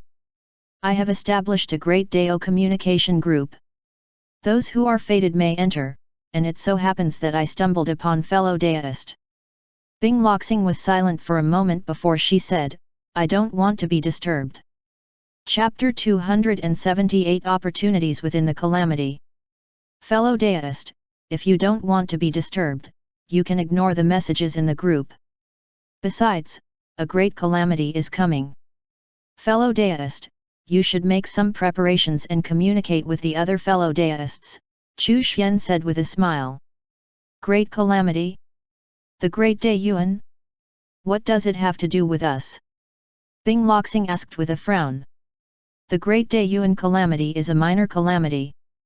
The true great calamity comes after that, and even Daiyuan realm experts will fall. Really? Bing Loxing asked. Chu Xian smiled. As expected, as long as it involved the Great Dao calamity, no one would be able to remain calm. Naturally. All right, I'm willing to join the group then, Bing Loxing said after a moment of silence. Chu Xian pretended to ask for her name. Then, he moved Bing Loxing into the group. Welcome, fellow Daoist Bing Loxing. Then, he added, fellow Daoist Bing Loxing opened her Dao path before fellow Daoist Hong. Oh, you opened your Dao path before I did. Hong Yuanche did not seem to believe it. Mo2 did not believe it either. He said, up until now, I haven't seen a second person who opened their Dao path before we did. As for why he said second person, it was because in their hearts, Chu Xian had definitely opened his Dao path before them. Fellow Daoist Hong, you opened your Dao path at the end of the 7th Daiyuan, while fellow Daoist Bing Loxing opened her path at the end of the 6th Daiyuan. Furthermore, fellow Daoist Bing Loxing was born during the middle stages of the 4th Day Yuan. The group fell silent once more. Bing Loxing was shocked as well. How did the other party know that she was born during the middle stages of the 4th Day Yuan? Bing Loxing did some calculations. If they were currently in the 9th Day Yuan, then she was indeed born during the 4th Day Yuan. Which Day Yuan is Brother Chu from? Hong Yuancho cautiously asked. Had Brother Chu opened his Dao path during the 1st Day Yuan? Hiss. An old senior. Chu Xian said enigmatically, I don't think in terms of Day Yuan. After saying that, he fell silent and remained mysterious. Bing Loxing was a person of few words. After entering the group, she only responded to Huang Long's greeting, and then fell silent. Another Day Yuan realm expert had been added to the group. It was about time to set up a group for the Day Yuan realm experts. Otherwise, it would be a bit demeaning for a group of big shots to mingle with a group of Dao realm newbies. Moreover, the communication and secrets between Day Yuan realm experts were not suitable for Dao realm cultivators to know. This was also one of the reasons why the Day Yuan realm experts were relatively inactive in the Great Dao communication group. Moreover, once this group was established, Chu Xian would be able to gain a lot of information about the Day Yuan realm from them. He would also be able to further hasten the upgrade of the Origin Dao crystal.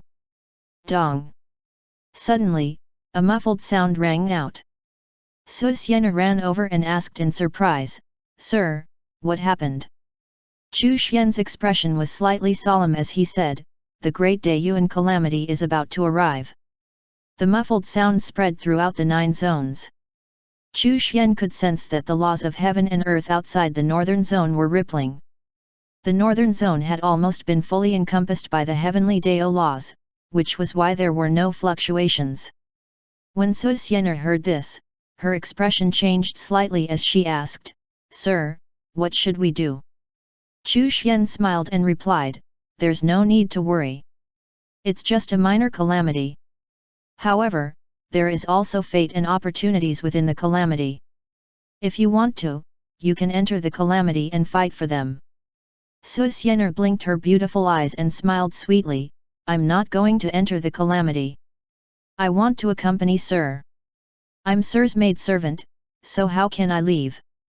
That's fine too. Chu Xian raised his head and looked at the sky. He was looking at the laws of heaven and earth beyond the northern zone. Following that muffled sound, the laws of heaven and earth began to fluctuate. Spatial seals became unstable. In the following period of time, many ancient battlefields would appear in the 9 zones one after another. The blood fiend race would charge out from those ancient battlefields. However, there were also opportunities within the calamity. With the laws in disorder, the heavenly Dao laws would be able to increase their rate of expansion. As long as he successfully devoured a portion of each of the 9 zones' laws of heaven and earth, he would have established a foothold for the heavenly Dao laws. Still, Chu Xian still had to consider another problem. He had to encompass the 9 zones within the heavenly Dao laws in a way that they were not repelled by the Great Dao. Heavenly Dao laws had to be integrated into the Great Dao. In this way, it would be equal to the Great Dao. The key to this was the Origin Dao crystal. The main reason why the heavenly Dao laws had not been repelled by the Great Dao thus far was because the heavenly Dao talisman was nourished by the Origin Dao crystal, which was connected to the Great Dao. Perhaps he might even be able to take advantage of the calamities to devour a portion of the Great Dao itself. Chu Xian swallowed a mouthful of saliva. He felt that his ambition was a bit too great. However, the foundation of all his plans hinged on the transformation and upgrade of the Origin Dao crystal. Furthermore, he needed a foothold in the other 8 zones first. The eastern and southern zones already had a foothold, as did the demon and monster zones. Currently, only the western zone, central zone, chaos zone, and the desolate ancient zone were untouched. Moreover, the desolate ancient zone was relatively special. He would not be able to create a foothold by relying on the distribution of communication talismans. Moreover, the central area of the desolate ancient zone was the desolate ancient primordial land, where the Dao realm experts resided. It would be difficult to carry out the heavenly Dao talisman plan there undetected. However, when the Great Dayuan calamity was at its most intense, and the Dao realm experts entered the calamity, there would be an opportunity for Chu Xian to act. However, he also had to consider the void zone where the Dayuan realm experts resided. Chu Xian pondered on this matter for some time. He figured that it was best if he started by deceiving Ying Kong and the other Dao realm cultivators by giving them something which would establish a foothold in the desolate ancient zone. At the same time, he needed to make some preparations for the outer regions of the desolate ancient zone. It was time to give Ren Chenghe some missions, and maybe use Luo Ming as well. Chapter 279 Qian Region, Qian Ming. Chu Xian thought about how to establish footholds in the western, central and chaos zones. He did not have a disciple from the western zone, and although He Yu was from the central zone, her identity was special, and she did not have the necessary strength to tackle the central zone, which was the strongest of the 9 zones, and also the core of the human race. The chaos zone was a relatively special zone. The various races of the 9 zones were active in the chaos zone, and they all intermingled and fought there. The Great Evil Palace was from the Chaos Zone. Since the little evil king had a grudge to settle with the evil son, it might be a good idea to send him there. The only problem was that the little evil king was not strong enough. In any case, he did not need to bother about what the little evil king could do. He just needed to use him as an agent to introduce the communication talismans to the Chaos Zone. Chu Xian decided to send Du Yuan to be the little evil king's backer. However, Du Yuan was also a little weak, so Chu Xian would need to raise his cultivation level first.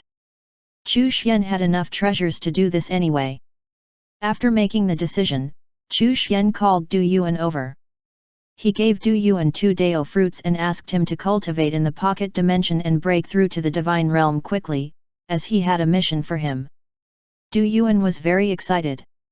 After Du Yuan left, Su Xianer expressed her envy. "Sir, give me one to taste." Chu Xian rubbed her head and said, "Have you not already consumed a lot of heavenly treasures? You are different from him. You have to cultivate diligently. Only by cultivating step by step will you have a solid foundation that doesn't limit your future cultivation." Still, Su Xianer wanted to at least taste the Dao fruit. Chu Xian did not know whether to laugh or cry. He said, "When you're about to break through to the heaven realm, I'll give you one." "Thank you, sir." Su Xianer smiled sweetly. Chu Xian was muttering to himself. When would he let this little maidservant leave and explore the world? He also wanted to see if she could trigger the system's rewards for him out there. Without the process of cultivation and adventure, how could they trigger the system's reward for him? Therefore, even if Chu Xian had treasures and the ability to quickly increase the strength of his disciples, he would not do so. When Du Yuan broke through to the divine realm, he would bring the little evil king to the chaos zone. Perhaps the little evil king might even successfully take revenge on the evil son while he was there. That might even trigger a system reward. Chu Xian looked at the lucky mystic realms in the courtyard. Since the western and central zones were a blank slate, he would set them up there. He would place even more treasures and cultivation techniques in them. They would be of a higher level than before. Chu Xian took out the myriad heavenly mirror. It had been a long time since he had used its random connection function. He currently lacked manpower to carry out the heavenly Dao talisman plan, especially in the central and western zones. It was time to try his luck, sort of. As Chu Xian activated the myriad heavenly mirror, the Fate Dao principle swirled around him. He focused on the thought of finding a child of Fate. Fate was extremely mysterious. Now that he possessed the Fate Dao principle, Chu Xian naturally had to use it to find a disciple for himself. The scene on the myriad heavenly mirror unfolded. Central Zone, Qian Region. Compared to the northern, southern, eastern, and western zones, the central zone was the largest and was divided into 10 regions. Qian Region was one of the 10 regions of the central zone. Its overall strength was ranked second only to the central region. Qianming was covered in injuries. He lay in a desolate valley and panted. His eyes were filled with confusion and a trace of despair. He hailed from an ordinary background and had grown up in a small village. After going through many ups and downs, he finally joined a sect. This sect was not considered a major force in the Qian region, and only had one heaven realm ancestor in charge. Still, for Qianming, it was already a very lucky thing to be able to join such a sect and obtain a proper cultivation technique. Unfortunately, the good times did not last long. Within 3 years of joining the sect, he had been bullied because he had offended the grandson of the sect's ancestor. The other party had treated him like a source of entertainment. In order to tease him, they had intentionally asked a senior sister to pretend to like him and treat him with kindness. Then, the other party had suddenly appeared and snatched his senior sister away in front of him. He then insulted her and mocked him. He was furious and wanted to kill the grandson. However, the sad thing was that this was just a show to make fun of him. His senior sister's kindness was fake. Qianming was completely dumbfounded. At that moment, he almost broke down. Still, his tenacity helped him to endure, and he became taciturn and ignored the other party's mockery. It was as if he had lost his soul.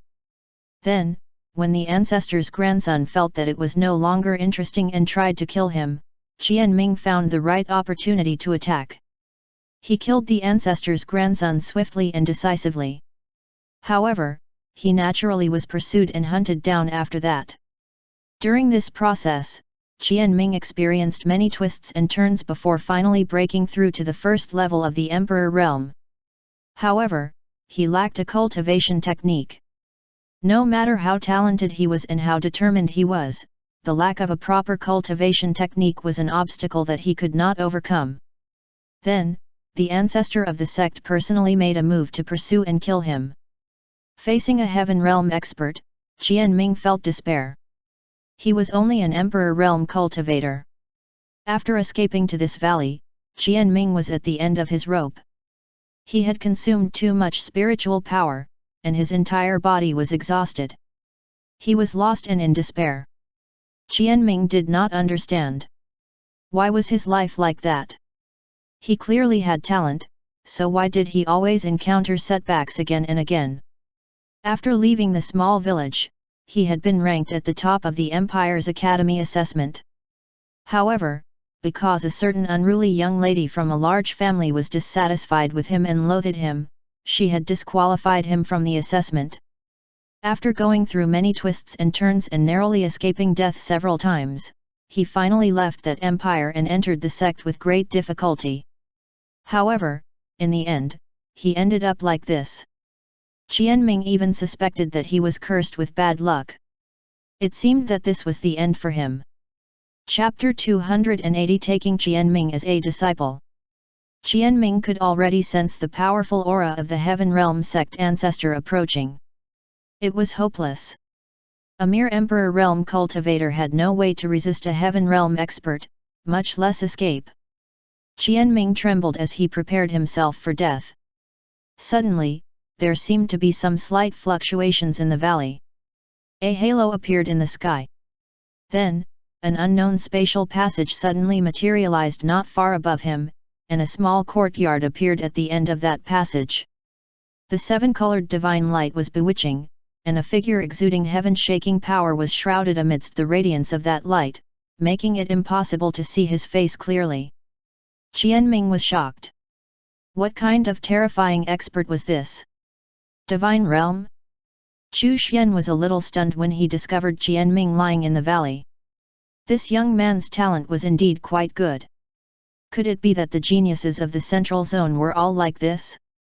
He was not even 30 years old, yet had already reached the first level of the Emperor realm.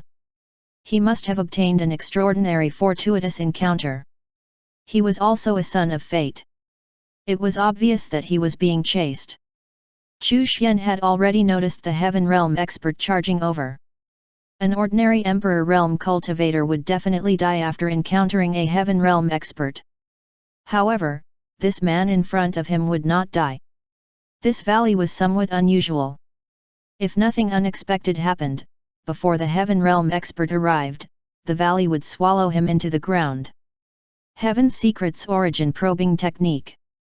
This time, Chu Xian activated the myriad heavenly mirror while using his Fate Dao principle, so he was pretty excited to see the results. Qianming, the son of Fate of the Central Zone's Qian Prefecture, came from a humble background and has experienced many hardships. After reading through Qianming's information, Chu Xian clicked his tongue in wonder. All of these children of fate experienced many hardships in the early stages of their lives. This guy, Qianming, was a little too miserable. He had just fallen in love with his gentle senior sister, but in the end, she was snatched away and humiliated in front of the villain. When he was on the verge of going mad with hatred, the cruel truth was exposed. The gentle senior sister had only been ordered to pretend to like him. It was really miserable. However, he was still a son of fate. He would not die even after experiencing hardships. For example, this time, was he really in a dangerous place? This ordinary valley contained hidden secrets that suited him perfectly. It would also save his life and give him the opportunity to obtain an inheritance. From then on, he would soar and become famous. However, since Chu Xian had appeared, he naturally would not allow him to be taken by the valley. The fortune and opportunity in the valley had been left behind by a peak divine realm expert. Compared to him, a Dao realm expert, it was not worth mentioning.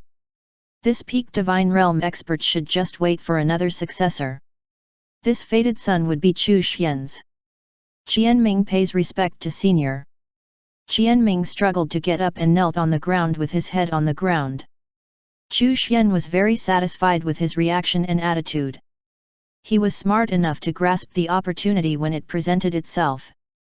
Young man, greetings. It is fate that we meet today. A ray of light shone down.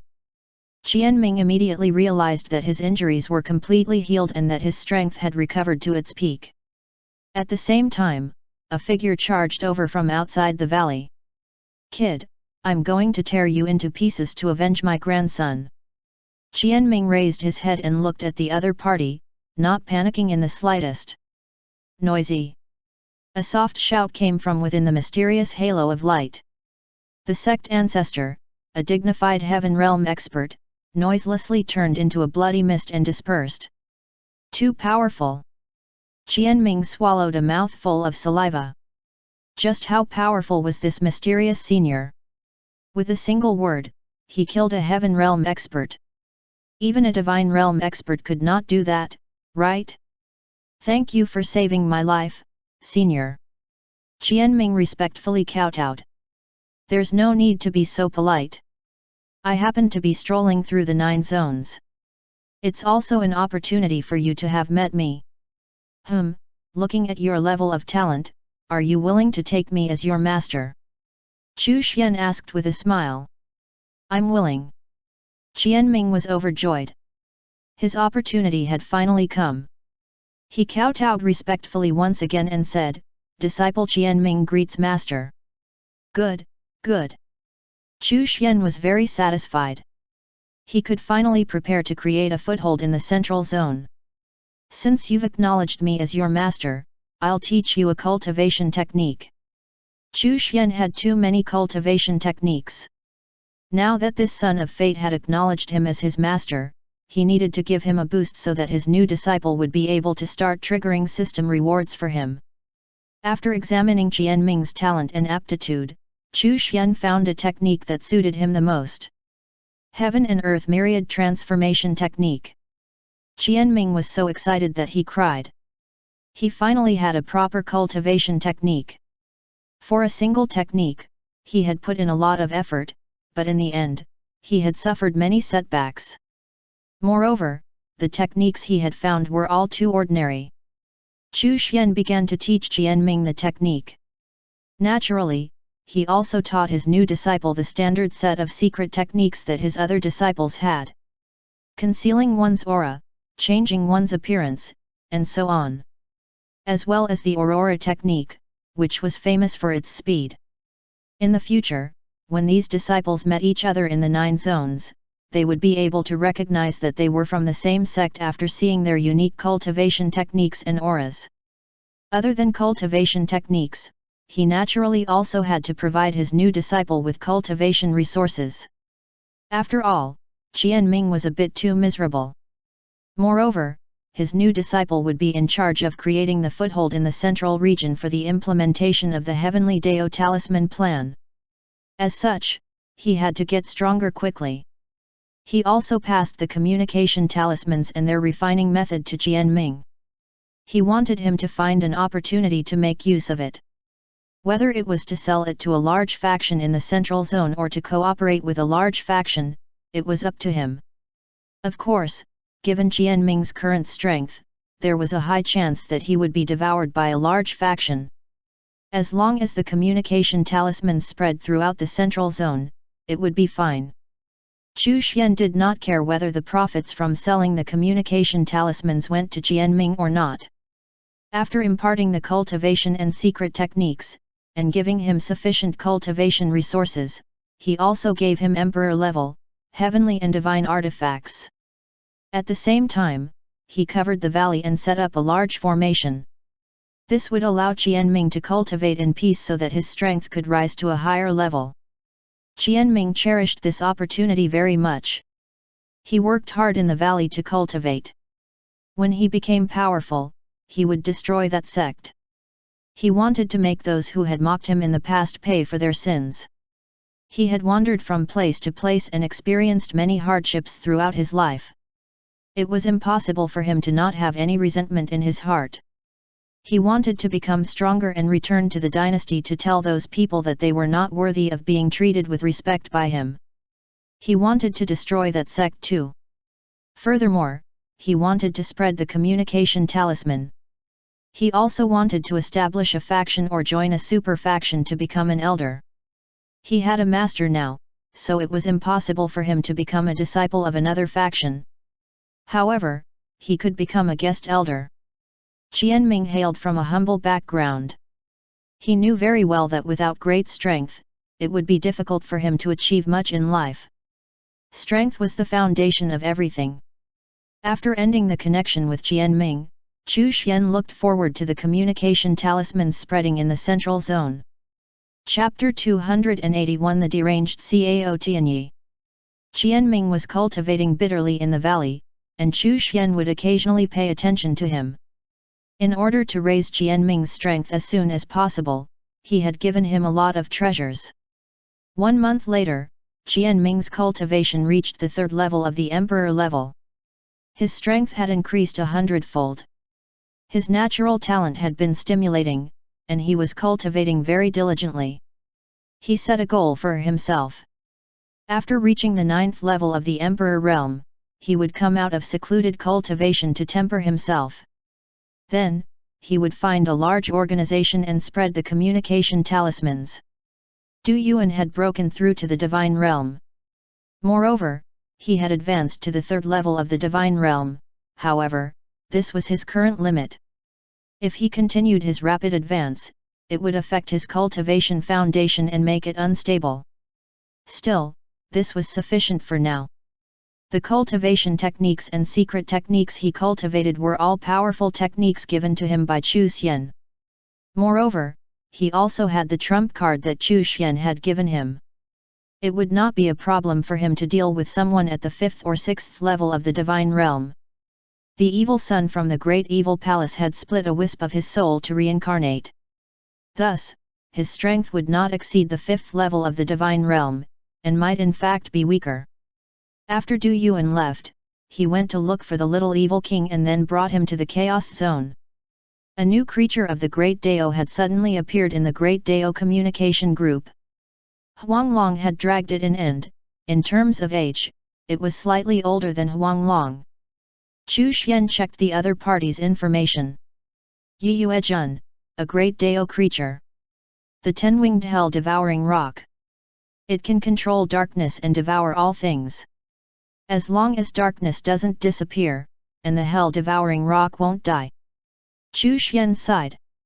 These creatures of the Great Dao were really awesome in the sense that they were almost immortal.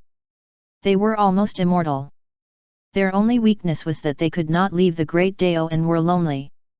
After Yi Yuejun entered the group, it naturally attracted the worship of the Dao realm experts. Ying Kong was undoubtedly the most proactive and the one who flattered it most. Dong!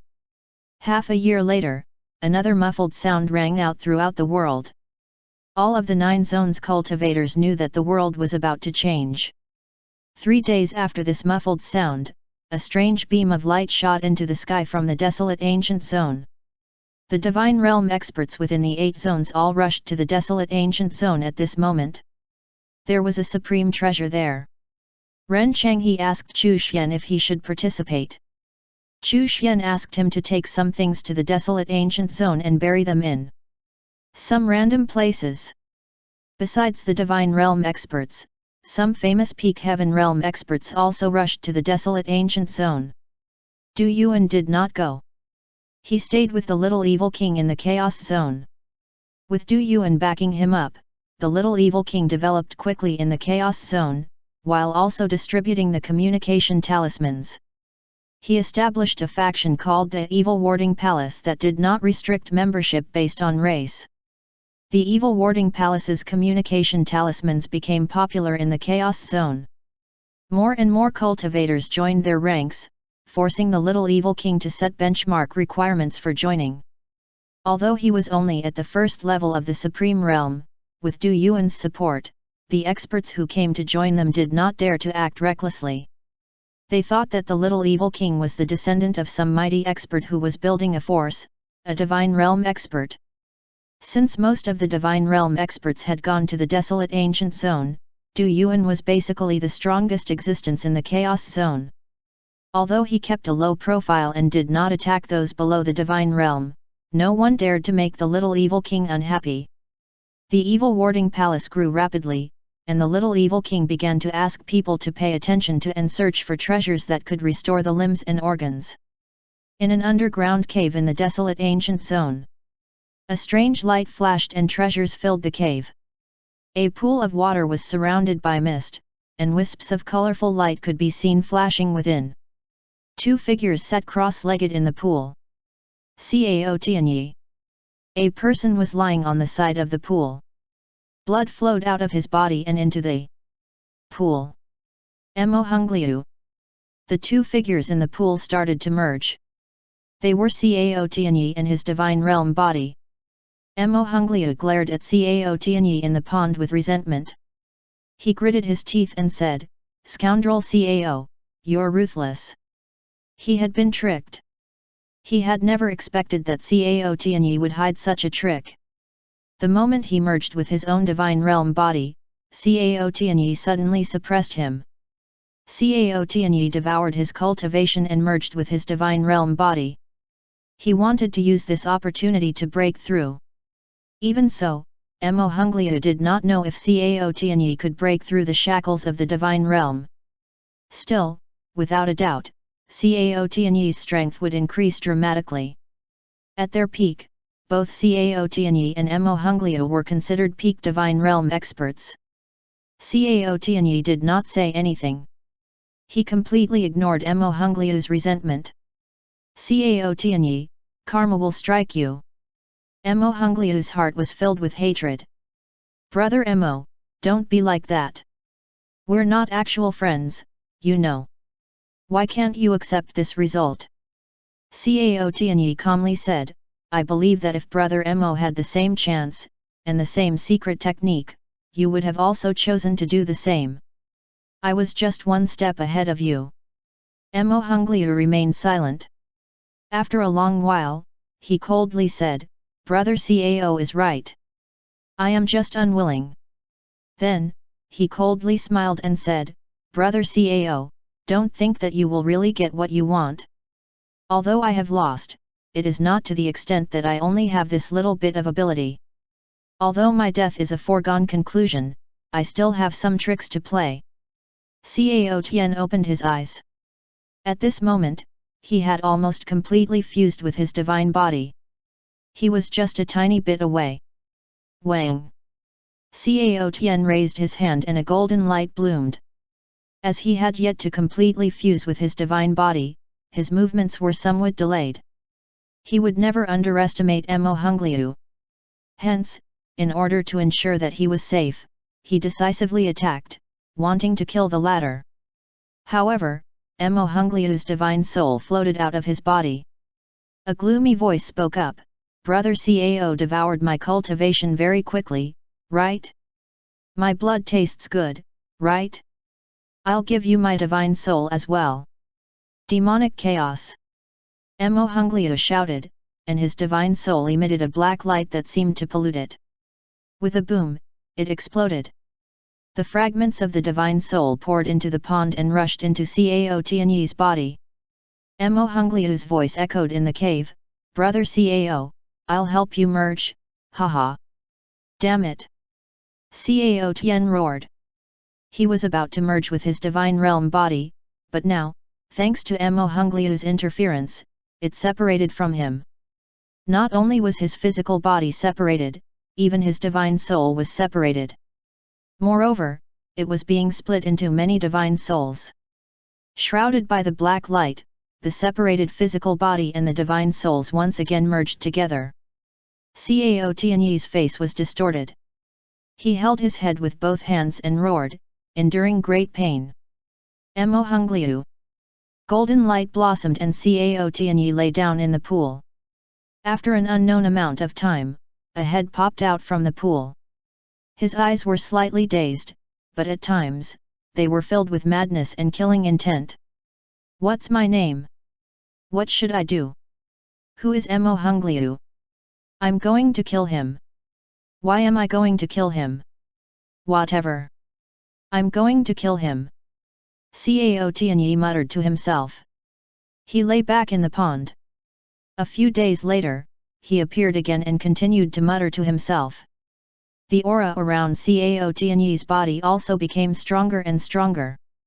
His strength was rapidly increasing, and he had reached the limits of the divine realm. Who is Qin Ying? Why do I want to kill him? No, I admire him. Wait, why? Cao Tianyi muttered to himself. He was out of his mind. Chapter 282 King Slayer. Desolate Ancient Zone, Fallen God Cave. Ren Changhe placed an item within the Fallen God Cave. After that, he left and headed to other places. He wanted to complete the task Xu Xian had given him. As for that strange light in the desolate ancient zone, that mattered not. Xu Xian's instructions came first. No treasure could compare to it. The greatest opportunity in his life was meeting his master, Xu Xian. Moreover, he did not lack treasures. Who else would have Dao artifacts while only being in the divine realm? Even divine realm experts from most human king families did not have Dao artifacts, but he did. He did not lack cultivation techniques or treasures either. After he had finished what Xu Xian had asked him to do, he would go and take a look at the strange light out of curiosity. Ren Changhe arrived at the peak of a mountain in the desolate ancient zone and inserted something into it. Suddenly, crazy words could be heard from not far away. Mo Hongliu, where are you? I'm going to kill you. Kill you? Right, why should I kill you? Where's Qin Ying? Who is he? Why do I admire him a little? Ren Changhe was stunned. Was this Cao Tianyi? What was going on? Why did it seem that he had gone crazy? Cao Tianyi. Cao Tianyi raised his head and saw Ren Changhe. He felt that this person was a little familiar. Who is Cao Tianyi? Oh, are you Mo Hongliu? You must be. It's no wonder I don't like you. I want to kill you. Cao Tianyi roared. Golden light bloomed as he charged at Ren Changhe. Ren Changhe. Cao Tianyi had really gone mad. Could it be that Mo Hongliu had plotted against him, causing him to suffer a serious soul injury? Was this why he wanted to kill Mo Hongliu so badly? The moment Cao Tianyi made his move, Ren Changhe was shocked. Too strong. Why was Cao Tianyi so strong? Even if he had fused with his divine realm body, he should not have been able to improve so quickly. Ren Changhe did not dare to be careless. He circulated his cultivation technique, and black and white qi surrounded him as he fought with Cao Tianyi. After Chu Xian's guidance and these years of bitter cultivation, Ren Changhe's strength had reached the peak of the divine realm. However, Cao Tianyi was too strong. Ren Changhe was soon at a disadvantage and was forced to use his divine artifacts to fight the latter. Fortunately, Cao Tianyi had gone mad and could not fully display his strength. Even so, Ren Changhe still felt immense pressure. Unless he took out his Dao artifact, he would definitely be the one to lose eventually. After all, Cao Tianyi had already reached the limits of the divine realm. Cao Tianyi, I am not Mo Hongliu. You have mistaken me for someone else. Ren Changhe shouted angrily and used his soul secret technique, shaking Cao Tianyi's mind. Ha ha ha, I am Cao Tianyi. Yes, I am Cao Tianyi. That B***starred Mo Hongliu actually backstabbed me. Haha, didn't he die because of me in the end though? Cao Tianyi's soul was shaken awake. He seemed to have regained some consciousness and remembered some things. He then flew off for some unknown reason. Ren Changhe frowned. Cao Tianyi was way too powerful. Moreover, he was crazy. He could not predict what the latter would do. If he wanted to seek revenge from Qin Ying or the Luo family, there would be trouble. Thinking this, Ren Changhe took out the Myriad Zone's talisman and sent a message to Qin Ying about Cao Tianyi.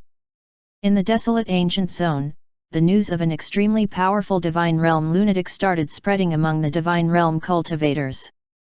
That lunatic had killed another divine realm expert. This resulted in the divine realm experts who were searching for treasures in the desolate ancient zone to enter a state of unrest. They began to contact their friends and acquaintances to work together. They wanted to avoid being discovered and killed alone by that lunatic. The lunatic's strength was very terrifying. A 5th-level divine realm expert was killed not long after that. Moreover, according to rumors, the other parties seemed to have devoured the qi and blood essence of the fallen person, as well as their divine Su. Sen. Cao Tianyi had gone mad. There was a high chance that there was something wrong with his divine soul. When Chu Xian heard the news, he was a little speechless. There was a high chance that Mo Hongliu was dead. The two definitely fell out. Cao Tianyi might have been one step ahead, but also did not escape unscathed. Without a fortuitous encounter, he probably would not be able to recover. Chu Xian took out the Chaos Dao mirror and routinely searched for Dao realm and above experts.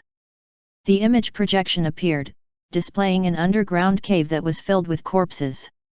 Piles of bones had been cast into a high platform, on which there was a person sitting cross-legged. His hair was disheveled, his beard was messy, and his clothes were tattered. Beside him was a pale red saber. There was an extreme aura of killing intent surrounding him. His aura was different from that of other experts. Extreme Dao cultivator. Chu Xian was quite surprised. This time, he had actually discovered an extreme Dao cultivator. Looking at the extreme aura of killing intent around the other party's body, could it be that he cultivated the extreme Dao of slaughter?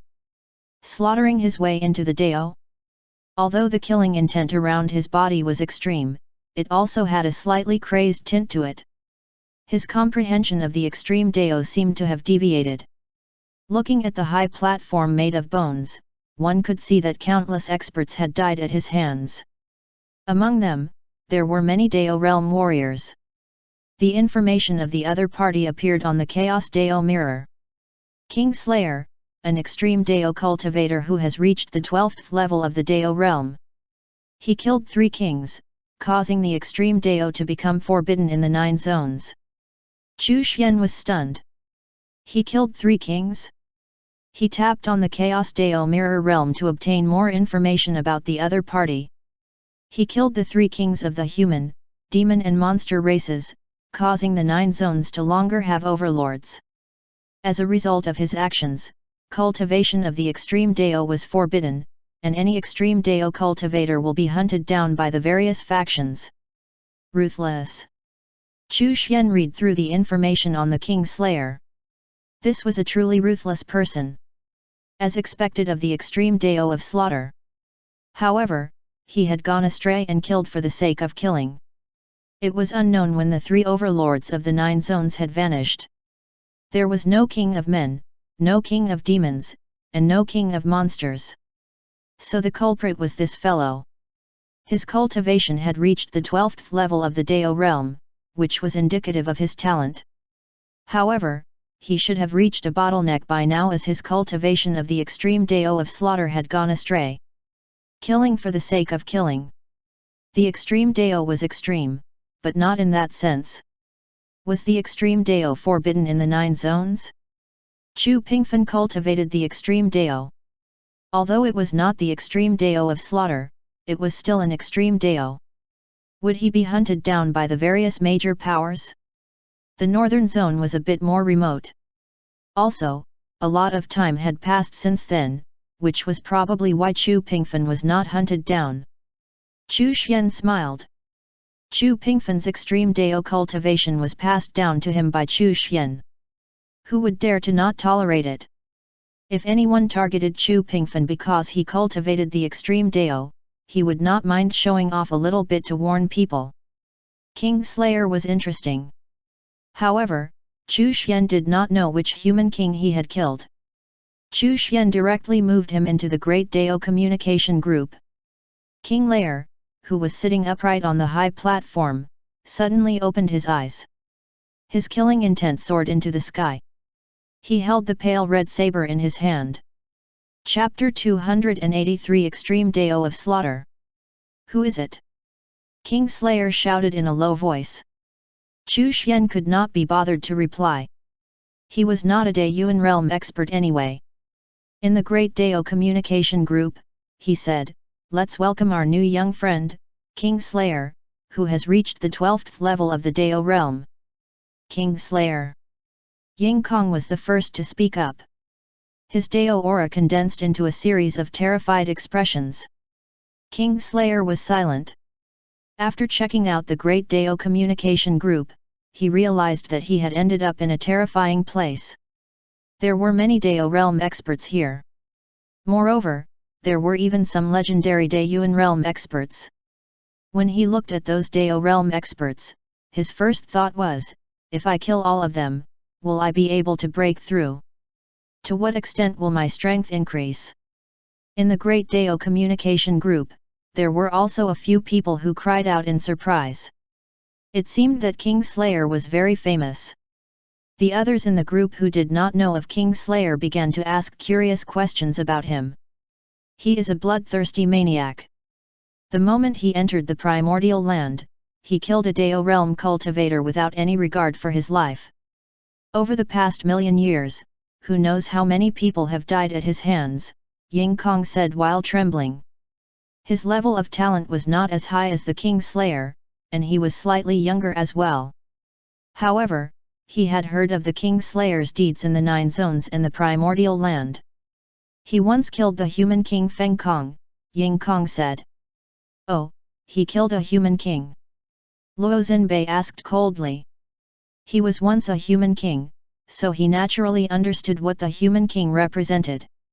Every human king had to have done great deeds for the human race in order to become a human king. As a human, King Slayer actually killed a human king? That was equivalent to betraying the human race. He also killed the Demon King and the Monster King, Ying Kong continued. Everyone in the group gasped. King Slayer was truly a madman. It was no wonder he was called King Slayer. *CK. He had killed the kings of the 3 overlord races. In addition, he had survived until today, which meant that he was quite capable. Very good, since you dare to kill the king of the demon race, you must be killed. A demon race Dao realm expert said coldly. A monster race Dao realm expert also spoke up after that. King Slayer finally spoke. Very good, your name is Ying Kong, right? I will definitely kill you. Ying Kong was immediately frightened and trembled. He hurriedly cried out for help, Ancestor Hong, save me. This madman wants to kill me. Hong Yuanchu spoke, the path King Slayer cultivates is the extreme Dao of slaughter. What a pity though, for you have gone astray. Mo2 also opened his mouth and said, Old Ghost Hong, this human brat, is indeed very talented. Furthermore, he cultivates the extreme Dao of slaughter. It's a pity that he has gone astray and very soon will be expelled by the great Dao. He looked as if he was gloating over someone else's misfortune. Kun he also opened his mouth and said, What a pity indeed. King Slayer's heart trembled violently. Could it be that he had really gone astray? Ever since he had broken through to the 12th level of the Dao realm, no matter how hard he tried, he had been unable to advance any further. Furthermore, there seemed to be some problems plaguing his cultivation. Occasionally, he would even feel a disconnect from the great Dao. At first, he thought that it was because he had not killed enough. In the end, the more he killed, the more unstable he became. For this reason, he could only focus on cultivating in seclusion while trying to solve this problem. However, he never succeeded in doing so. King Slayer did not doubt the words of Hong Yuanchu and the others. After all, they were legendary Dayuan realm experts. After a long silence, he asked, Have I really gone astray? You have indeed gone astray. Hong Yuanchu shook his head and sighed, You have gone astray ever since you killed the 3 kings. He then added, It's not that you shouldn't kill them, but rather the reason why you killed them. Did you have any enmity with the Monster King? King Slayer shook his head. Do you have any enmity with the Demon King? King Slayer also shook his head. Hong Yuanchu said, These 2 kings are not from our race. Even if there is no enmity, you can say that you killed them for the sake of my human race. Mo2 and the soaring Flood Dragon King were so angry that they gritted their teeth. Detestable old ghost Hong! Did you have enmity with the human king? Did he make a huge mistake? King Slayer shook his head. If that's the case, why did you kill him? I did it to cultivate the extreme Dao. King Slayer's eyes were filled with confusion. Could it be that I was wrong back then? Then, his eyes were filled with determination. No, he was not wrong. After killing the 3 kings, his strength had increased by leaps and bounds. Since you say that I have gone astray, then senior, how have I gone astray? King Slayer was obviously not convinced. Moreover, his tone was slightly arrogant. Hong Yuanchu was momentarily silent before saying, I have discussed the path of the extreme Dao with someone and have fought with him before. I only know that the extreme Dao is a very special path. Although I know that you have gone astray, I do not know exactly how you have gone astray. It was true that he was a Dayuan realm expert, but he did not know everything. If it was related to an ordinary Dao, he would naturally know more, but the extreme Dao was very special. Those who did not cultivate the extreme Dao would not know its intricacies. Then I am not wrong. King Slayer said firmly. It had to be that he had not killed enough. Only if he killed enough would he undergo a transformation and become stronger. Chu Xian had no choice but to speak up. The path King Slayer was treading was really a little crazy. If he continued on like this, his mind would probably be filled with thoughts of how to kill the people in the Great Dao communication group. However, he had deceived himself and lost himself to the path of slaughter. The extreme Dao is indeed an extreme path. However, your comprehension of the term extreme is faulty. My young friend, you have mistaken the path of extreme Dao as the path of madness. The extreme Dao of slaughter is about cultivating extreme killing intent, but it is to be used to kill one's enemies, not everyone and anyone for no reason. King Slayer's heart shook violently as he muttered to himself, the extreme Dao of slaughter isn't to kill for the sake of killing. Hong Yuanchu and the others were full of admiration. As expected of Daoist brother Chu, he had even comprehended the extreme Dao so clearly. What Daoist brother Chu said is true. Hong Yuanchu sighed. Then, Mo2 and the other Daeyuan realm experts began to flatter him. Of course, this was because they wanted to get more information about the great calamity from him. It was like a sword hanging above their heads, and they were plagued by it day and night. Chu Xian ignored the flatterers and continued, "My young friend Kingslayer, you seem to have increased your strength in a short period of time by using some extreme methods. However, you are now stuck at the 12th level of the Dao realm. You can't advance any further, can you? Also, your extreme Dao of slaughter is unstable and even getting out of control, isn't it?" Kingslayer was even more shocked. This was a real super big shot. He said respectfully, "Yes, senior. I hope you can give me some guidance." His Dao aura condensed into his appearance and kowtowed to Chu Xian. "Your extreme Dao is out of control. This means that you have been rejected by the great Dao and have even suffered a backlash. Since you have joined this group, I will give you some pointers." Chu Xian thought that giving pointers to Kingslayer was a good thing. Kingslayer was an extreme Dao cultivator. Given the nature of his extreme Dao, he would definitely enter the Great Daeyuan calamity when it became more intense. He could also use Kingslayer to plant a seed to create a foothold in the primordial land. Your extreme Dao is the extreme Dao of slaughter. It is rather special. I will give you a private lecture. Thank you, senior. Kingslayer was extremely excited. Chapter 284 Whoever disrespects Senior Chu, I will kill them.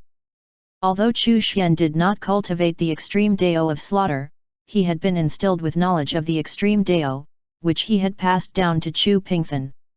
Moreover, given his comprehension of the great Dao, he was more than capable of guiding Kingslayer. After all, the absolute beginning Dao scripture was not an ordinary cultivation method. Chu Xian privately messaged Kingslayer. All of the Dao realm cultivators in the Great Dao Communication Group were extremely envious. The opportunity to receive guidance from the mysterious group leader personally was truly great. Hong Yuanchu and the others were also thinking their own thoughts. Perhaps they could find an opportunity to discuss Kingslayer's path with Daoist brother Chu? Kingslayer was a pure person. His heart was only focused on cultivation, and on how to strengthen the extreme Dao of slaughter. He was a person who was easy to fool. Even if Chu Xian refused to admit it, he now considered himself Chu Xian's disciple. He would kill anyone who insulted his master, even if he had to die doing so. He was truly a sincere person. Chu Xian sighed endlessly and put him back on the right track to cultivate the extreme Dao. He also transmitted a very tiny wisp of chaotic energy to him. Even if it was just a tiny wisp, it was still an absolute treasure in the eyes of Dao realm cultivators. Even the Daeyuan realm experts would be very envious of this. Chaotic energy was a legendary treasure. Daeyuan realm experts would not be able to obtain them unless they discovered fortuitous opportunities. Chaotic energy was not only very effective in tempering and transforming Dao principles, it was also very helpful in opening one's Dao path. After giving guidance to Kingslayer, Chu Xian said in the group chat, "Since you have joined the group, you are now a member here. I hope that you will not kill the others." The Dao realm cultivators in the group quickly nodded. Ying Kong finally heaved a sigh of relief. Otherwise, given his limited cultivation level, Kingslayer could kill him with one strike. "When the time is right, I will preach the Dao in the group." Chu Xian left a sentence and went silent. The Dao realm cultivators in the group were all very excited. The big shot was going to preach the Dao. What a great opportunity for them! Hong Yuanchu and the others were also full of expectation. Although they were Daeyuan realm experts, they were far inferior to Chu Xian, the old senior. Kingslayer then said in the group chat, "Although Senior Chu doesn't acknowledge me as his disciple, his guidance has breathed new life into my cultivation. In my heart, Senior Chu is my master. If anyone dares to be disrespectful, I will definitely kill them." The group chat fell silent. All of the Dao realm experts cursed loudly in their hearts. Kingslayer was truly shameless. This was shameless bragging. However, their hearts were filled with jealousy. They were so envious. They also wanted to receive some pointers from Senior Chu. We also want to brag shamelessly. Then you have to work hard in your cultivation. Don't embarrass Senior Chu. That's right. As a 12th level Dao realm cultivator, you are a little too weak. Work hard in your cultivation. Don't call yourself Senior Chu's disciple until you have the strength to back it up. How embarrassing! A few people in the group could not help but mock Kingslayer. Ying Kong's eyes were red with envy. He was the weakest in the group, so their comments indirectly burned him as well. When will Senior give me some pointers? Could it be that my talent is so poor that Senior can't even be bothered to give me pointers? Ying Kong felt like crying. I'm indeed a piece of trash. Having successfully planted a seed in the primordial land, Chu Xian was satisfied. It would take root sooner or later. It was about time to open a group for the Daiyuan realm experts. Only when the heavenly Dao laws fully encompassed the northern zone would the grand plan truly begin. The northern zone was the starting point. In the northern zone, after the laws changed, the speed of cultivation increased, causing cultivators to develop a sense of reverence toward the heavenly Dao laws. There was even a new trend related to this.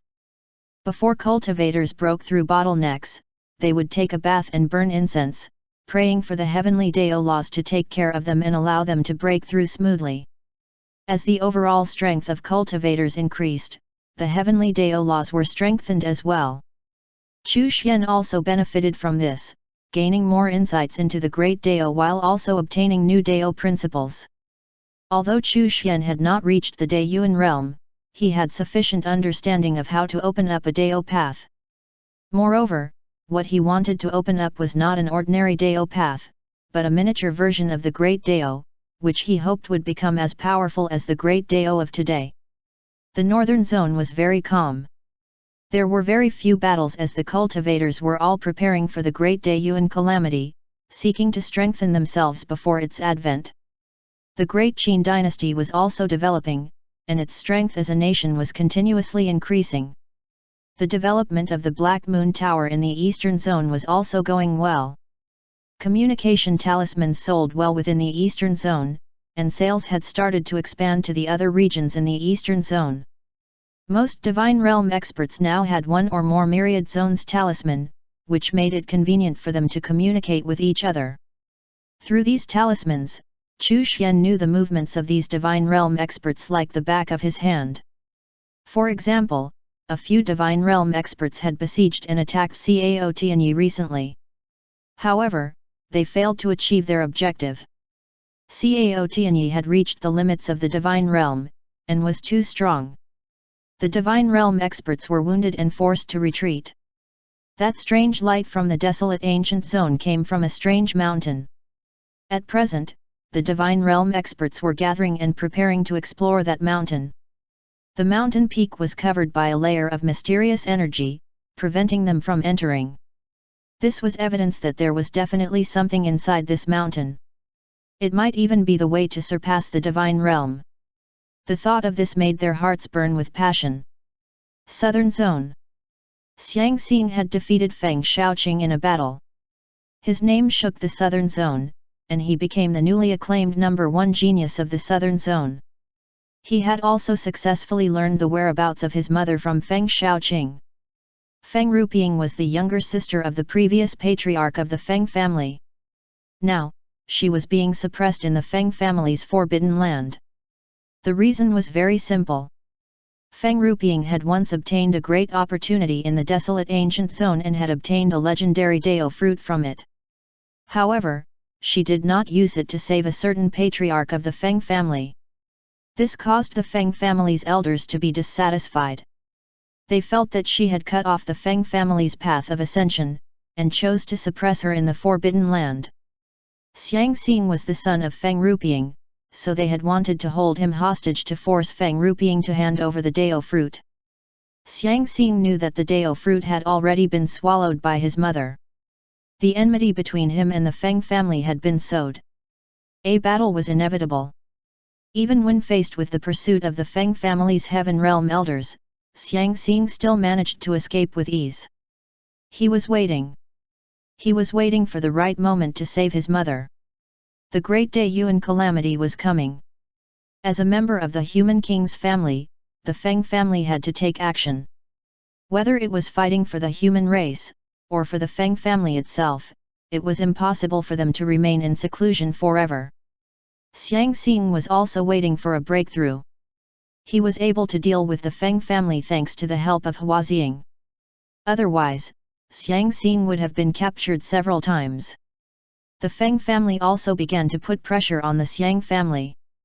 Xiang Xing did not know who the ancestor that the Feng family wanted to save was, or how important he was.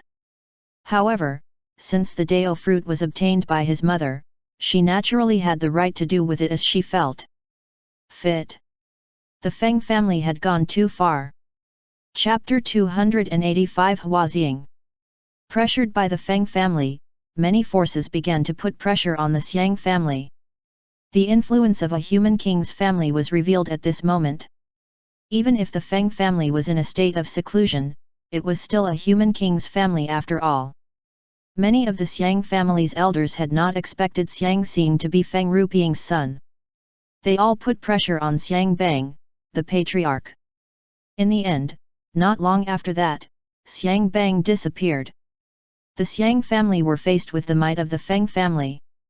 After the family elders discussed things, they had no choice but to announce to the public that Xiang Bang and his son were no longer members of the Xiang family. Xiang Bang's disappearance was beyond Xiang Xing's expectations.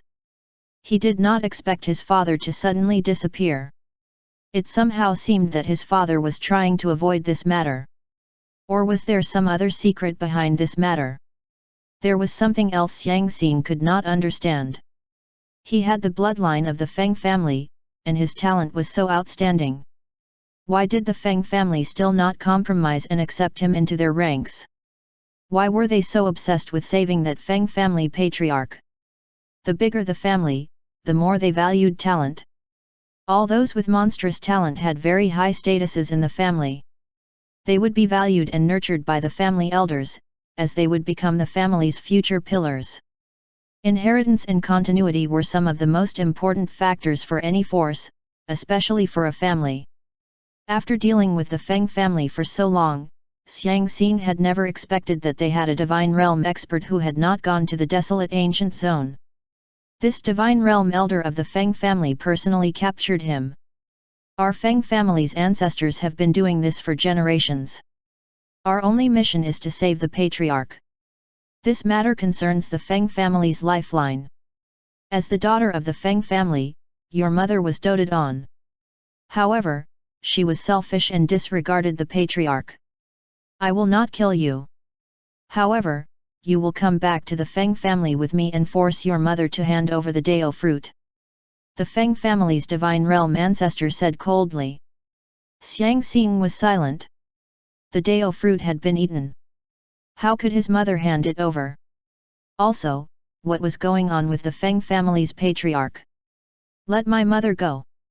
Why is the Dao fruit such a big deal anyway? Xiang Xing said in a deep voice. What do you take a Dao fruit for? The Feng family ancestor roared angrily. Do you know how many powerful experts of our Feng family have fallen in the desolate ancient zone without obtaining a single Dao fruit? Your mother had a great fortune, but she actually took the Dao fruit for herself. Xiang Xing retorted coldly, I don't care about the Feng family's matters. Why are you so obsessed with that patriarch anyway? But since my mother obtained it, then she can do whatever she wants with it. If your heart doesn't belong to the Feng family, what's the point of keeping you alive? The Feng family's Divine Realm elder attacked angrily. Faced with a Divine Realm expert, Xiang Xing knew that he had no way of resisting. He was not afraid at all. So what if he died? He would just take it as returning his bloodline to the Feng family. After being reborn, his goal would be to destroy the Feng family. Boom! Suddenly, a beautiful figure appeared in front of him and started fighting with the Feng family's elder. Huaziying. Xiang Xing was stunned. Huaziying was actually a divine realm expert? Was she even older than he had expected? Huaziying, how dare you interfere in the affairs of my Feng family? The Feng family's divine realm elder roared angrily. Why? This little monster is fated to be with me. I can't bear to see him suffer. Besides, does your Feng family not want such a talented genius? Huaziying smiled lightly and said, is that Feng family's patriarch really that important? What do you know? The face of the Feng family's divine realm elder turned ferocious. Since you dare to interfere, then don't blame me for being merciless. Boom! Huaziying suddenly split into 13 clones. The real Huaziying appeared in front of Xiang Xing in an instant and grabbed him. Go! She escaped with Xiang Xing. 6 of the 12 clones that she split into suddenly shattered. The other 6 clones were severely injured and scattered in all directions. Huaziying's face turned pale. Fresh blood spurted out wildly, splashing all over Xiang Xing's head. In a secret area, Xiang Xing looked at Huaziying's pale face. Her breathing was all over the place. His lips quivered as he said, why did you bother with my matters? Even if I die, I'll just take it as returning my bloodline to the Feng family. Don't worry. I won't die. Huaziying then spat out a few more mouthfuls of blood. Xiang Xing hurriedly took out some pills. They were all divine pills. He stuffed them all into Huaziying's mouth. Little monster, you're really rich. You even have so many divine pills. Huaziying smiled, but then she said, it's useless. This is due to my cultivation technique. There's no cure for my injuries. Xiang Xing was silent. He thought of the myriad wonders 13 flowers. They were all Huaziying clones. Boom! Suddenly, Huaziying's soul shook, and blood spurted out again. Even if she had consumed divine pills, they were ineffective. NSU. 6 of her clones had died, and the other 6 had been severely injured. Her cultivation foundation had already been damaged. Little monster, I might be going into a deep sleep. Those 6 clones of mine that were severely injured, I've already dispersed them. I'll never be able to return to the divine realm again. I don't know how long I'll be in a deep sleep either. In the future, you'll have to rely on yourself. Hide. You're no match for the Feng family. As Huaziying spoke, she seemed to be in a daze. She looked at Xiang Xing, who was taking out pills and heavenly treasures. She smiled and said, don't bother. This is due to the backlash of my cultivation technique. There's no way to resolve it. I once obtained a cultivation technique from the desolate ancient zone. However, it has a huge flaw. None of your pills or treasures will be able to resolve it. The reason why I have 12 clones is because of the flaw in my cultivation technique. The clones and the original body are one body, but multiple wills. Moreover, when the wills become one, it will eventually affect the soul. Huaziying spoke intermittently. I don't know why, but I'm fated to be with a little monster like you. To think that in order to save you, I almost lost my life. Xiang Xing's face was covered in tears. In the past, he was very disgusted whenever he heard Huaziying called him a little monster and teased him. However, when he thought about it, he realized how much Huaziying cared for him. He was no longer the youth he was in the past. This time, when he returned to the southern zone, why did he look for Huaziying when he encountered difficulties? It was because deep within his consciousness, he considered Huaziying to be part of his family. She was someone he could trust. She would not hurt him. You will be fine. I will contact Master. Master will definitely be able to save you. Xiang Xing took out the Myriad Zone's talisman and contacted Chu Xian. Unless something major happened, the disciples would not disturb him, their master. They were all brave enough to take risks. They would not think of relying on him to resolve their own problems. For Xiang Xing to suddenly contact him, something must have happened that required his help. He took out the myriad heavenly mirror and connected it to Xiang Xing. Chu Xian had left the myriad heavenly mirror's mark on every disciple, as there were no longer any restrictions on the number of marks after his strength grew. When the image appeared, he saw Xiang Xing drenched in blood. Beside him, Huaziying was in a miserable state. Was the severe injury she had suffered due to the destruction of her clones, and the backlash from her cultivation technique? Looking at Xiang Xing's appearance, he knew that Huaziying was in such a miserable state because of him. It was no wonder Xiang Xing had come looking for him. He hoped that Xiang Xing would not be trapped by love. Chu Xian thought that Ding Yu was still the purest fellow. He only had the sword in his heart. Love and women had nothing to do with him anymore. Chapter 286 The Secret of the Feng Family. Huaziying watched as Xiang Xing took out the Myriad Zone's talisman and said with a smile, "Little monster, there's no need to waste your time. It's useless. Even a peak Divine Realm expert wouldn't be able to save me." In her heart, no matter how powerful Xiang Xing's master was, he would at most be a peak Divine Realm expert. "Don't worry, my master will save you," Xiang Xing said steadfastly. A circle of light suddenly appeared, which startled Huaziying. Could the Feng family have pursued them all the way here? I have to try my best to get Xiang Xing out of here. She then saw Xiang Xing kneeling on the ground. "Greetings, master." The circle of light shimmered, revealing a figure sitting in a small courtyard. His body emitted dazzling seven-colored lights, and his imposing appearance seemed to shake the heavens themselves. Furthermore, it was as if the clothes on his body had been woven from strands of the great Dao. This was too terrifying. Huaziying's body collapsed to the ground. Her pale and pretty face was filled with astonishment. This was Xiang Xing's master? What kind of terrifying expert was this? Why are you looking for me? Xiang Xing kowtowed and said, "Master, please save her. She was grievously injured because of me." "Greetings, Senior," Huaziying said with a trembling voice. "The death of her clones and the backlash from her cultivation technique is a small matter. It is not worth mentioning." Chu Xian said, "Her cultivation technique has a major flaw.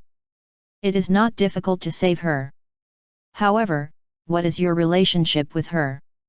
Do you need me to fix the flaws in her cultivation technique?" What was their relationship? Xiang Xing was stunned. He did not know what their relationship was. A lover, right? Not really. An older sister? That did not seem right either. We have a very good relationship. Please fix the flaws in her cultivation technique, Master, Xiang Xing said respectfully. Huaziying secretly rolled her eyes at Xiang Xing. Of course, she was not a young girl. Naturally, she was not displeased at Xiang Xing's lack of clarity about their relationship. After all, she herself was unsure as to what kind of relationship she had with Xiang Xing. Chu Xian waved his hand, and a ray of light descended, enveloping Huaziying. Moments later, Huaziying felt her heavily injured soul recover to its peak state. Her injuries were completely healed. She was extremely shocked. What kind of terrifying existence was Xiang Xing's master? Was there even such a terrifying existence in the 9 zones? Your cultivation technique has too many flaws. I will teach you a new cultivation technique that is in line with your current cultivation technique. As Chu Xian spoke, he raised his hand and transmitted a cultivation technique to Huaziying. They were both clone-related cultivation techniques, but the one he passed on to her would allow her clones to possess almost equal strength with her original body. Although the number of clones with equal strength could not exceed 3, the death of a clone would not cause any harm to her original body. Thank you, Senior. Huaziying kowtowed respectfully. This cultivation technique was too powerful. It was probably more than 10 times stronger than the technique she had practiced before, right? Moreover, it did not have the flaws of her previous cultivation technique. With this technique, her strength would definitely increase, and she would be able to tread further on the path of the divine realm. Chu Xian looked at Xiang Xing and asked, "How is your situation? Do you need me to resolve it for you?" Xiang Xing gritted his teeth and said with a determined gaze, "I wouldn't dare to trouble you with it, master. I will resolve it personally." Following that, he told Chu Xian about everything that had happened between him and the Feng family in detail. Chu Xian was stunned. The Feng family was trying their best to save a patriarch? Perhaps. Was the Feng family's human king, Feng Kong? The same one who had been killed by King Slayer? Was he still alive, or was it a remnant of his soul? After all, he was a human king, so he naturally had some tricks up his sleeve. He probably had a contingency plan prepared for his fight with King Slayer. However, he had not expected King Slayer to be so powerful, and his contingency plan was found lacking, and barely allowed him to preserve his life. Chu Xian was no longer a newbie. He knew quite a bit about the secrets of the 9 zones. Every human king was a Dao realm expert. In addition, every human king did not reign for long either. They would disappear from the 9 zones in less than 10,000 years. This was precisely because, like other Dao realm experts, they would sense some sort of mysterious pull from the desolate ancient primordial land. This was also why it was rumored that human kings would enter the desolate ancient zone and never return. This was one of the reasons why countless experts entered the desolate ancient zone. If the Feng family's human king could be saved, the Feng family would become the #1 family in the 9 zones, and they would rule over the human race. A human king would appear in the 9 zones again. This was the true reason why the Feng family wanted to save their patriarch. For some unknown reason, Xiang Xing's mother had not used the Dao fruit to save Feng Kong. In any case, according to Chu Xian's judgment, a single Dao fruit would not be enough to save Feng Kong. He was, after all, a Dao realm expert. An injury that could leave a Dao realm expert on the brink of death was not something a single Dao fruit could resolve. It was likely that Xiang Xing's mother had other plans. However, the matter of the Dao fruit was leaked, and she was suppressed by the Feng family. The patriarch of the Feng family you are talking about should be the human king, Feng Kong, Chu Xian said. Xiang Xing and Huaziying were both shocked. The human king of the Feng family? Master, what do you mean? Xiang Xing swallowed a mouthful of saliva. If that patriarch really was the human king of the Feng family, then it would all make sense as to why they were so desperate to save him. However, given how powerful the Feng family's human king was, why was he on the verge of death? Was the end of his lifespan approaching? This involves a certain secret, Chu Xian said. A million years ago, there was an expert in the 9 zones who cultivated the extreme Dao of slaughter. He once killed the human king, demon king, and monster king. After that, the 3 overlord races of the 9 zones no longer had kings. Feng Kong was the human king who should have been killed back then. He probably somehow preserved a wisp of his divine soul. A single Dao fruit would not be able to save him. Xiang Xing and Huaziying were both shocked. Someone had once killed the kings of the overlord races? How powerful was that person? Master, you are saying that the reason why the Feng family is so concerned about the Dao fruit is to save that human king. If that's the case, if the human king recovers, then the Feng family. Xiang Xing finally understood why the Feng family had been so angry that his mother had not used the Dao fruit to save the human king. If Feng Kong recovered, he would definitely be able to unify the southern zone, the other 4 human zones, and even the demon and monster zones. Did they want to unify the 9 zones? Even if he recovers, he will not stay in the 9 zones for long. He will just lead the Feng family to glory once again. He is just a mere human king. His power is insufficient to unify the 9 zones, Chu Xian said. Huaziying was shocked. This senior was so powerful. He was not even bothered with a human king. The waters of the 9 zones were too deep. Even divine realm experts could only swim in shallow waters. Feng Kong was not completely dead, which was probably an accident on King Slayer's part. Chu Xian was thinking about whether or not he should save Feng Kong. After all, the Great Daiyuan calamity was about to arrive, and the latter's identity as a human king was an advantageous thing. Feng Kong could lead the human race to fight for fate, and he could also use Feng Kong to accelerate the progress of his own plans. Of course, Chu Xian did not care much about whether Feng Kong lived or died. It was up to Xiang Xing. Chapter 287 My son has the bearing of a king. Chu Xian looked at Xiang Xing and asked, "How do you want to deal with the Feng family?" How did he want to deal with the Feng family? This was a little complicated. There was a grudge between them, as the Feng family had suppressed his mother. However, from what he knew, his mother actually occupied a favored position in the Feng family.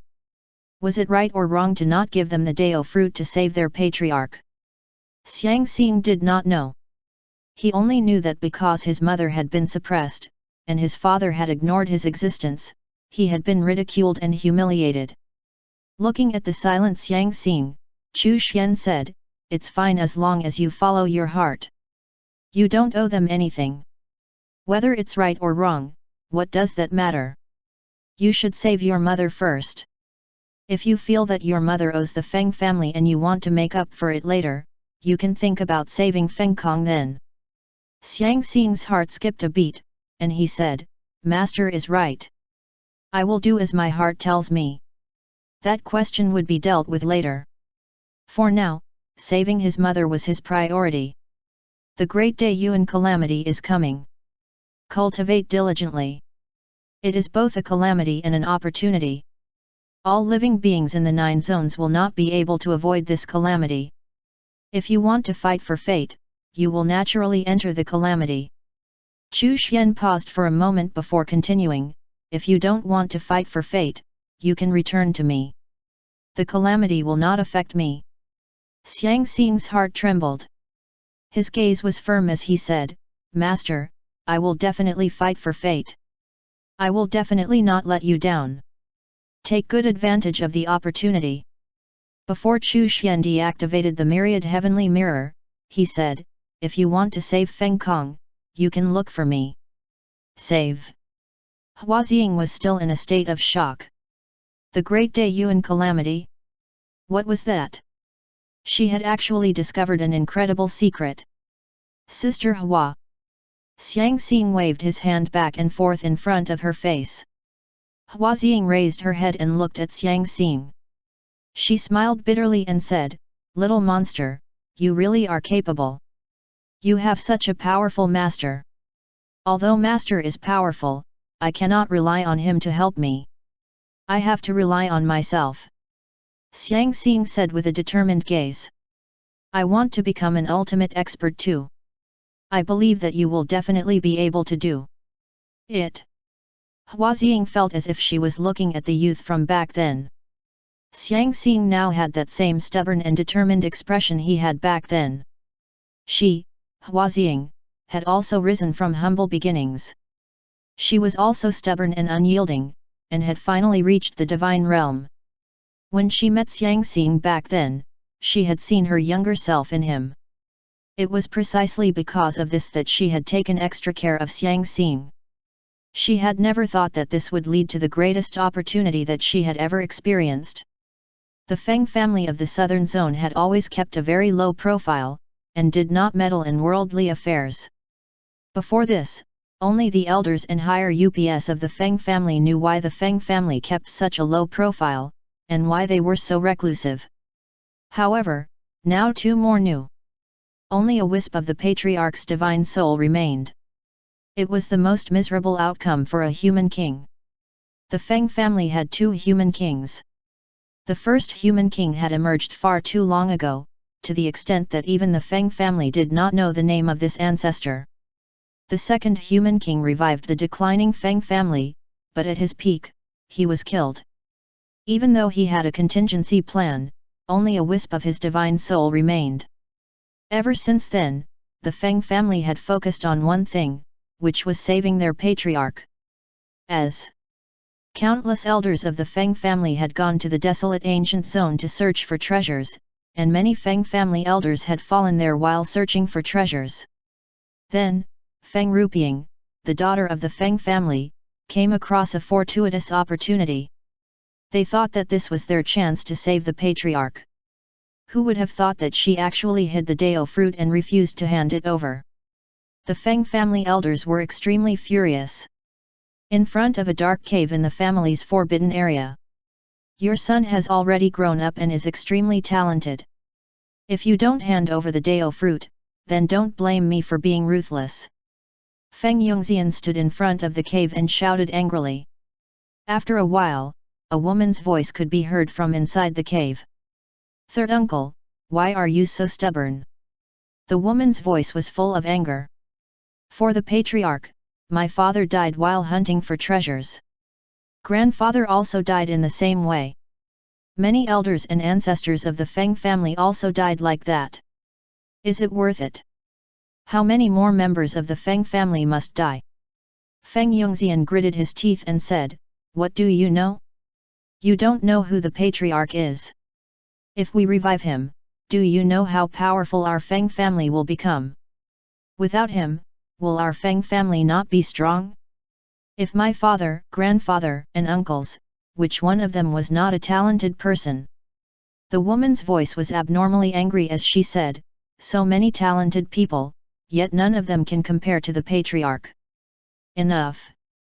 Feng Yongxian roared, you don't understand the importance of the patriarch at all. His eyes were red and his voice trembled as he said, are you willing to let your son suffer, or will you hand it over? Do you know how your son has been living all these years? Everyone calls him a little monster and he was constantly bullied. The cave was silent. Feng Yunxian continued, Huaxing is already dying because she tried to save your son. I have already held back because he is your son and has the Feng family's bloodline. Don't force me to kill him. The Dao fruit is gone. Feng Rupiang said angrily, I have already eaten the Dao fruit. When I was pregnant, I ate the Dao fruit. Will you dare to kill my son? Feng Yongxian, my son has the bearing of a king. Can you do it? Feng Yongxian roared and roared. The surrounding mountains rumbled and rays of light flashed, as the formation there blocked out the shockwaves of Feng Yongxian's venting. You ate the Dao fruit. Yes, I ate it, and then gave birth to my son. My son has the bearing of a king. Feng Rupiang smiled and said, for the sake of the patriarch, how many elders and ancestors of my Feng family have died? A descendant with a king's bearing, can he not be compared to him? Feng Rupiang, how could you do this? Feng Yongxian roared angrily, I'm going to refine your son into a pill. Will that help? Even if you refine my son into a pill, can you save the patriarch? Ridiculous. Can you really ignore my son? Feng Rupiang smiled, feeling the pleasure of revenge. You people, for the sake of the patriarch, how many people have you killed? My father is dead, my grandfather is dead, and my big brother is missing. They loved me the most, but in the end, they all died. Why didn't you all die? If it was you who died, I definitely wouldn't have swallowed the Dao fruit without permission. Feng Yunxian's eyes were red, and his voice was hoarse. Wasn't I sad when they died too? What do you know? That's the Feng family's patriarch. The human king, Feng Kong. His voice choked with sobs.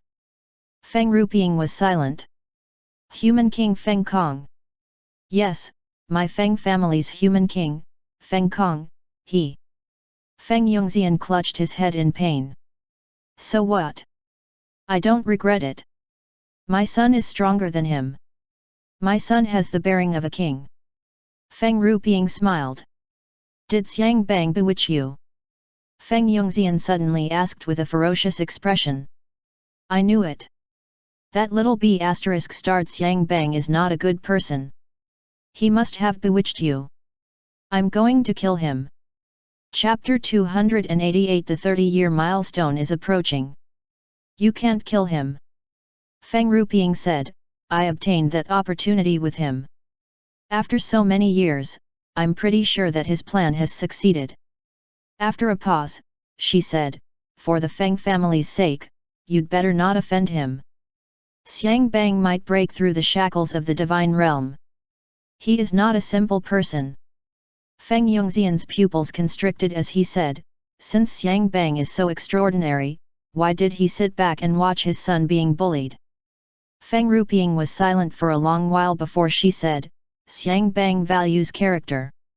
That's just how it is. He wants to temper his son's state of mind to be unyielding. He is a slightly abnormal person. Feng Yongxian was momentarily stunned. Then, he said, I will not give up. I must save the patriarch. V. With bloodshot eyes, he left the forbidden area.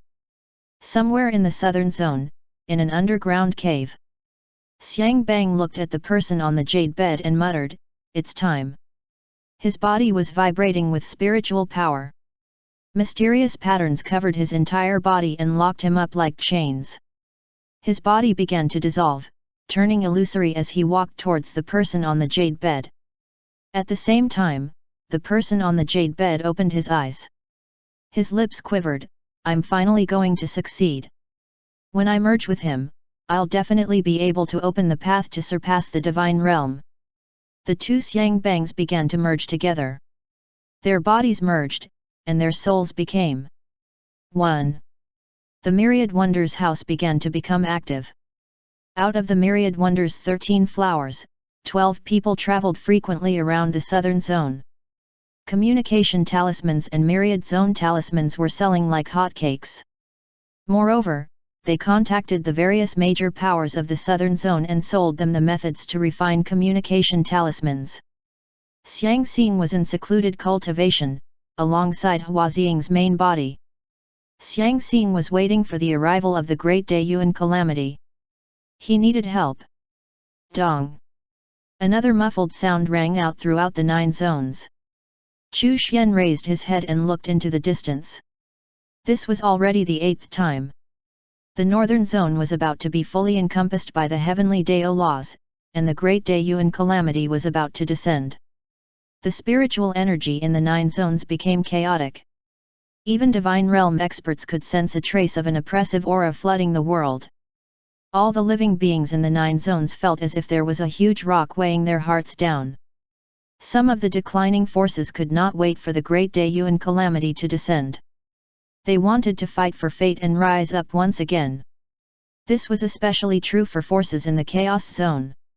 The Great Evil Palace was disbanded, and the Evil Sun's whereabouts were unknown. The Evil Warding Palace founded by the Little Evil King had become a force in the Chaos Zone that was no weaker than the Great Evil Palace. Communication talismans had already spread throughout the 8 zones. In the Desolate Ancient Zone, there were Divine Realm experts who had also started using the Myriad Zone's talismans, which would become the foothold of the expansion of the Heavenly Dao laws here. Through the Heavenly Dao talisman, Chu Xian could monitor the movements of all of the major forces in the 9 zones. Furthermore, the 30-year milestone was approaching. Chu Xian felt rather emotional. His time in the small courtyard had passed like the blink of an eye. The central region of the northern zone was finally about to come under the banner of the Heavenly Dao laws, after which, the entire northern zone would be under the Heavenly Dao laws. As long as the northern zone fell under the control of the Heavenly Dao laws, Chu Xian would be able to stay safely in the courtyard. The Great Dayuan calamity would not affect him. Even if another Dao realm expert appeared, he would be able to rely on the power of the Heavenly Dao laws to block them. This was Chu Xian's way of opening his own Dao path. Chu Xian was looking forward to the rewards for the 30-year milestone, as well as the rewards he would receive for bringing the entire northern zone under the Heavenly Dao laws. Chu Xian cast his gaze towards a certain place in the southern region. There was a youth sitting cross-legged there. His gaze was resolute, and he gritted his teeth as he tried hard to break through. This was a youth with great willpower.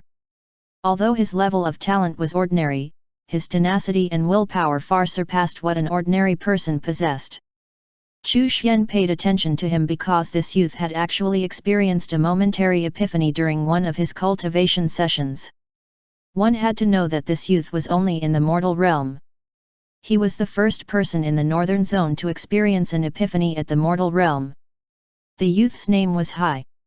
He was a very ordinary young man, and the cultivation technique he cultivated was also mediocre. He lived in a remote corner of the southern region, in a small village in the Great Qin dynasty. At this moment, Hai was trying to break through to the profound realm. Chu Xian did not interfere and just watched. Whether or not he could break through depended on Hai himself. His comprehension was extraordinary, so if he could break through to the profound realm, he might be able to gain insights into future cultivation methods from the heavenly Dao laws. Hai continued his breakthrough attempt. Chu Xian watched for a while before looking away. Even if he did not interfere, Hai's breakthrough would not surprise him. As for how far this youth could go, that was up to him. However, since he was the first person to possess extraordinary perception after the birth of the heavenly Dao laws, his fate was naturally not weak. Chu Xian shifted his focus to the central region. There were only a tiny bit of core laws of heaven and earth remaining. This was an extremely crucial and critical period, so Chu Xian had to focus. After the heavenly Dao laws took control of the northern zone, they would expand into the eastern zone.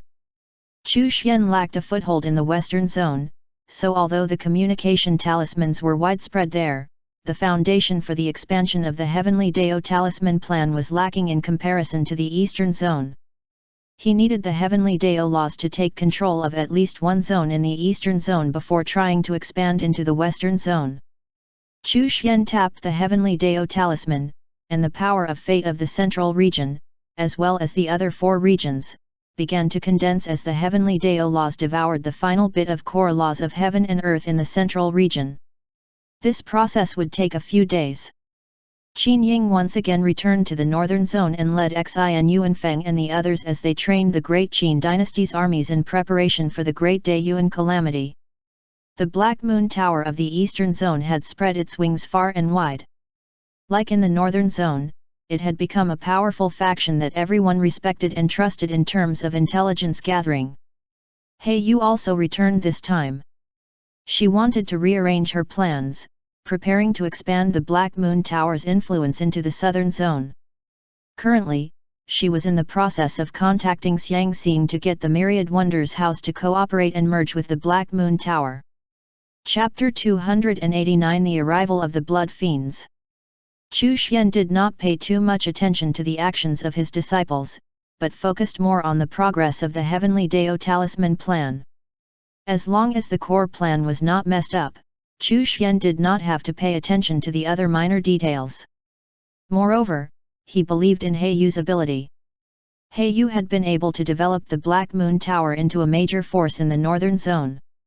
From this, it could be seen that her ability was extraordinary. Moreover, her background was equally as extraordinary as well as her breadth of knowledge. She was ambitious, and had the ability to back it up. In terms of determination, He Yu did not lose out to anyone. She had suffered a lot since birth, and had been forced to stifle and control her emotions. Finally, the last bit of the core laws of heaven and earth of the central region of the northern zone were devoured by the heavenly Dao laws. The heavenly Dao laws have taken over the central region of the northern zone. You have been rewarded with a cultivation level advancement. Chu Xian received the reward, and his cultivation level rose by 1 to the 7th level of the Dao realm. Chu Xian was fairly satisfied at the speed at which his cultivation level was rising. Within the 30 years he had spent in this small courtyard, he had advanced from the mortal realm to the 7th level of the Dao realm. No other person could achieve something like this.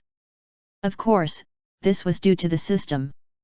The heavenly Dao laws continued to expand and devour the laws of heaven and earth of the northern zone's 5 regions.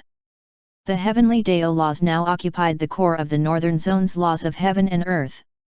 Incorporating the entire northern zone under the heavenly Dao laws would only be a matter of time, and everything would then be under Chu Xian's control. Moreover, every cultivator would cultivate and comprehend the heavenly Dao laws. Western Zone, Northern Region. There was a famous desert here that was rumored to be an ancient battlefield where countless experts had fallen. There were no plants growing in this desert, and countless bones were buried under the ground. Those who were lucky would occasionally dig out some artifacts from underground. There were even some cultivation techniques and secret technique manuals. Some of them had been left there from the ancient era, while others were left behind by those who had died while exploring the desert. Occasionally, there would be itinerant cultivators who came to this desert in an attempt to look for opportunities. There were also people who brought their enemies here to be killed. The Western Zone was a bit special among the 5 zones of the human race. There were descendants of mixed blood here, who were descended from both humans and demons. They were not favored by the demon race, nor were they favored by the human race. Thus, they could only survive in the Western Zone. The Heavenly Saint sect was the largest sect where these mixed blood people gathered, and there were many experts among them. Whenever there was friction between the human race and the demon race, there would be human experts stationed in the Western Zone to check if there were any mixed blood cultivators who betrayed the human race. The demon race also did not allow these people to enter the demon zone in case they were spies of the human race. The mixed blood cultivators led by the Heavenly Saint sect could thus only survive in the Western Zone. If they left the Western Zone, they would be suspected as traitors by everyone and hunted down. In fact, no one knew how these mixed blood cultivators came to be in the first place. Was it a tragedy caused by the invasion of the demon race back then? Or was it a problem that arose when some of the beautiful women captured by the heavenly demon tribe escaped? No one knew, and no one could investigate its origins at this point. The martial style of the Western Zone was more valiant. The cultivators here all preferred to train their bodies. In terms of the toughness of their bodies, the Western Zone's cultivators were definitely a notch above the rest. Their fighting style was also more violent. They used cruder and larger weapons, for example, axes, hammers, clubs and so on. Rong Jiahao was an ordinary Emperor Realm cultivator. He had been obsessed with body tempering from the mortal realm to the Emperor Realm. His bronze-colored muscles were full of explosive power. On this day, he arrived at the desert of the northern region of the Western Zone. He wanted to try his luck and see if he could find a powerful body tempering technique in the desert. The cultivators of the Western Zone had a unique characteristic. They liked to carry their weapons on their shoulders instead of keeping them in their storage bags. Thus, when the cultivators from the other zones saw someone carrying a weapon in that manner, they knew without asking that the other party was from the Western Zone. Rong Jiahao carried his mace and walked into the desert resolutely. He wanted to go to the depths of the desert where few people had reached to try his luck. 3 days later, Rong Jiahao looked at the rippling space in front of him and the faint blood-colored mist that was gushing out. He was extremely excited. His luck was indeed unparalleled. He had encountered an ancient ruin that was opening. He was waiting. A day later, a spatial crack that looked like a door appeared. It was filled with blood-colored mist. Rong Jiahao hefted his mace onto his shoulder and walked in. He had just entered when he encountered a strange person. This person had a ferocious face with exposed fangs. His eyes and hair were red, as was his skin. A bloody aura surrounded him, and there was a faint smell of blood coming from his body. Rong Jiahao frowned. What was this? What race was this? Was there such a race in the 9 zones? The faint smell of blood was a little unpleasant, causing him to frown. However, Rong Jiahao did not panic. The human race was the dominant race in the 9 zones. Moreover, the other party's strength was inferior to his. Did this person actually want to compete with him for the opportunities in this ruin? When the blood-colored savage freak saw Rong Jiahao, his eyes flashed with a brutal light. He let out a roar from his throat, followed by a few strange and unintelligible syllables. Rong Jiahao did not understand what the other party was saying. Hey, what kind of language are you speaking? Do you speak the human language? If you don't speak the human language, then get lost. The freak was silent for a moment, then he uttered another syllable from his throat. This time, it was accompanied by a fluctuation of his divine soul's will. Are you a human? You dare to intrude into my race's territory. Pfft, what do you mean by your race's territory? This is the Western Zone, the territory of my human race. Rong Jiahao spat. Roar, I'm going to tear you apart. The strange freak roared angrily. The blood-colored spiritual power in his body surged, and he rushed over. Rong Jiahao picked up the mace and swung it.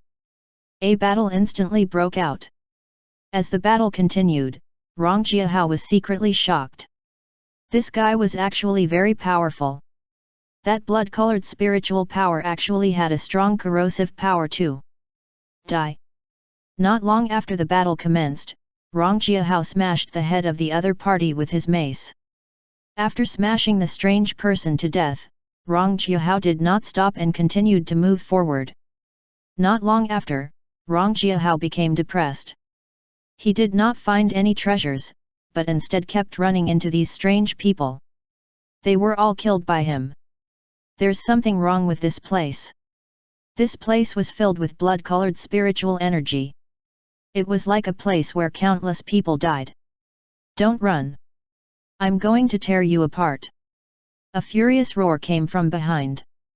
Rong Jiahao looked back and was shocked. Chapter 290, Ancient Chaos Mountain. Translator, Endless Fantasy Translation Editor, Endless Fantasy Translation.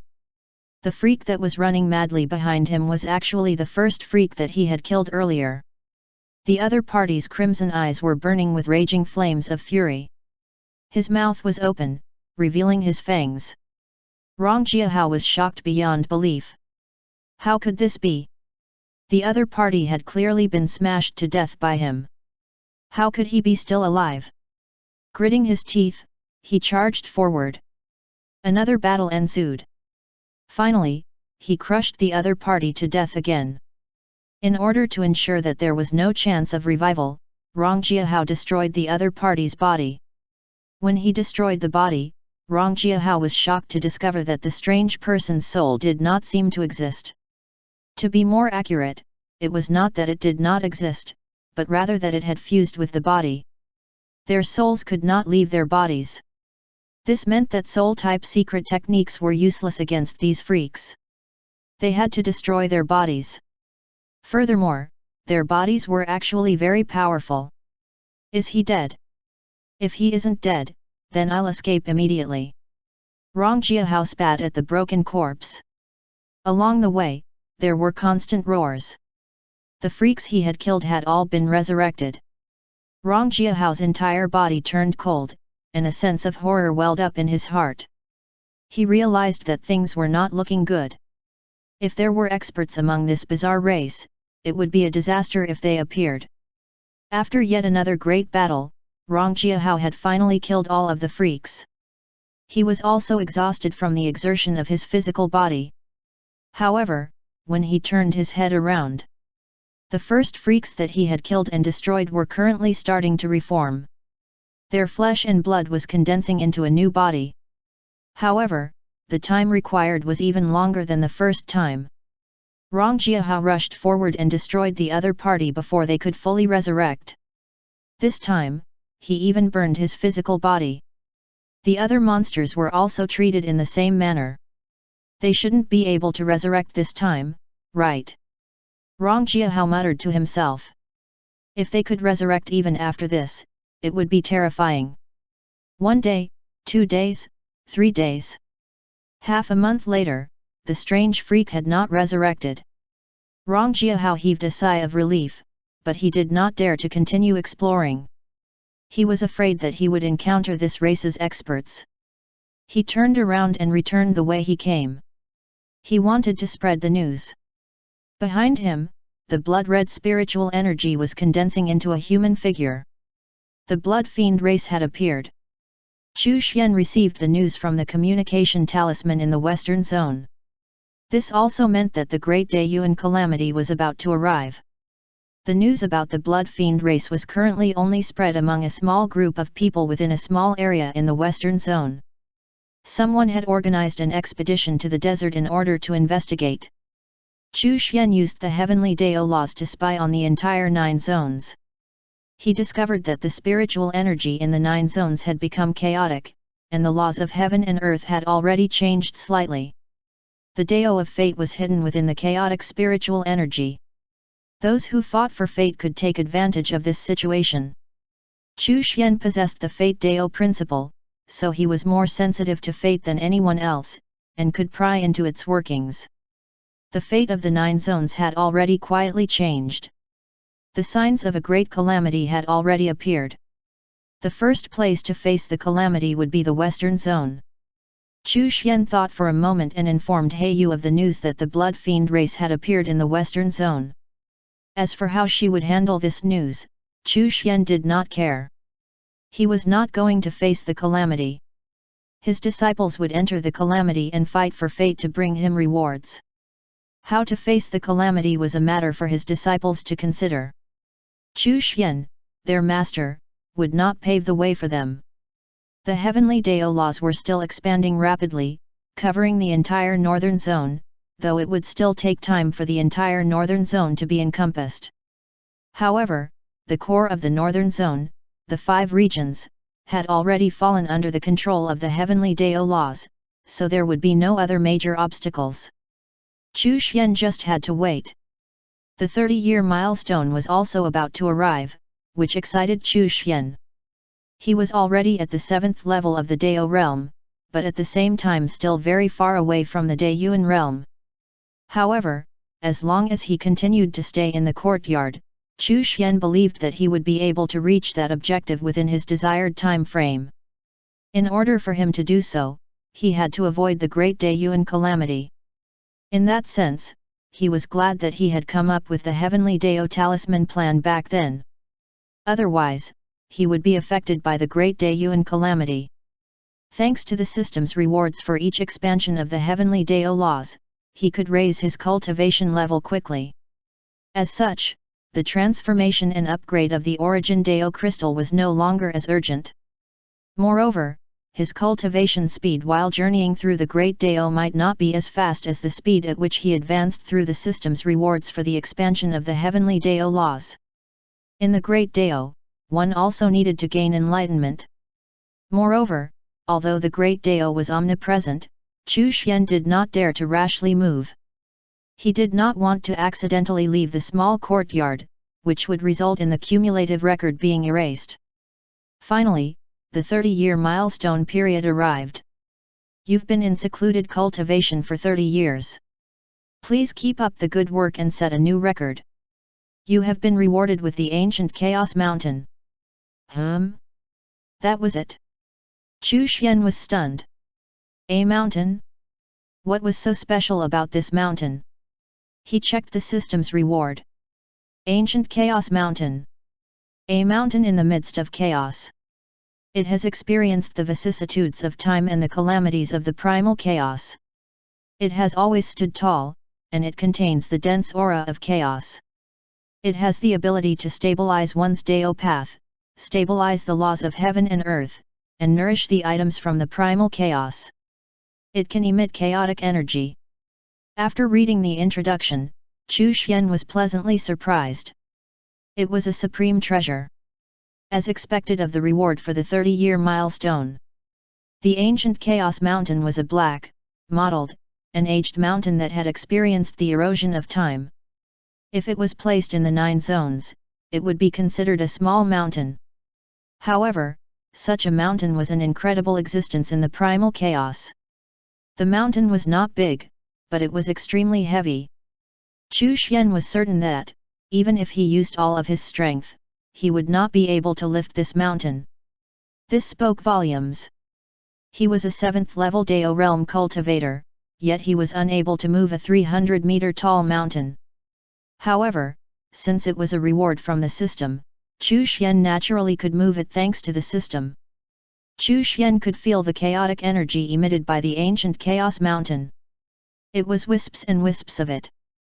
To Dao realm warriors, and even Daeyuan realm experts, it was a supreme treasure. Finally, he had a treasure that could make Daeyuan realm experts envious. Only then would it be worthy of his status as a super big shot. Chu Xian placed the ancient Chaos Mountain into the pocket dimension. Boom! Once the ancient Chaos Mountain entered the pocket dimension, it only took an instant for the miniature world inside the pocket dimension to become stable. Furthermore, it continued to expand amidst the chaotic energy. A certain transformation was occurring, including among the life forms of the small world. All of them were transforming and improving. The animals and plants around the ancient Chaos Mountain were contaminated by the chaotic energy and the aura of the ancient Chaos Mountain. In time, they would transform into beings of chaos. Chapter 291, Do fellow Deists have Chaos Stones? Translator, Endless Fantasy Translation Editor, Endless Fantasy Translation. Chu Xian examined the changes in the pocket dimension as it continued to expand. He felt that the level of the pocket dimension would probably surpass that of the 9 zones, and that its upper limit was higher than the 9 zones. Of course, it was only in the early stages, so it naturally could not compare to the 9 zones. However, thanks to the ancient Chaos Mountain, the space around the pocket dimension became more stable than the space around the 9 zones. The heavenly treasures in the pocket dimension would also increase in quality. At the same time, Chu Xian was curious. Was there an endless chaos beyond the Great Dao? Did some Daeyuan realm experts explore the endless chaos instead of staying in the 9 zones? Compared to some old monsters, Chu Xian was still a newbie. Just the 9 zones and the Great Dao likely contained many more secrets that he had yet to discover, much less whatever was beyond the Great Dao. Was there a boundary to the Great Dao? This was another unknown. Was the primal chaos also within the Great Dao? In fact, Chu Xian was even thinking about another question. Did the primal chaos give birth to the Great Dao, or did the Great Dao give birth to the primal chaos? Shaking his head, Chu Xian did not continue down this line of thinking. This question was too profound, and it was not something that he could explore now. He waved his hand, absorbing a wisp of chaotic energy from the ancient Chaos Mountain. This wisp of chaotic energy was naturally not as large as the lumps that the system had rewarded him with previously. However, if he absorbed a bit of it each day, it would gradually accumulate. His indestructible chaos body could absorb the chaotic energy. The chaotic energy of the ancient Chaos Mountain was not endless. When the chaotic energy disappeared, the ancient Chaos Mountain would naturally disappear alongside it. However, Chu Xian felt that since the ancient Chaos Mountain had existed for such a long time, it would not disappear so easily. The ancient Chaos Mountain was a mountain peak with a mottled body. One could see small stones scattered all over the mountain. These small chaos stones were precious treasures to Dao realm warriors and Daeyuan realm experts. They could stabilize one's Dao path. This also meant that if Daeyuan realm experts placed these stones on their Dao paths would become extremely stable. Moreover, the speed at which they opened their Dao paths would not cause their Dao paths to become unstable. Chu Xian took out a fist-sized stone.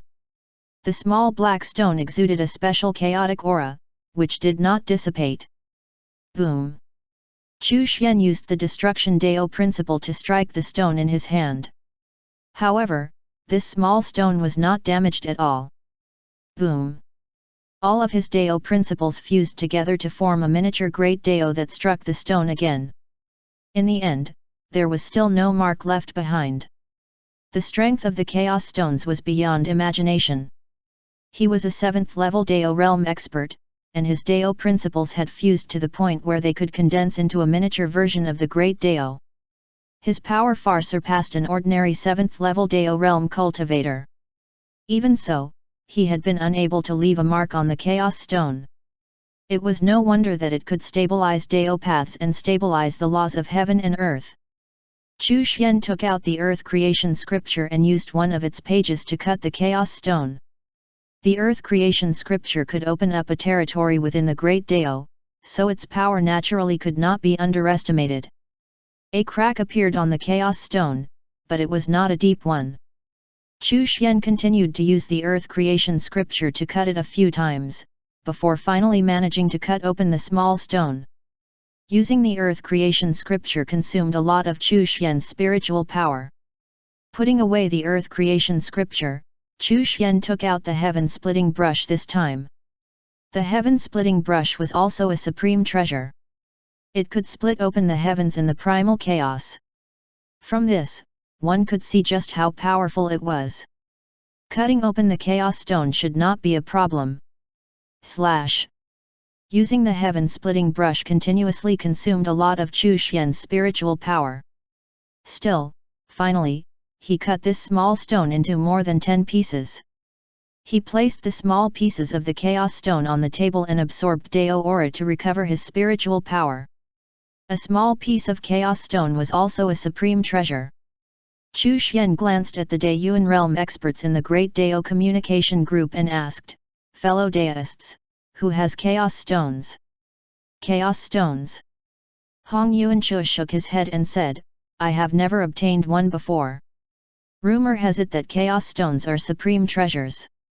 Mo2 and the others also said that they had only heard of it, but had never obtained one before.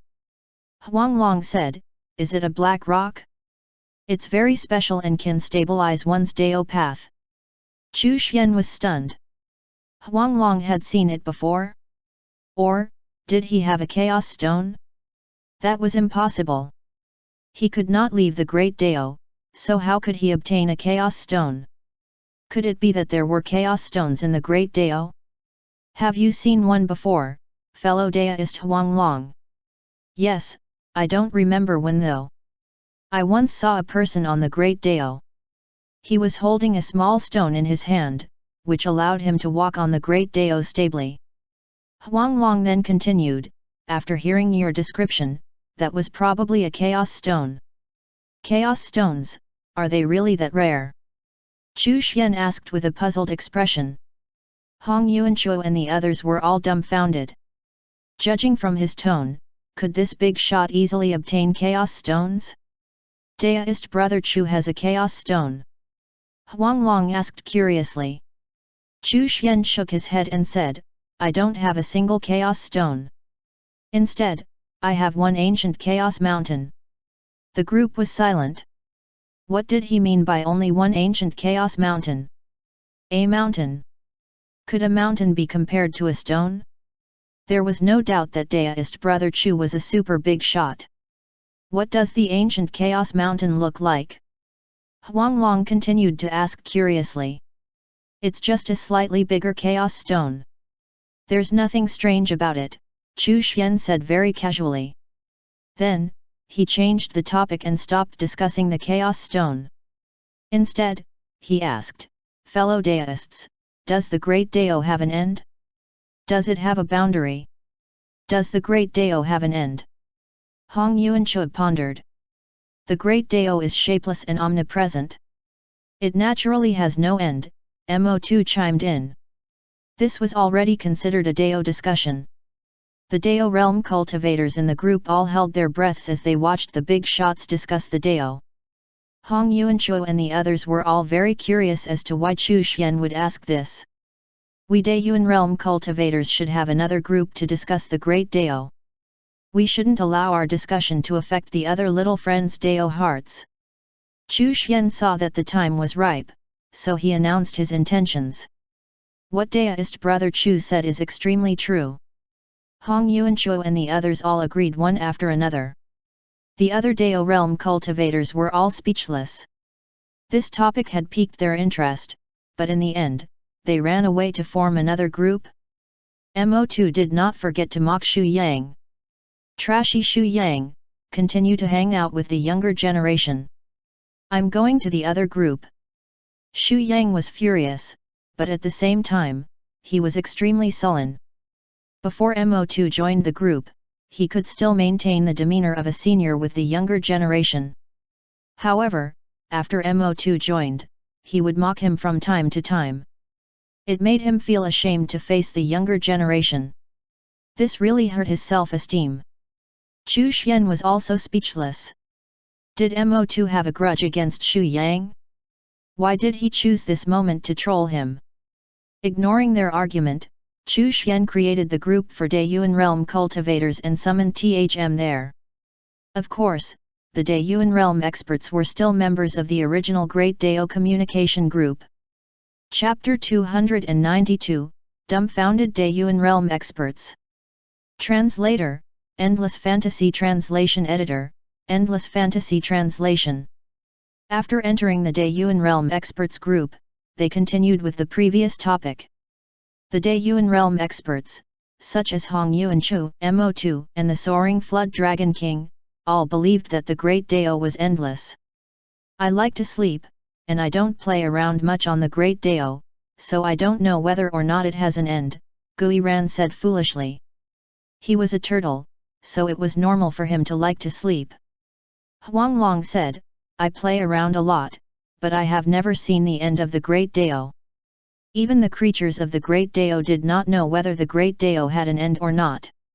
Was it really endless? The new creature of the Great Dao, the 10-winged hell-devouring roc, Yi Yuejun, spoke up at this moment. I once saw a part of the Great Dao in the distance. It was chaotic and hazy. I couldn't go over. I don't know if it can be considered the end of the Great Dao. As soon as he said this, the group fell silent. After a long while, Ruoxian said in shock, could it be that the Great Dao really has an end and a boundary? Ruoxian, why are you shouting? I'm not pressing on you. The moment Mo2 opened his mouth, Ruoxian felt like beating him up. Then, Mo2 continued, perhaps, that chaotic place is also a part of the Great Dao. Chu Xian fell into deep thought. Was it? Was the primal chaos outside of the Great Dao? Did the Great Dao give birth to chaos, or was it the chaos that gave birth to the Great Dao? Was it the chicken that gave birth to the egg, or the egg that gave birth to the chicken? Was the chaos before the Great Dao, or was the Great Dao before the chaos? Chu Xian decided to leave the question to the Daiyuan Realm experts to ponder. It was to prevent them from being bored to death. Thus, Chu Xian said, fellow Daists, let me ask you another question. Where is the chaos? Hong Yuanchu and the others were dumbfounded once again. Where was the chaos? They had only heard about it, but they did not know. At this moment, they felt that they were just newbies who did not know anything about this matter. They could not answer a single question. Seeing that no one was answering, Chu Xian asked again, is the Great Dao in the chaos? Did the Great Dao give birth to chaos, or did chaos give birth to the Great Dao? They were still dumbfounded. What a profound question! They did not know how to answer it at all. In fact, they did not understand it at all. As expected, they were still too inexperienced compared to super big shots like Daoist brother Chu. Chu Xian continued, fellow Daists, you can think about it carefully. This is a great secret. Once you have comprehended it, it won't be difficult for you to make further progress. They should try their best to think about it. He did not want them to be so bored that their minds would wander toward the Great Daiyuan Calamity, or the 9 zones. Hong Yuanchu and the others were dumbfounded and were at a loss for a long time. When they finally came back to their senses, they respectfully said, thank you, Daoist brother Chu, for preaching the Dao for us. Although they were clueless, it was undoubtedly very profound and worthy of their exploration. Once they comprehended even the tiniest bit, they would probably be able to advance further in their cultivation. Fellow Daists, think carefully on this matter. Next time, I'll discuss the Dao with fellow Daists, Chu Xian nodded and said. The Daiyuan group fell silent. These Daiyuan group members, including the creatures of the Great Dao, were all pondering this question.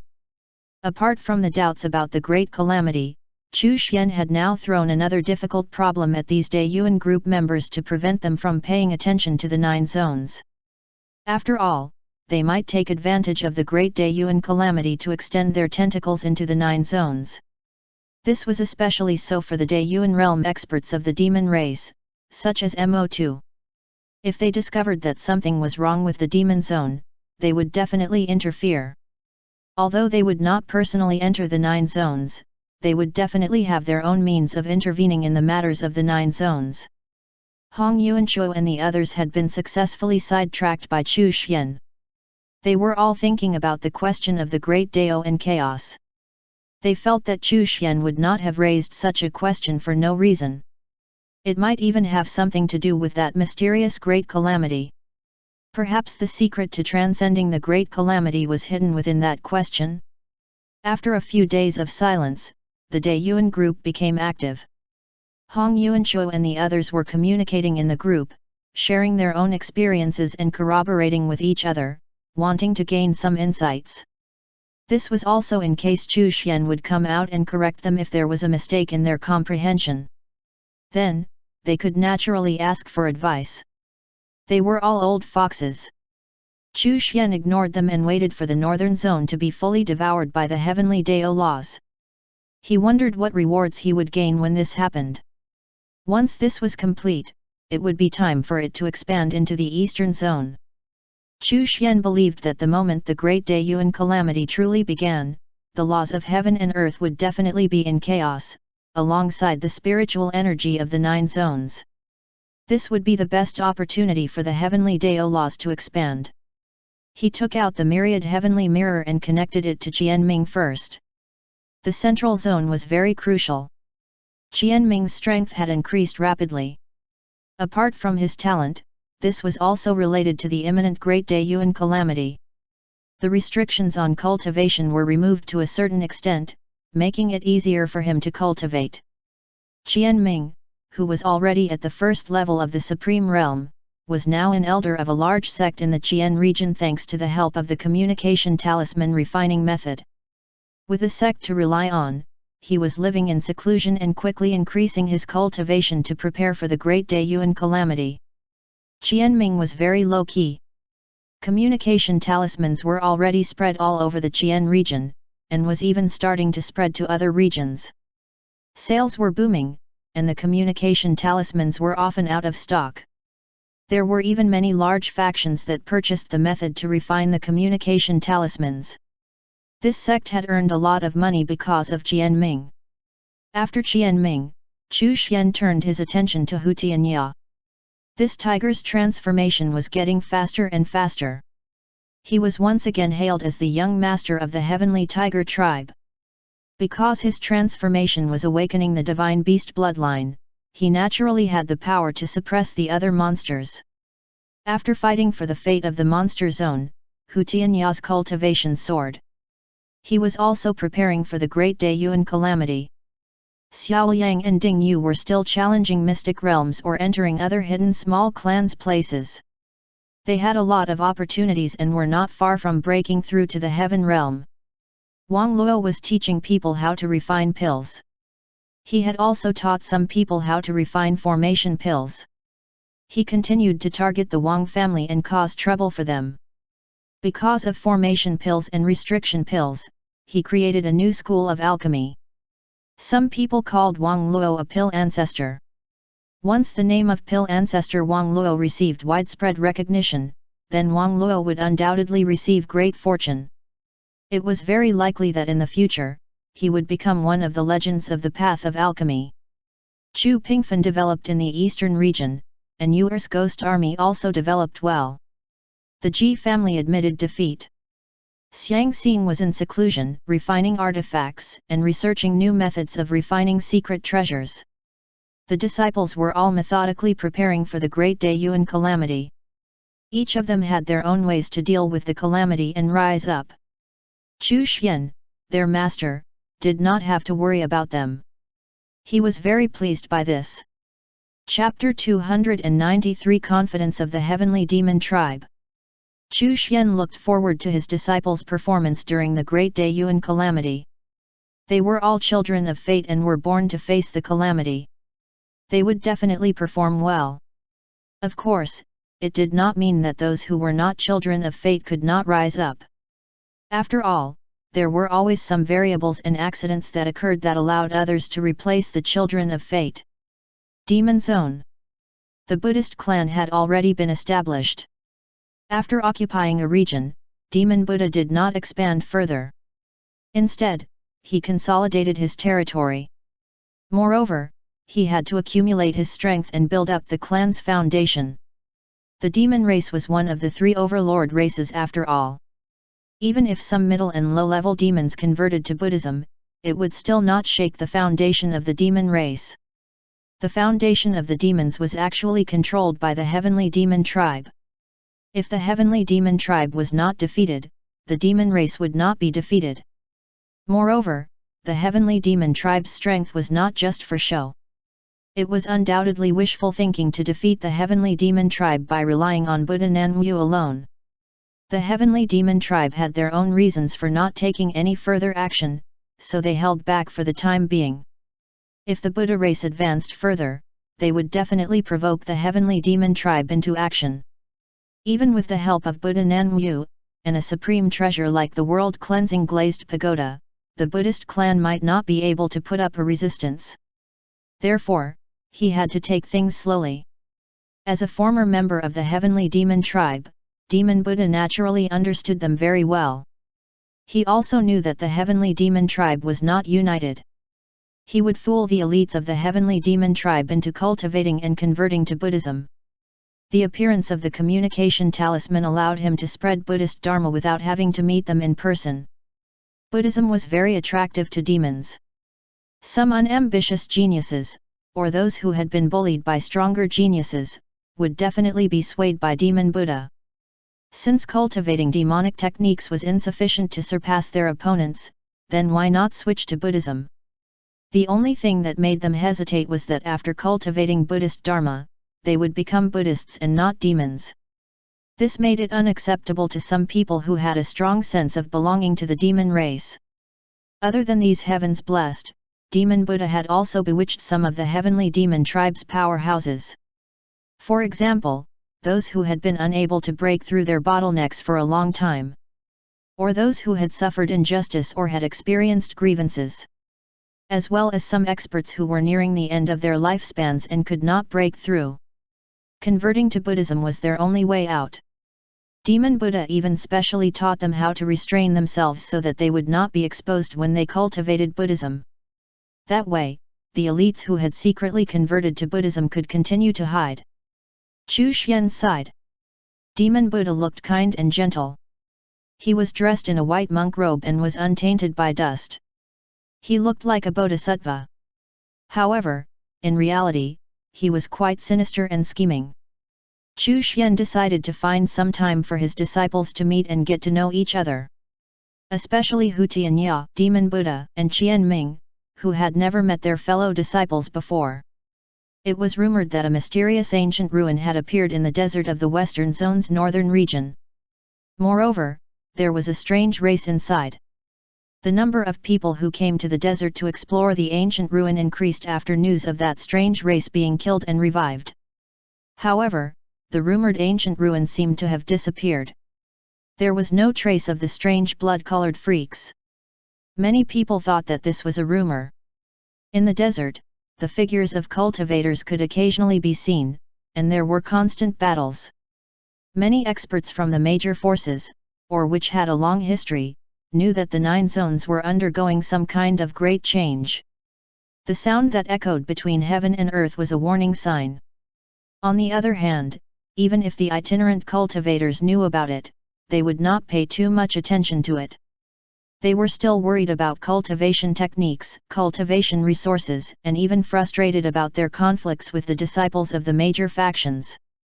Many large factions were trying to preserve their inheritance by constructing mystic realms and the like to pass down their legacy. Some ancient factions were preparing for the Great Dayuan calamity.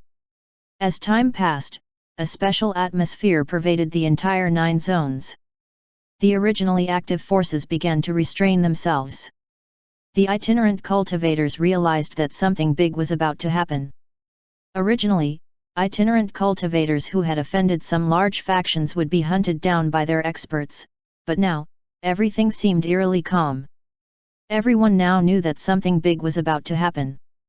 The first thing they thought of was the invasion of the demon race, and that the human race was making preparations to deal with the demons or monsters.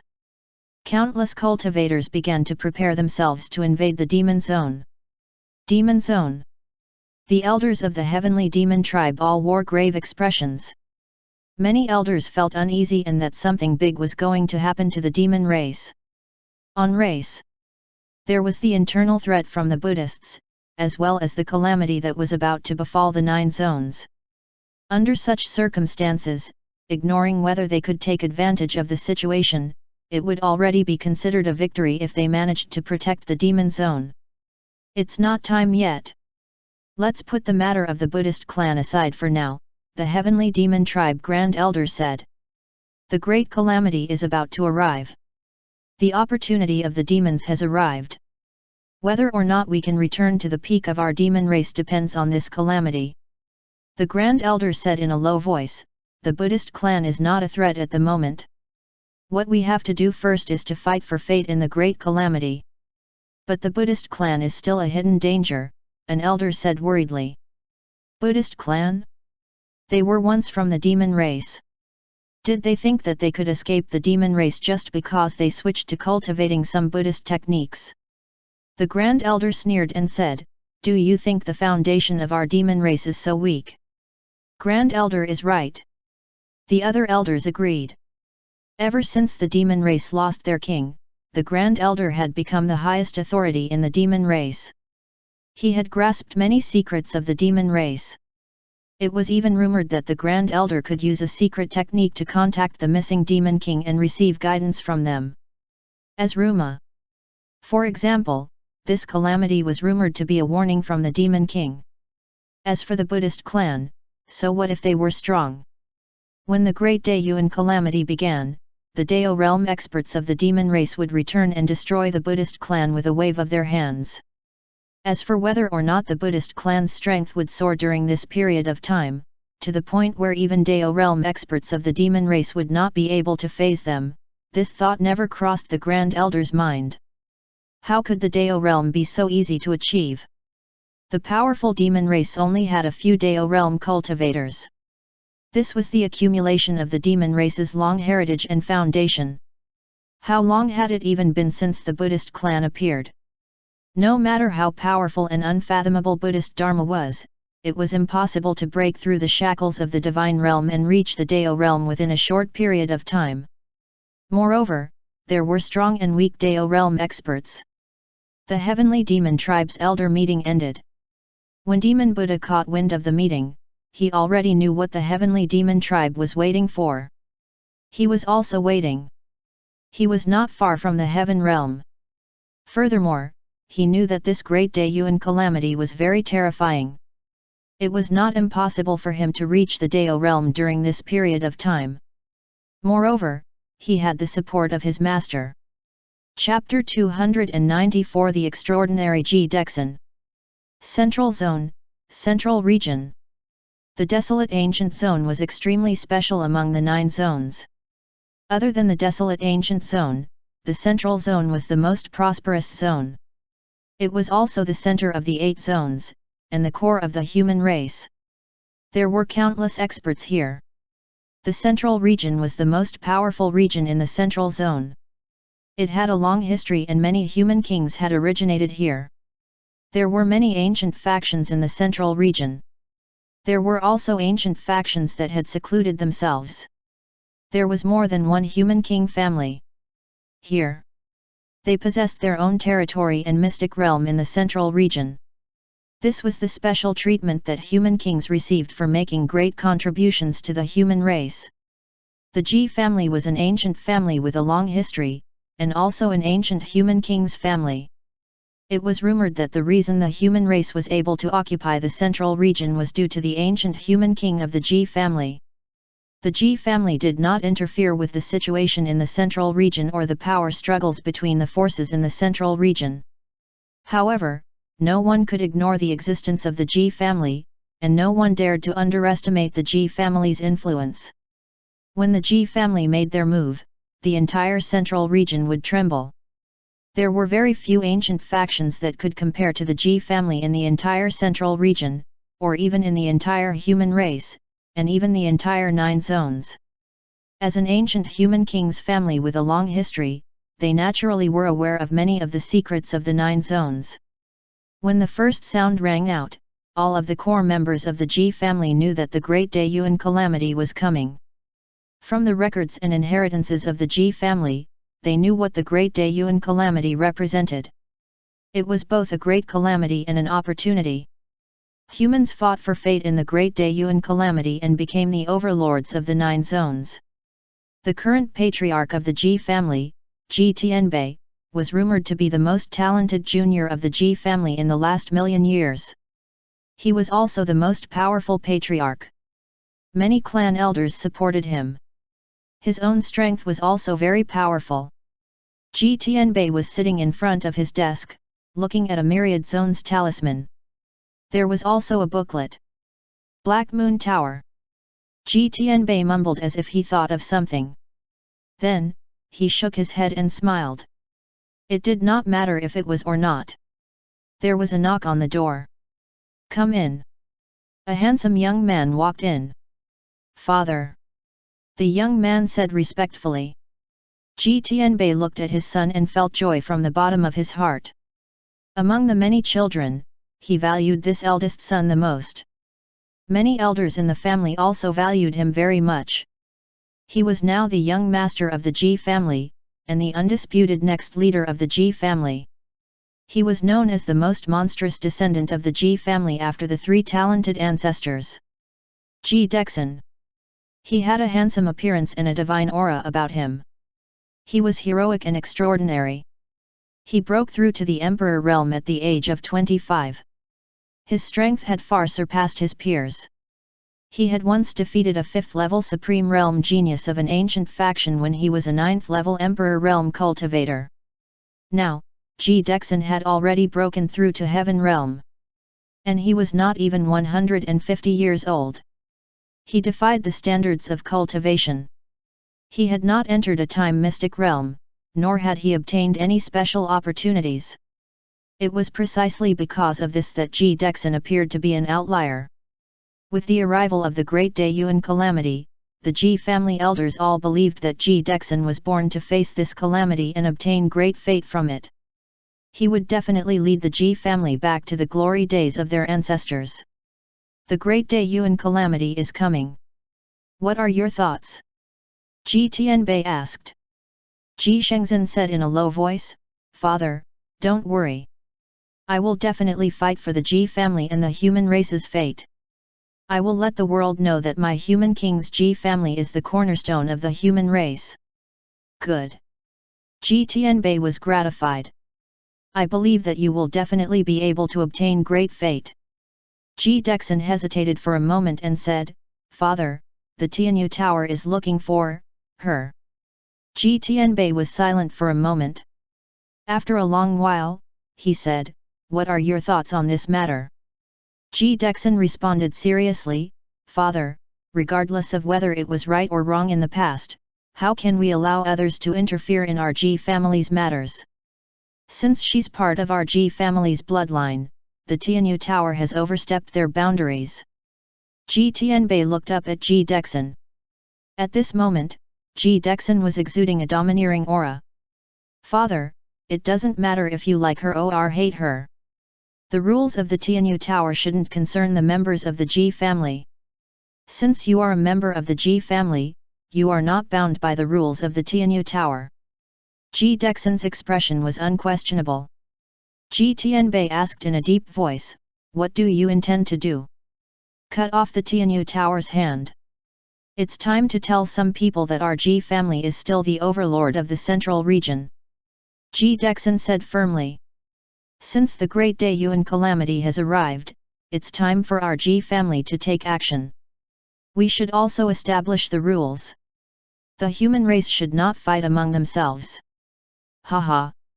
Ji Tianbei laughed out loud. He stood up and patted Ji Dexin's shoulder. "Good, very good. My son has the bearing of a king. Go do it then." The central region, which had been peaceful for a long time, was suddenly stirred. The young master of the Ji family, Ji Dexin, suddenly appeared. He attacked and injured the new saintess of the Tianyu Tower with 3 punches and killed the elder of the Tianyu Tower with 1 punch. He fought against 3 ancient factions' successors and defeated them. He also visited the various factions in the central region and gathered them under the orders of the Human King's Ji family to discuss the future of the human race. At this moment, the other descendants of the Human King's families also began to take action. Eastern Zone. He Yu's expression was calm without any fluctuations of emotions. However, her eyes were filled with coldness. She was the executor of the Heavenly Dao Talisman Plan and cultivated the Heavenly Dao Scripture. Naturally, she had a grasp of the news and situation in the 9 zones. The moment the communication talisman entered the central region, she had been paying attention. Ji Dexin had entered the fray. This meant that the Ji family was preparing for the Great Daiyuan calamity. The ancient Human King families knew secrets that ordinary people did not. He Yu could not help but think of the handsome young man who seemed to be born with a divine aura. His extraordinary aura seemed to be innate. His talent was monstrous, and he was incomparably powerful. He was the young master of the Ji family. In terms of status, he was also her big brother. He Yu had never seen anyone more domineering than him. Grandpa Zhang appeared beside He Yu and said in a deep voice, "Yuer, the Tianyu Tower seems to be looking for you." "Grandpa, don't worry. The Tianyu Tower won't look for me for a while." "Vrr." He Yu chuckled and said, "Ji Dexin, you're still as domineering as ever." Grandpa Zhang was shocked. Ji Dexin was the most monstrous person he had ever seen. Thinking back, when he left the central region with He Yu, he had been stopped by the Tianyu Tower. It was that extraordinary young man who appeared domineeringly and intimidated the Tianyu Tower into allowing him to leave the central region peacefully. After a long silence, Grandpa Zhang asked, "Yuer, do you have a grudge against Ji Dexin?" If possible, he did not want He Yu and Ji Dexin to fight. Even if He Yu had Chu Xian backing her, he still did not want He Yu to become enemies with that monster. Chapter 295 Breaking Through Consecutively. He Yu shook her head gently and said, "I don't have a grudge against him, but I don't have a good impression of the Ji family, nor do I have a sense of belonging to them." She paused for a moment and continued, "However, with his overbearing attitude, I'm afraid that there will inevitably be conflicts between us." She patted Grandpa Zhang's hand and said, "Grandfather, don't worry. He Yu, will not lose to him. So what if he was from the Human King's Ji family? So what if he was the successor of the family?" He Yu, was not an ordinary person either. Especially with the support of her master. Once the Heavenly Dao Talisman plan had been successfully implemented, it would not matter whose family you came from. Grandpa Zhang nodded and said, "If the Tianyu Tower comes, I will kill them." When he said those words, his killing intent was awe-inspiring. He was already at the 9th level of the Divine Realm. He had cultivated in the pocket dimension for a long time and used divine origin pills and other precious cultivation resources. Moreover, he had entered the trial mystic realm to train. His strength was no longer what it was in the past. In the divine realm, he was also a top-notch existence. He was not afraid of the Tianyu Tower. "I will personally settle the debt with the Tianyu Tower," He Yu said in a low voice. In the small courtyard, Chu Xian muttered to himself, "The Ji family has a long history. An ancient Human King's family. I wonder if their first ancestor has already reached the Daiyuan realm." The Ji family had a long history. As for how long, even they themselves did not know. Their ancestor had been one of the peerless experts who had once led the human race to glory and occupied the central zone. Chu Xian was very curious. Was that ancestor a Daiyuan realm expert now? In the primordial land, who knew how many Dao realm experts the Ji family had, and how strong they were? How many of those human kings still existed, and how many had fallen? Among the human kings, Luo Xinbei was considered to be living a comfortable life. Moreover, his background was not simple. His master was the Daiyuan expert, Kun he. His talent was also extraordinary. Up until now, the most miserable human king was undoubtedly Feng Kong. Ha ha ha, this old man has the bearing of a heaven realm expert. Chu Tianming's wild laughter suddenly came from the ancestral residence. It was filled with pride and arrogance. Chu Xian shook his head. This old man was hopeless. Did he not just break through 2 minor realms? Was there a need for him to be so happy? After Chu Tianming broke through to the Emperor realm, he finally broke through 2 minor realms after all these years of hard cultivation. He had now reached the 3rd level of the Emperor realm. His confidence was inflated. He felt that his talent was super awesome.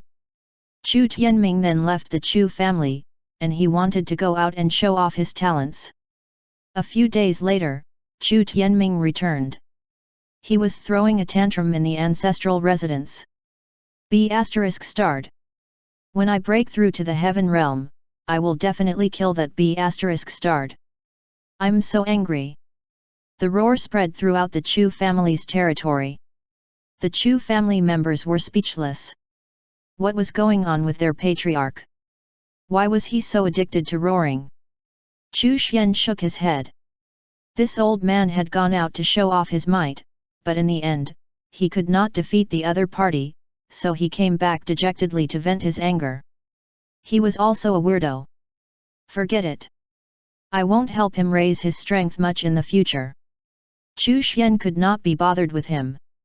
He continued to remain in the courtyard leisurely, waiting for the heavenly Daolas to completely devour the northern zone.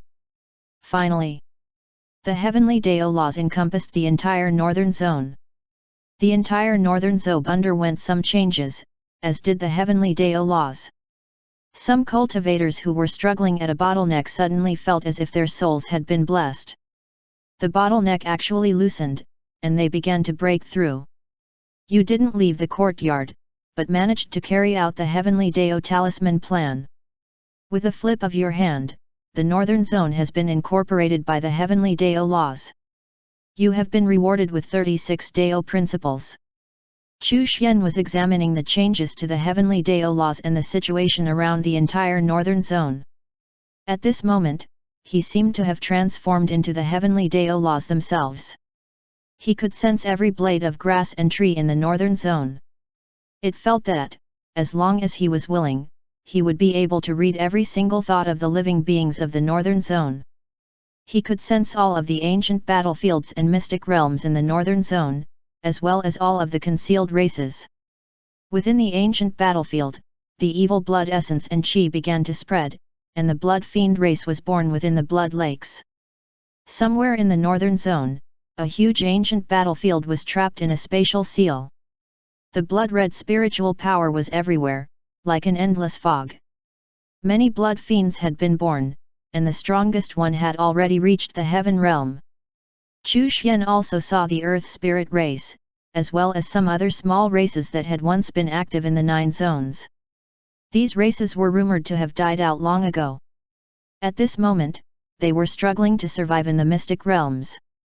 Among these small races, the strongest were at the peak of the heaven realm, and some had even reached the divine realm.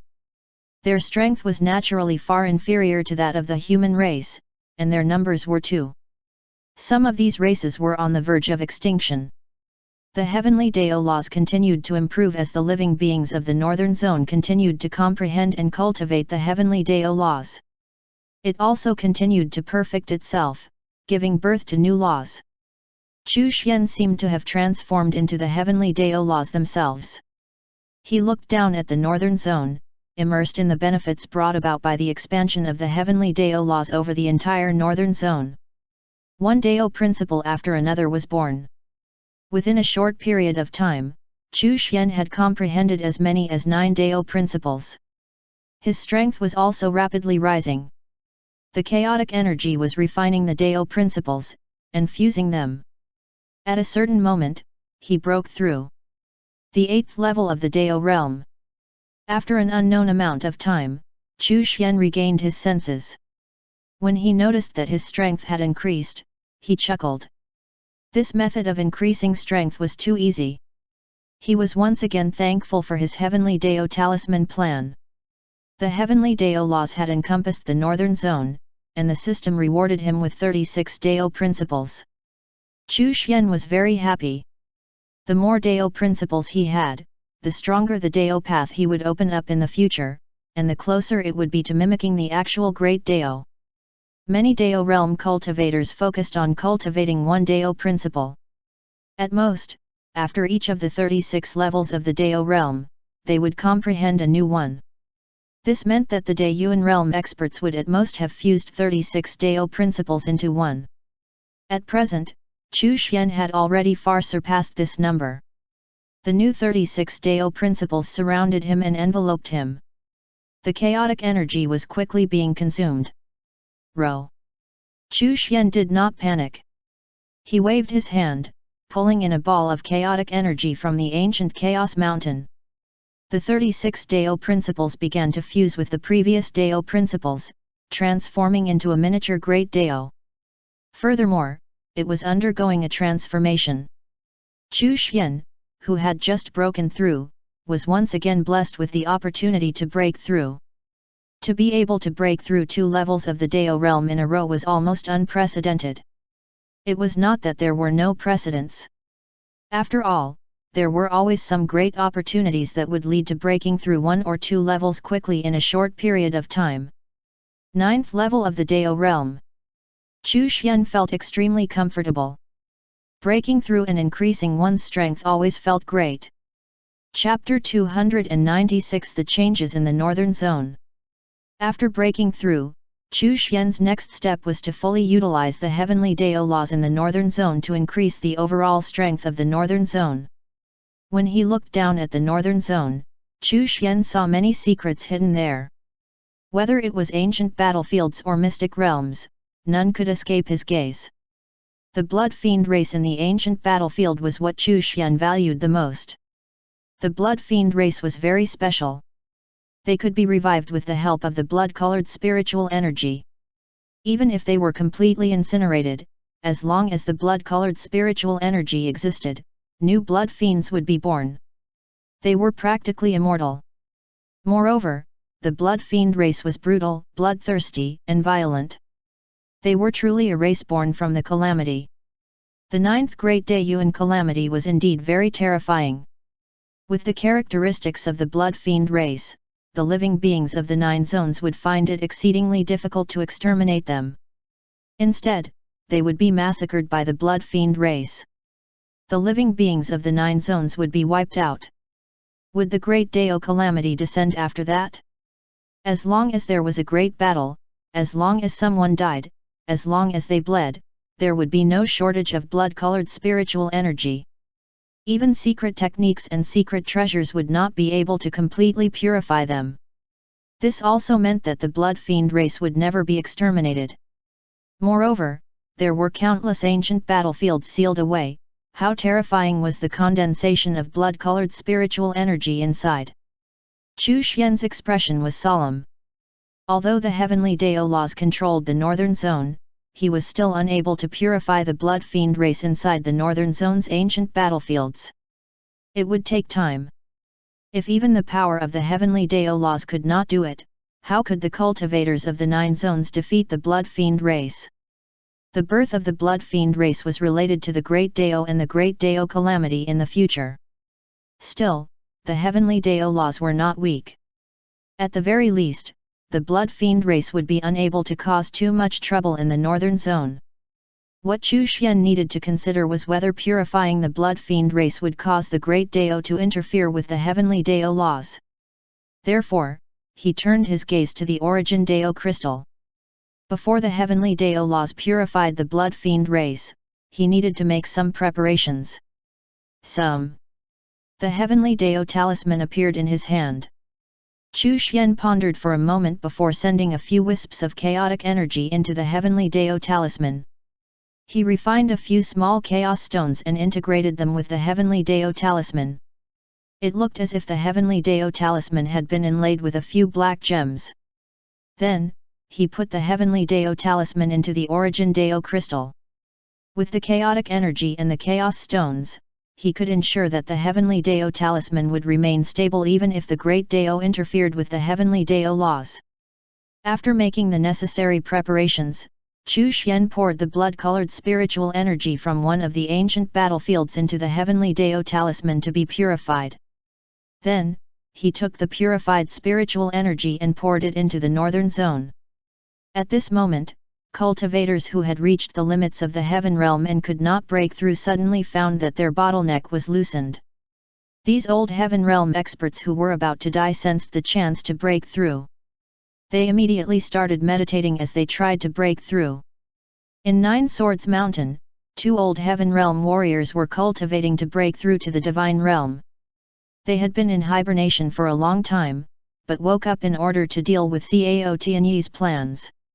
However, the moment they saw Cao Tianyi's divine realm body, they knew that with their strength, they could do nothing. Cultivation in the northern zone became easier and easier. There were countless breakthroughs, especially for those who were stuck at bottlenecks. The strength and talent of the cultivators here had improved. The Heavenly Dao laws were also improving. Chu Xian looked over the northern zone, waiting for the first divine realm expert to be born under the Heavenly Dao laws. The appearance of divine realm cultivators would strengthen the Heavenly Dao laws greatly. The more powerful the cultivators under the Heavenly Dao laws were, the stronger the Heavenly Dao laws themselves would be. One had to know that the Heavenly Dao laws were derived from the laws of heaven and earth. To a certain extent, they shared the same origins. As such, it was easy to integrate and assimilate the Heavenly Dao laws into the laws of heaven and earth. There would be some conflict between the two, but no direct or outright rejection. This was the same for cultivators under the Heavenly Dao laws. Even if they traveled to the other zones, they would not be rejected by the laws of heaven and earth there. Chu Xian looked at the small races in the northern zone. The northern zone belonged to the human race, but they were not the only ones there. There were a number of small races hiding and struggling to survive inside the mystic realms, though not many of them. Chu Xian decided to move all of these small races back to the northern zone. There were many types of living creatures, and it was beneficial to the Heavenly Dao laws. There were few small races, especially those that were on the verge of extinction due to reproductive difficulties, who could be given proper protection. It was the same as protecting rare animals back on Earth. The small races of the northern zone felt that something was wrong, and they felt uneasy. So, SWR. They would encounter unknown threats after leaving the mystic realms. The biggest threat naturally came from the human race. They might not necessarily be exterminated, but there was a high chance that they would be enslaved by the human race, or even raised in captivity. It was not a good thing for small races like them. Earth Spirit Race. The Earth Spirit Race's elder looked for Ding Yu worriedly. Spirit Child, the situation isn't right. What if our Earth Spirit Race is forced to return to the northern zone? You have to protect our race. You're our race's spirit child. The elder was helpless when faced with Ding Yu, this spirit child. He felt that this guy was not a good person. Don't worry. When we return to the northern zone, I, Ding Yu, will protect the Earth Spirit Race. Ding Yu patted his chest and said. After taking so many of their treasures, especially the Earth Spirit liquid brewed by the Earth Spirit Race, which was incomparably delicious, he could not allow the Earth Spirit Race to be bullied. The spirit of the Earth vein at the side also nodded and said, Don't worry, the Earth Spirit Race will be fine. The elder relaxed slightly. Somewhere in the northern zone, inside the mystic realm of the winged ape race, Xiao Yang was seated cross-legged on a huge rock on the mountain peak. Lu Piao Piao stood by his side, her gaze gentle. The current Lu Piao Piao was already at the peak of the heaven realm. For her, breaking through to the divine realm was not a problem. A 3-meter-tall giant ape with a pair of wings on its back flew over. Your Majesty, there seems to be something wrong with the northern zone. Our mystic realm seems to be returning to the northern zone. You have to protect our race. The winged ape tribe leader was panicking. This human youth was extremely powerful. He had single-handedly defeated all of the winged ape tribe cultivators, including Supreme Realm experts. Furthermore, the winged ape tribe was extremely talented. They used rods as weapons and were extremely ferocious. Back then, they were an extremely valiant tribe. In the end, they were single-handedly beaten into submission, and immediately acknowledged Xiao Yang as their king. Chapter 297, The Terror of the Blood Fiend Race. Translator, Endless Fantasy Translation Editor, Endless Fantasy Translation. Xiao Yang opened his eyes. There were changes in the northern zone?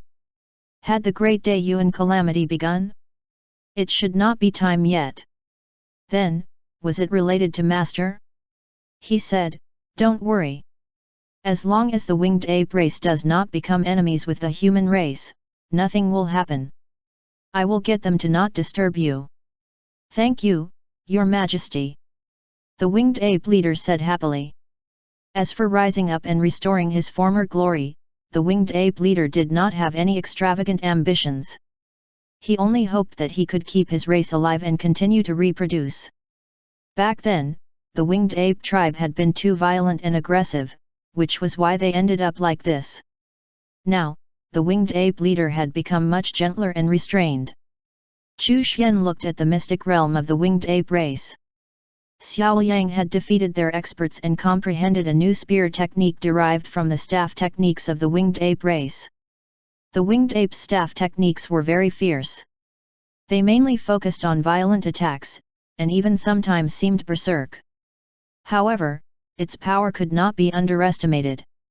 Their staff techniques were like pillars that supported the sky as it smashed down, turning mountains into ashes. Chu Xian felt that the ancestor of the winged apes must have comprehended the staff Dao principle. He took out the myriad races atlas and looked for information on the winged ape race. This race had existed for a very long time and had once been awe-inspiring. Although they had never ascended to the position of overlord, they were once one of the strongest races in the 9 zones. They were violent and aggressive. The winged ape ancestor recorded in the atlas had indeed comprehended the staff Dao principle and used it to sweep his enemies. He was a Dao realm expert. Unfortunately, because he was too violent and aggressive, he offended a powerful expert and was killed. After the death of their Dao realm ancestor, the fate of the winged ape race gradually declined. No more winged apes broke through to the Dao realm. Rumble. The purification of an ancient battlefield was completed. The blood-colored spiritual energy disappeared, and so did the blood fiend race. There was naturally no lack of heavenly treasures in the ancient battlefield. Even though it was the territory of the blood fiend race, there were still some special heavenly treasures. For example, treasures that greatly replenished qi and blood essence, and treasures that could temper one's body, and so on. It took 10 days to purify this ancient battlefield. This itself showed how special the blood fiend race was. Chu Xian waved his hand and moved the ancient battlefield out of its spatial seal, returning to the northern zone, making it seem as if an ancient ruin had appeared. Naturally, it attracted many cultivators to look for treasures. Chu Xian looked at a few small ancient battlefields. The blood fiend race had already been born inside, but their strength was still weak. The strongest had only reached the supreme realm. Chu Xian decided to let his disciples learn about the blood fiend race in advance. Thus, when the Great Day Yuan calamity came, they would be able to deal with it better. It would be easier for them to fight for fate. With this thought in mind, he turned his gaze to Ding Yu, Wang Luo, and Xiao Yang. Looking at Chu Pingfen, Chu Xian hesitated for a moment, but decided to include him as well. Chu Pingfen would definitely fight for fate in the calamity. He was already a 3rd-level Supreme Realm cultivator. This was because when he was at the Emperor Realm, he deliberately tempered his mind. After entering the Supreme Realm, Chu Pingfen's strength would increase rapidly. After making a decision, Chu Xian used the heavenly Dao laws to move Ding Yu, Xiao Yang, and Wang Luo into an ancient battlefield. Ding Yu and the other 2 were shocked. Chu Xian's voice sounded at the right time. The blood fiend race is in this ancient battlefield. You can familiarize yourselves with them in advance. Also, let me remind you that, as long as the blood-colored spiritual energy exists, the blood fiend race is basically immortal. Ding Yu and the other two were shocked. They responded respectfully, "Yes, Master." The blood fiend race. In the ancient battlefield, the blood-colored spiritual energy was dense. Was it impossible to kill the blood fiends in here? They wanted to find a way to break this characteristic of the blood fiend race. How could they effectively kill the blood fiends? How could they defeat the blood fiend race more efficiently? Purifying the blood-colored spiritual energy was naturally one of the methods. However, the battlefield was so vast, and the blood-colored spiritual energy was so dense. How could they purify all of it? To purify it, they could use secret techniques, array formations, secret treasures, or even special pills. However, it was not so easy to purify it efficiently. Moreover, they had to evaluate the cost of purifying it in terms of the heavenly treasures consumed. To put it bluntly, it was a matter of cost. If the cost of purifying the blood-colored spiritual energy was too high, no one would be able to afford it. Ding Yu walked along the ancient battlefield and encountered a blood fiend not long after. It was not strong, and had not even reached the Emperor realm. He killed it easily. Armed with the knowledge of their ability to resurrect, Ding Yu destroyed it until there was not even a speck of dust left of its corpse. He stayed where he was, waiting for it to be resurrected. If they could come back to life even after all that, it would be terrifying. 1 day, 2 days. There was no movement at all. It was as if the blood fiend had completely disappeared. Then, on the 3rd day, the blood fiend resurrected. Ding Yu turned the blood fiend into nothingness once more. He continued to wait. Xiao Yang and Wang Luo were doing the same. They turned their respective blood fiends into ashes and waited there on the spot. Chu Xian watched their actions and did not say anything to stop or remind them. Through the heavenly Dao laws, he could sense that the exterminated blood fiends were actually in the process of condensing their bodies once more. However, because they had been turned into ashes, it would take a long time for them to be resurrected. Moreover, Chu Xian also discovered that the resurrected blood fiends were no longer the same as the ones that died. Although they had retained some of their characteristics, they were in essence new blood fiends. After all, they did not completely inherit the memories of the previous blood fiends. The resurrected blood fiends would also be slightly weaker. Perhaps this could be considered a weakness of the blood fiend race. Thinking about it, it made sense. Infinite resurrection was already very terrifying. If it came without a price, it would be too heaven-defying. There would always be a path of life left in the great calamity. Ding Yu and the other two were waiting. Occasionally, new blood fiends would pass by or come looking for them, but they would all be turned into ashes by the 3 of them. As more blood fiends were killed, Chu Xian realized that the blood fiends that were being revived were actually becoming stronger after absorbing the other blood fiends that had perished. The newly born blood fiends would inherit part of the abilities of the blood fiends that had perished, and then they would combine together to become the abilities of the newly born blood fiends. Chu Xian's expression changed slightly. He realized that he still did not know enough about the blood fiend race. If he were to annihilate countless blood fiends on a big battlefield, and they gave birth to new blood fiends, how powerful would they be? Even if the blood fiend race did not have any divine realm experts, as long as there were enough blood fiends perishing in one location, divine realm blood fiends would be born. Then, was their ability to strengthen themselves like this endless? Moreover, Chu Xian thought of a terrifying question. If the blood fiends died in large numbers, would they directly give birth to Dao realm blood fiends? Was there a limit to their growth? If there was no limit, Chu Xian's scalp tingled. If there was really no limit, then the mass deaths of heaven realm blood fiends would give rise to divine realm blood fiends, and the deaths of those would give rise to Dao realm blood fiends. If those died too, would it give rise to Dayuan realm blood fiends? Chapter 298, Prepare in Advance. Translator, Endless Fantasy Translation Editor, Endless Fantasy Translation. Chu Xian felt that he had underestimated the terror of the ninth Great Daiyuan Calamity. The Blood Fiend race was probably not only the bearers of the Great Daiyuan Calamity, but also the bearers of the Great Dao Calamity. If it really was the bearers of the Great Dao Calamity, then it would be terrifying. Chu Xian had to reconsider his plans and how he could deal with the Great Dao Calamity. He would probably not be able to completely avoid the Great Dao Calamity just by relying on the Heavenly Dao laws. After all, the current Heavenly Dao laws were not on par with the Great Dao. Moreover, even if the 9 zones were encompassed by the Heavenly Dao laws, it would still be insufficient. The terror of the Blood Fiend race, even if they were not the calamity-bearing race of the Great Dao Calamity, they definitely heralded the beginning of the Great Dao Calamity. Otherwise, why would the Great Dao Calamity be so terrifying? What exactly was the Great Dao Calamity like? Chu Xian did not know. He knew of the existence of the Great Dao Calamity. However, he had no way of knowing what shape or form the Great Dao Calamity would come in. The only thing he knew was that there would definitely be some anomalies in the Great Dao. Chu Xian took out the Chaos Dao mirror and stretched out his hand. This time, he used it to deduce information about the Blood Fiend race. Chu Xian Chaos Dao mirror trembled and could not continue the deduction. It was blocked by a mysterious force.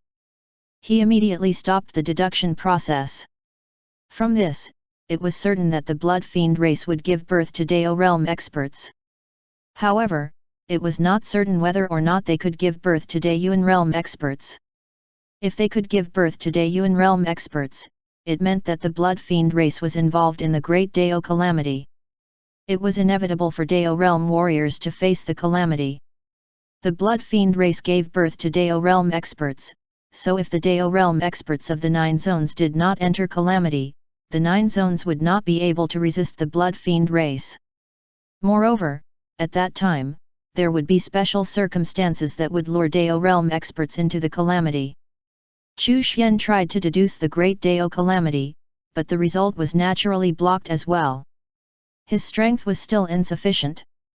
If he had the strength of the Daiyuan realm, he would definitely be able to deduce it.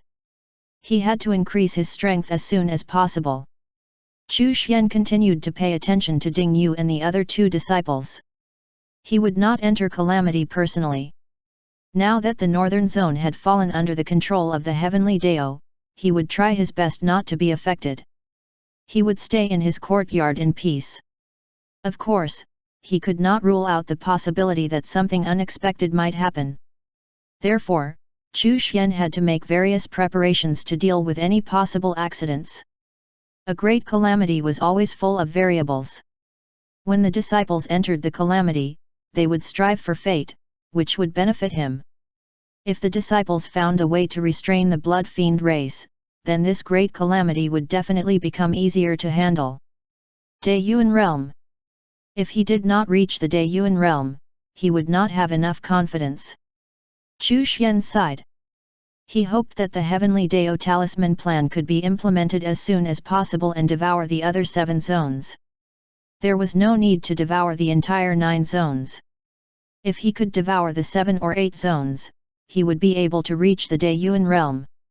He hoped that the disciples would be a little stronger and help their master raise his cultivation level quickly. Ding Yu and the others waited for half a month before they saw figures emerge in front of them. The moment they were born, they let out a furious roar and looked at them with brutal eyes. The newly born blood fiends did not retain any memories. However, they knew that the person in front of them was an enemy and they had to kill them. Ding Yu and the other 2 looked at the newly born blood fiends and their expressions changed slightly. They had become stronger. They were first-level Emperor Realm blood fiends now. If every blood fiend died, and their strength increased after they were revived, it would be too terrifying. Chu Xian's voice sounded, "This is the result of the fusion of many blood fiends who died. Their strength has increased. The Heaven Realm blood fiends can fuse infinitely and give birth to even stronger blood fiends." The expressions of Ding Yu and the other 2 disciples changed drastically. If that was the case, the more blood fiends died, the more experts would be born. They would be endless then. Master, is there no way to destroy them? Wang Luo asked in a low voice. The rules around the calamity-bearing race also contain a trace of life force at this moment. I'll rely on you guys to explore the method. Chu Xian paused for a moment before continuing. If it's just the Great Daiyuan calamity, the blood fiend race naturally wouldn't be so terrifying. However, the blood fiend race appears to be involved in that thing beyond the Great Daiyuan calamity. He did not continue. Ding Yu and the other two disciples felt a chill run down their spines. What was after the Great Daiyuan calamity? From the tone of their master, it was likely that after the Great Daiyuan calamity, they would not enter the next Daiyuan. Work hard and rise up during the Great Daiyuan calamity. Strive for fate and great opportunities. I hope that you can break through to the Dao realm during this great calamity, or even. Chu Xian's voice disappeared. He did not continue. Ding Yu and the other two understood that the Great Daiyuan calamity was a great opportunity. It was an opportunity for them to ignore the restrictions of the laws of heaven and earth and quickly increase their strength. On this day, the three of them began to sweep through the ancient battlefield and exterminate the blood fiends. Chu Xian waved his hand and moved Chu Pingfen and Yu into an ancient battlefield. He instructed the two of them to explore the ancient battlefield and exterminate the blood fiend race. The ghost race was more special. Chu Xian thought that the Great Daiyuan calamity was also an opportunity for the ghost race to rise up. Fallen cultivators could revive as members of the ghost race. The rise of the ghost race in this great calamity was inevitable. However, they still could not deal with the blood fiends. Over the next few days, Chu Xian used the myriad heavenly mirror to move Qin Ying, He Yu, Xiang Xing, Qian Ming, Hu Tianya, and Demon Buddha into an ancient battlefield. He wanted them to familiarize themselves with the blood fiend race in advance. Demon Buddha cultivated Buddhist Dharma, which had the power of purification, but to the blood fiend race, it did not have as strong an effect as they had imagined. After all, the blood fiend race was a calamity-bearing race, so they naturally had the resistance to these secret techniques of purification. Chu Xian had moved his disciples into the ancient battlefield to fight with the blood fiend race to temper them and adapt to future battles with the blood fiend race. He had to discover the blood fiend race's weakness, and find a way to restrain them. He had to try to prevent the blood fiend from continuously producing stronger experts. Chu Xian occasionally paid attention to the battles of his disciples. He spent most of his time preparing for the Heavenly Dao Law's expansion into the Eastern Zone. Chu Xian was waiting for the right time. The bell had already rung 8 times. If nothing went wrong, the 9th time would be the time when the Great Daiyuan calamity would begin. The first zone where the blood fiend race appeared was the Western Zone, which would also be the place where the Great Daiyuan calamity would begin. In the Northern Zone, there were a few places where the spiritual energy was brewing. Here, some of the older Heaven Realm experts were trying to reach the Divine Realm. The first batch of Divine Realm experts were about to appear in the Northern Zone. Chapter 299, Gathering of the Disciples. Translator, Endless Fantasy Translation Editor, Endless Fantasy Translation. There were many ancient battlefields in the Northern Zone. Some of them were huge ancient battlefields that had existed for a long time, which nurtured the blood fiend race. As expected, these would be the blood fiends that invaded the Northern Zone. In the 9 regions, other than the desolate ancient zone, the other 8 zones all had these ancient battlefields, and the blood fiend race within. The desolate ancient zone was, after all, the most mysterious zone in the 9 zones, and also contained the core of the 9 zones. When he saw the ancient battlefields stuck in spatial seals, Chu Xian realized that the 9 domains had actually shrunk. During the numerous great battles, many regions had been sealed into space. The Great Daiyuan calamity was the return of these ancient battlefields and the recovery of the 9 zones. It was the 9th Daiyuan, which would return the 9 zones to their original state. Was this a cycle? Chu Xian seemed to have understood something. The Great Daiyuan calamity was a form of check and balance, for the purpose of restoration. The heavenly Dao laws began to purify the ancient battlefields. It purified the blood-colored spiritual energy inside into regular spiritual energy and scattered it throughout the northern zone. After purifying an ancient battlefield, it allowed the ancient battlefield to return from the sealed space to the northern zone. The northern zone was expanding. As the northern zone expanded, the heavenly Dao laws would too. After the purified blood-colored spiritual energy was fed back into the northern zone, the density of spiritual energy gradually rose. Some experts had already sensed it. They were alarmed. They suspected that the Great Dayuan calamity was about to arrive. In the ancient battlefield, Ding Yu looked solemnly at the blood fiends in front of him. They were all Emperor Realm blood fiends. In order to prevent the integration of the fallen blood fiends, Ding Yu had adopted the strategy of separating and killing them. It had indeed slowed down the birth of stronger blood fiends. However, they still revived in the end.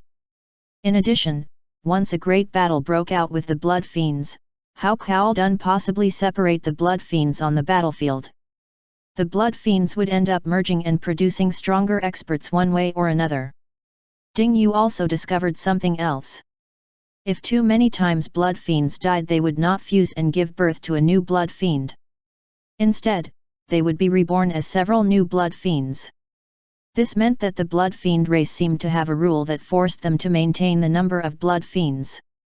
After all, if the fallen blood fiends kept fusing to create stronger experts, their numbers would gradually fall, and without numbers, no matter how strong they were easier to deal with. This rule safeguarded them from that ending. Ding Yu continued to kill them. Wang Luo and the others were the same. They were all looking for a breakthrough point in dealing with these blood fiends. Wang Luo even used the blood fiends as a material to refine pills. Xiang Xing was also using his artifact refining knowledge to try and find a way to deal with it. The number of blood fiends in the ancient battlefield was constantly decreasing, but their strength was getting stronger and stronger. Demon Buddha walked around the ancient battlefield. Buddhist light enveloped the surroundings. His white clothes were not stained by dust, and he looked kind and gentle. He continued to purify the blood fiends in the ancient battlefield. In the end, Demon Buddha discovered that with the power of his Buddha Dharma, it would take thousands, or even tens of thousands of years, to completely purify this small ancient battlefield. He needed enough Buddhist monks to deal with the blood fiends efficiently. However, was it really effective? Would the blood fiends end up resisting the purification light? Would they not create a land for the revival of the blood fiend race in that case? The more he thought and understood, the more he realized how terrifying the blood fiend race was. In the secret land of Nine Swords Mountain, a powerful aura erupted. It was the same in the secret land of the Floating Flower Pavilion. In other places in the northern zone, powerful auras erupted one after another. They broke through the barrier of the heaven realm and stepped into a new realm. The first batch of Divine Realm experts under the heavenly Dao laws was born. As the Divine Realm experts comprehended the heavenly Dao laws and broke through, the heavenly Dao laws were also strengthened. The heavenly Dao laws were now expanding into the eastern zone. In the ancient battlefield, Ding Yu and the others were still killing the blood fiends, who were getting stronger, but fewer. Where they were, there were already Emperor and Supreme Realm blood fiends. If this continued, sooner or later, there would be a Heaven Realm blood fiend. Chu Xian saw that the disciples were all running their own experiments. Although they had not found a way to exterminate the blood fiend race yet, they had found ways of dealing with them. Therefore, after a while, Chu Xian used the heavenly Dao talisman to transport his disciples back into the pocket dimension. You are all fellow disciples. Get to know each other and exchange your experiences. Ding Yu and the others were momentarily stunned. Then, they immediately looked at Hu Tianya. This tiger was also Master's disciple? A monster? Then, they looked at Demon Buddha. He had a kind appearance and was dressed in white. However, for some reason, they felt that he was not as benevolent as he looked. In fact, he did not seem to be a good person. To put it bluntly, he was a hypocrite. Hu Tianya could not keep up appearances any longer. His fellow disciples all looked human-like. If he, a tiger, lay on the ground, would he not be lacking in dignity? He stood up and transformed into a young man with a tiger's head. My name is Ding Yu, your eldest senior brother. Ding Yu was the first to speak. He was the first disciple, so naturally, he was the eldest senior brother. Qin Ying was an in-name disciple, which meant that he had no seniority to speak of whatsoever.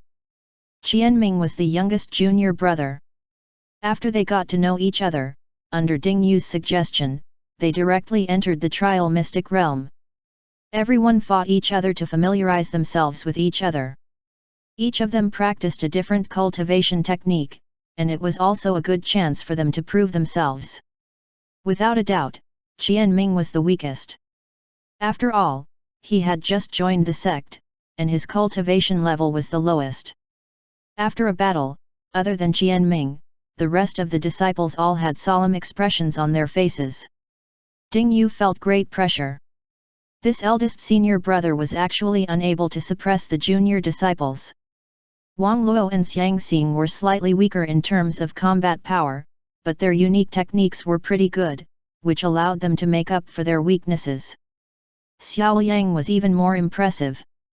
He had never been able to defeat Xiao Yang, it was always 50-50. Unexpectedly, Demon Buddha was also very monstrous. That Buddhist light, that mighty heavenly dragon technique, was incredibly terrifying. Hu Tianya, the awe-inspiring tiger, was also incomparably powerful. There was no need to mention Qin Ying. The former great Qin emperor was naturally quite powerful, and Ding Yu and the others all knew this. Even though he was an in-name disciple, his strength was not much weaker. The only female disciple, He Yu, was unexpectedly powerful. Her technique seemed to be able to control all living things that were weaker than her. It was incredibly domineering in battle, and it was like facing the edicts of an emperor. Ding Yu felt sorrowful.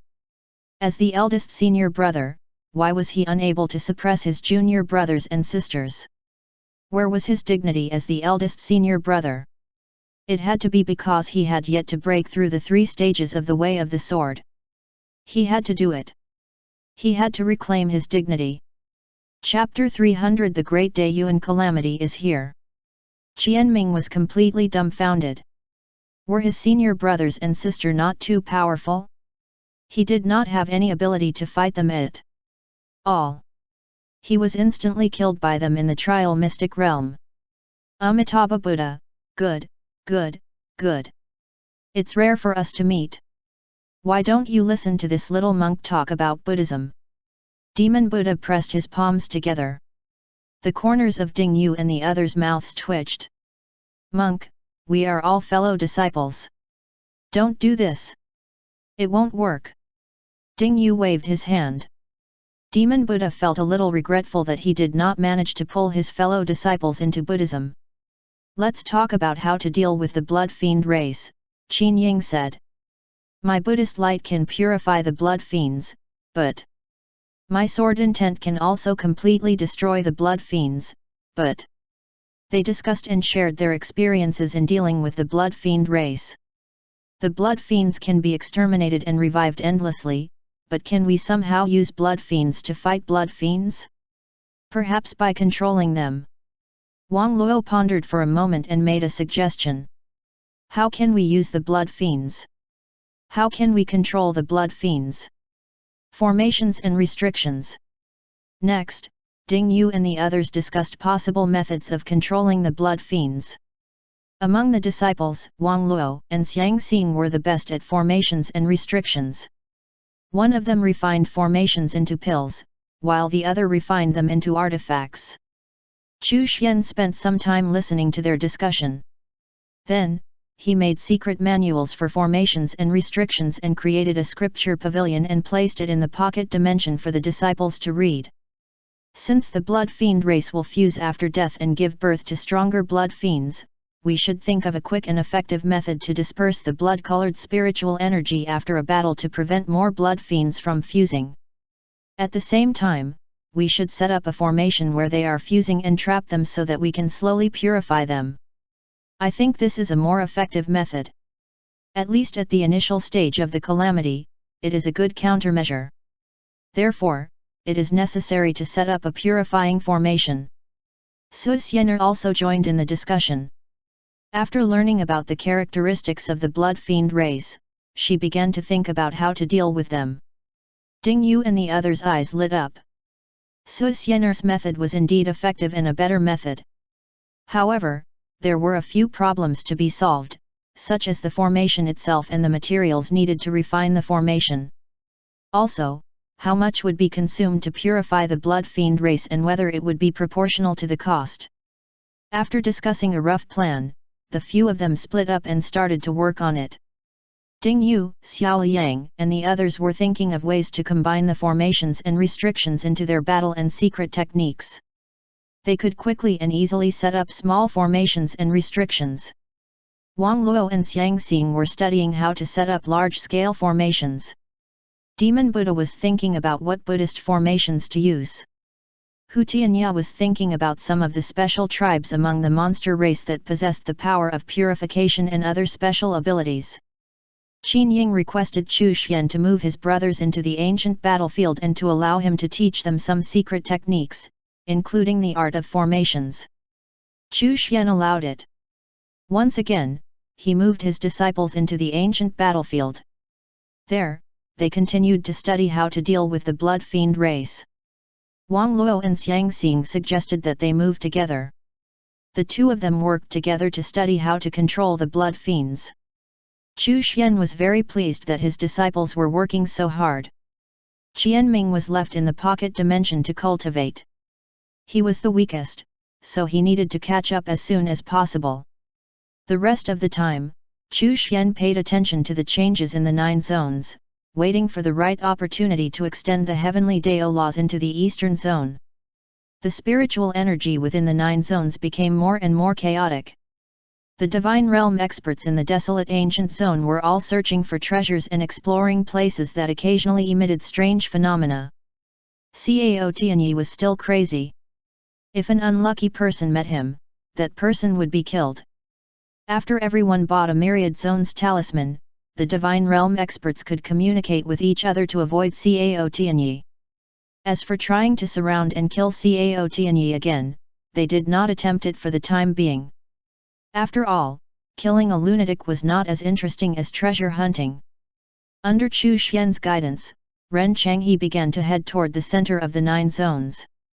With his current strength, and the trump card that Chu Xian had given him, as long as he did not meet a Dao Realm expert, his life would not be in danger.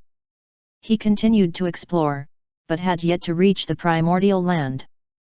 Chu Xian's goal was to get Ren Changhe as close as possible to the primordial land to set up some things. Ren Changhe was only in the divine realm, so he could not enter the primordial lands. However, it should not be a problem for him to set up some things outside. Boom! The northern zone shook, and another ancient battlefield was unsealed. At the same time, the small races hiding in the northern zone also came out of their secret realms and returned to the northern zone. Chu Xian told the Black Moon Tower not to kill the small races indiscriminately or exterminate them. The cultivators of the northern zone were not interested in the small races. Instead, they were busy cultivating and preparing for the Great Dayuan calamity. There were other cultivators who were busy exploring the ancient battlefields. After the small races appeared in the northern zone, Chu Xian allocated territories for them, which were covered by the heavenly Dao laws. This made everyone aware that they could not kill the small races indiscriminately. Otherwise, they would be punished by the heavenly Dao laws. The small clans formed an alliance. In order to thank the heavenly Dao for its kindness, they even designated a special festival to worship the heavenly Dao. Furthermore, the small races were more active in comprehending the heavenly Dao laws than anyone else. They were filled with devotion. With the appearance of the small races, the creatures of the northern zone became more diverse. Chu Xian could sense the changes in the heavenly Dao laws, as it continued to grow stronger. The great Dayuan calamity was drawing closer and closer. Qin Ying had already left the ancient battlefield. He led his brothers to the eastern zone and began to build an army of cultivators in preparation to deal with the blood fiends. Xiang Xing returned to the southern zone. He entered secluded cultivation in order to break through to the heaven realm. Ding Yu and the others had accumulated enough experience and resources. They were killing the blood fiends while waiting for the opportunity to break through. Demon Buddha returned to the demon zone and started to build an army of Buddhists. He taught them Buddhist formations to prepare for the blood fiend race. Hu Tianya had also returned to the monster zone. The first thing he did upon his return was to gather some races with special talents. Following his orders, they began to cooperate and train as they formed a large army to deal with the blood fiend race. Qianming was still cultivating bitterly. Dong! At a certain moment, a muffled sound spread throughout the 9 zones, and the echo did not disappear for a long time. The great Dayuan calamity had arrived.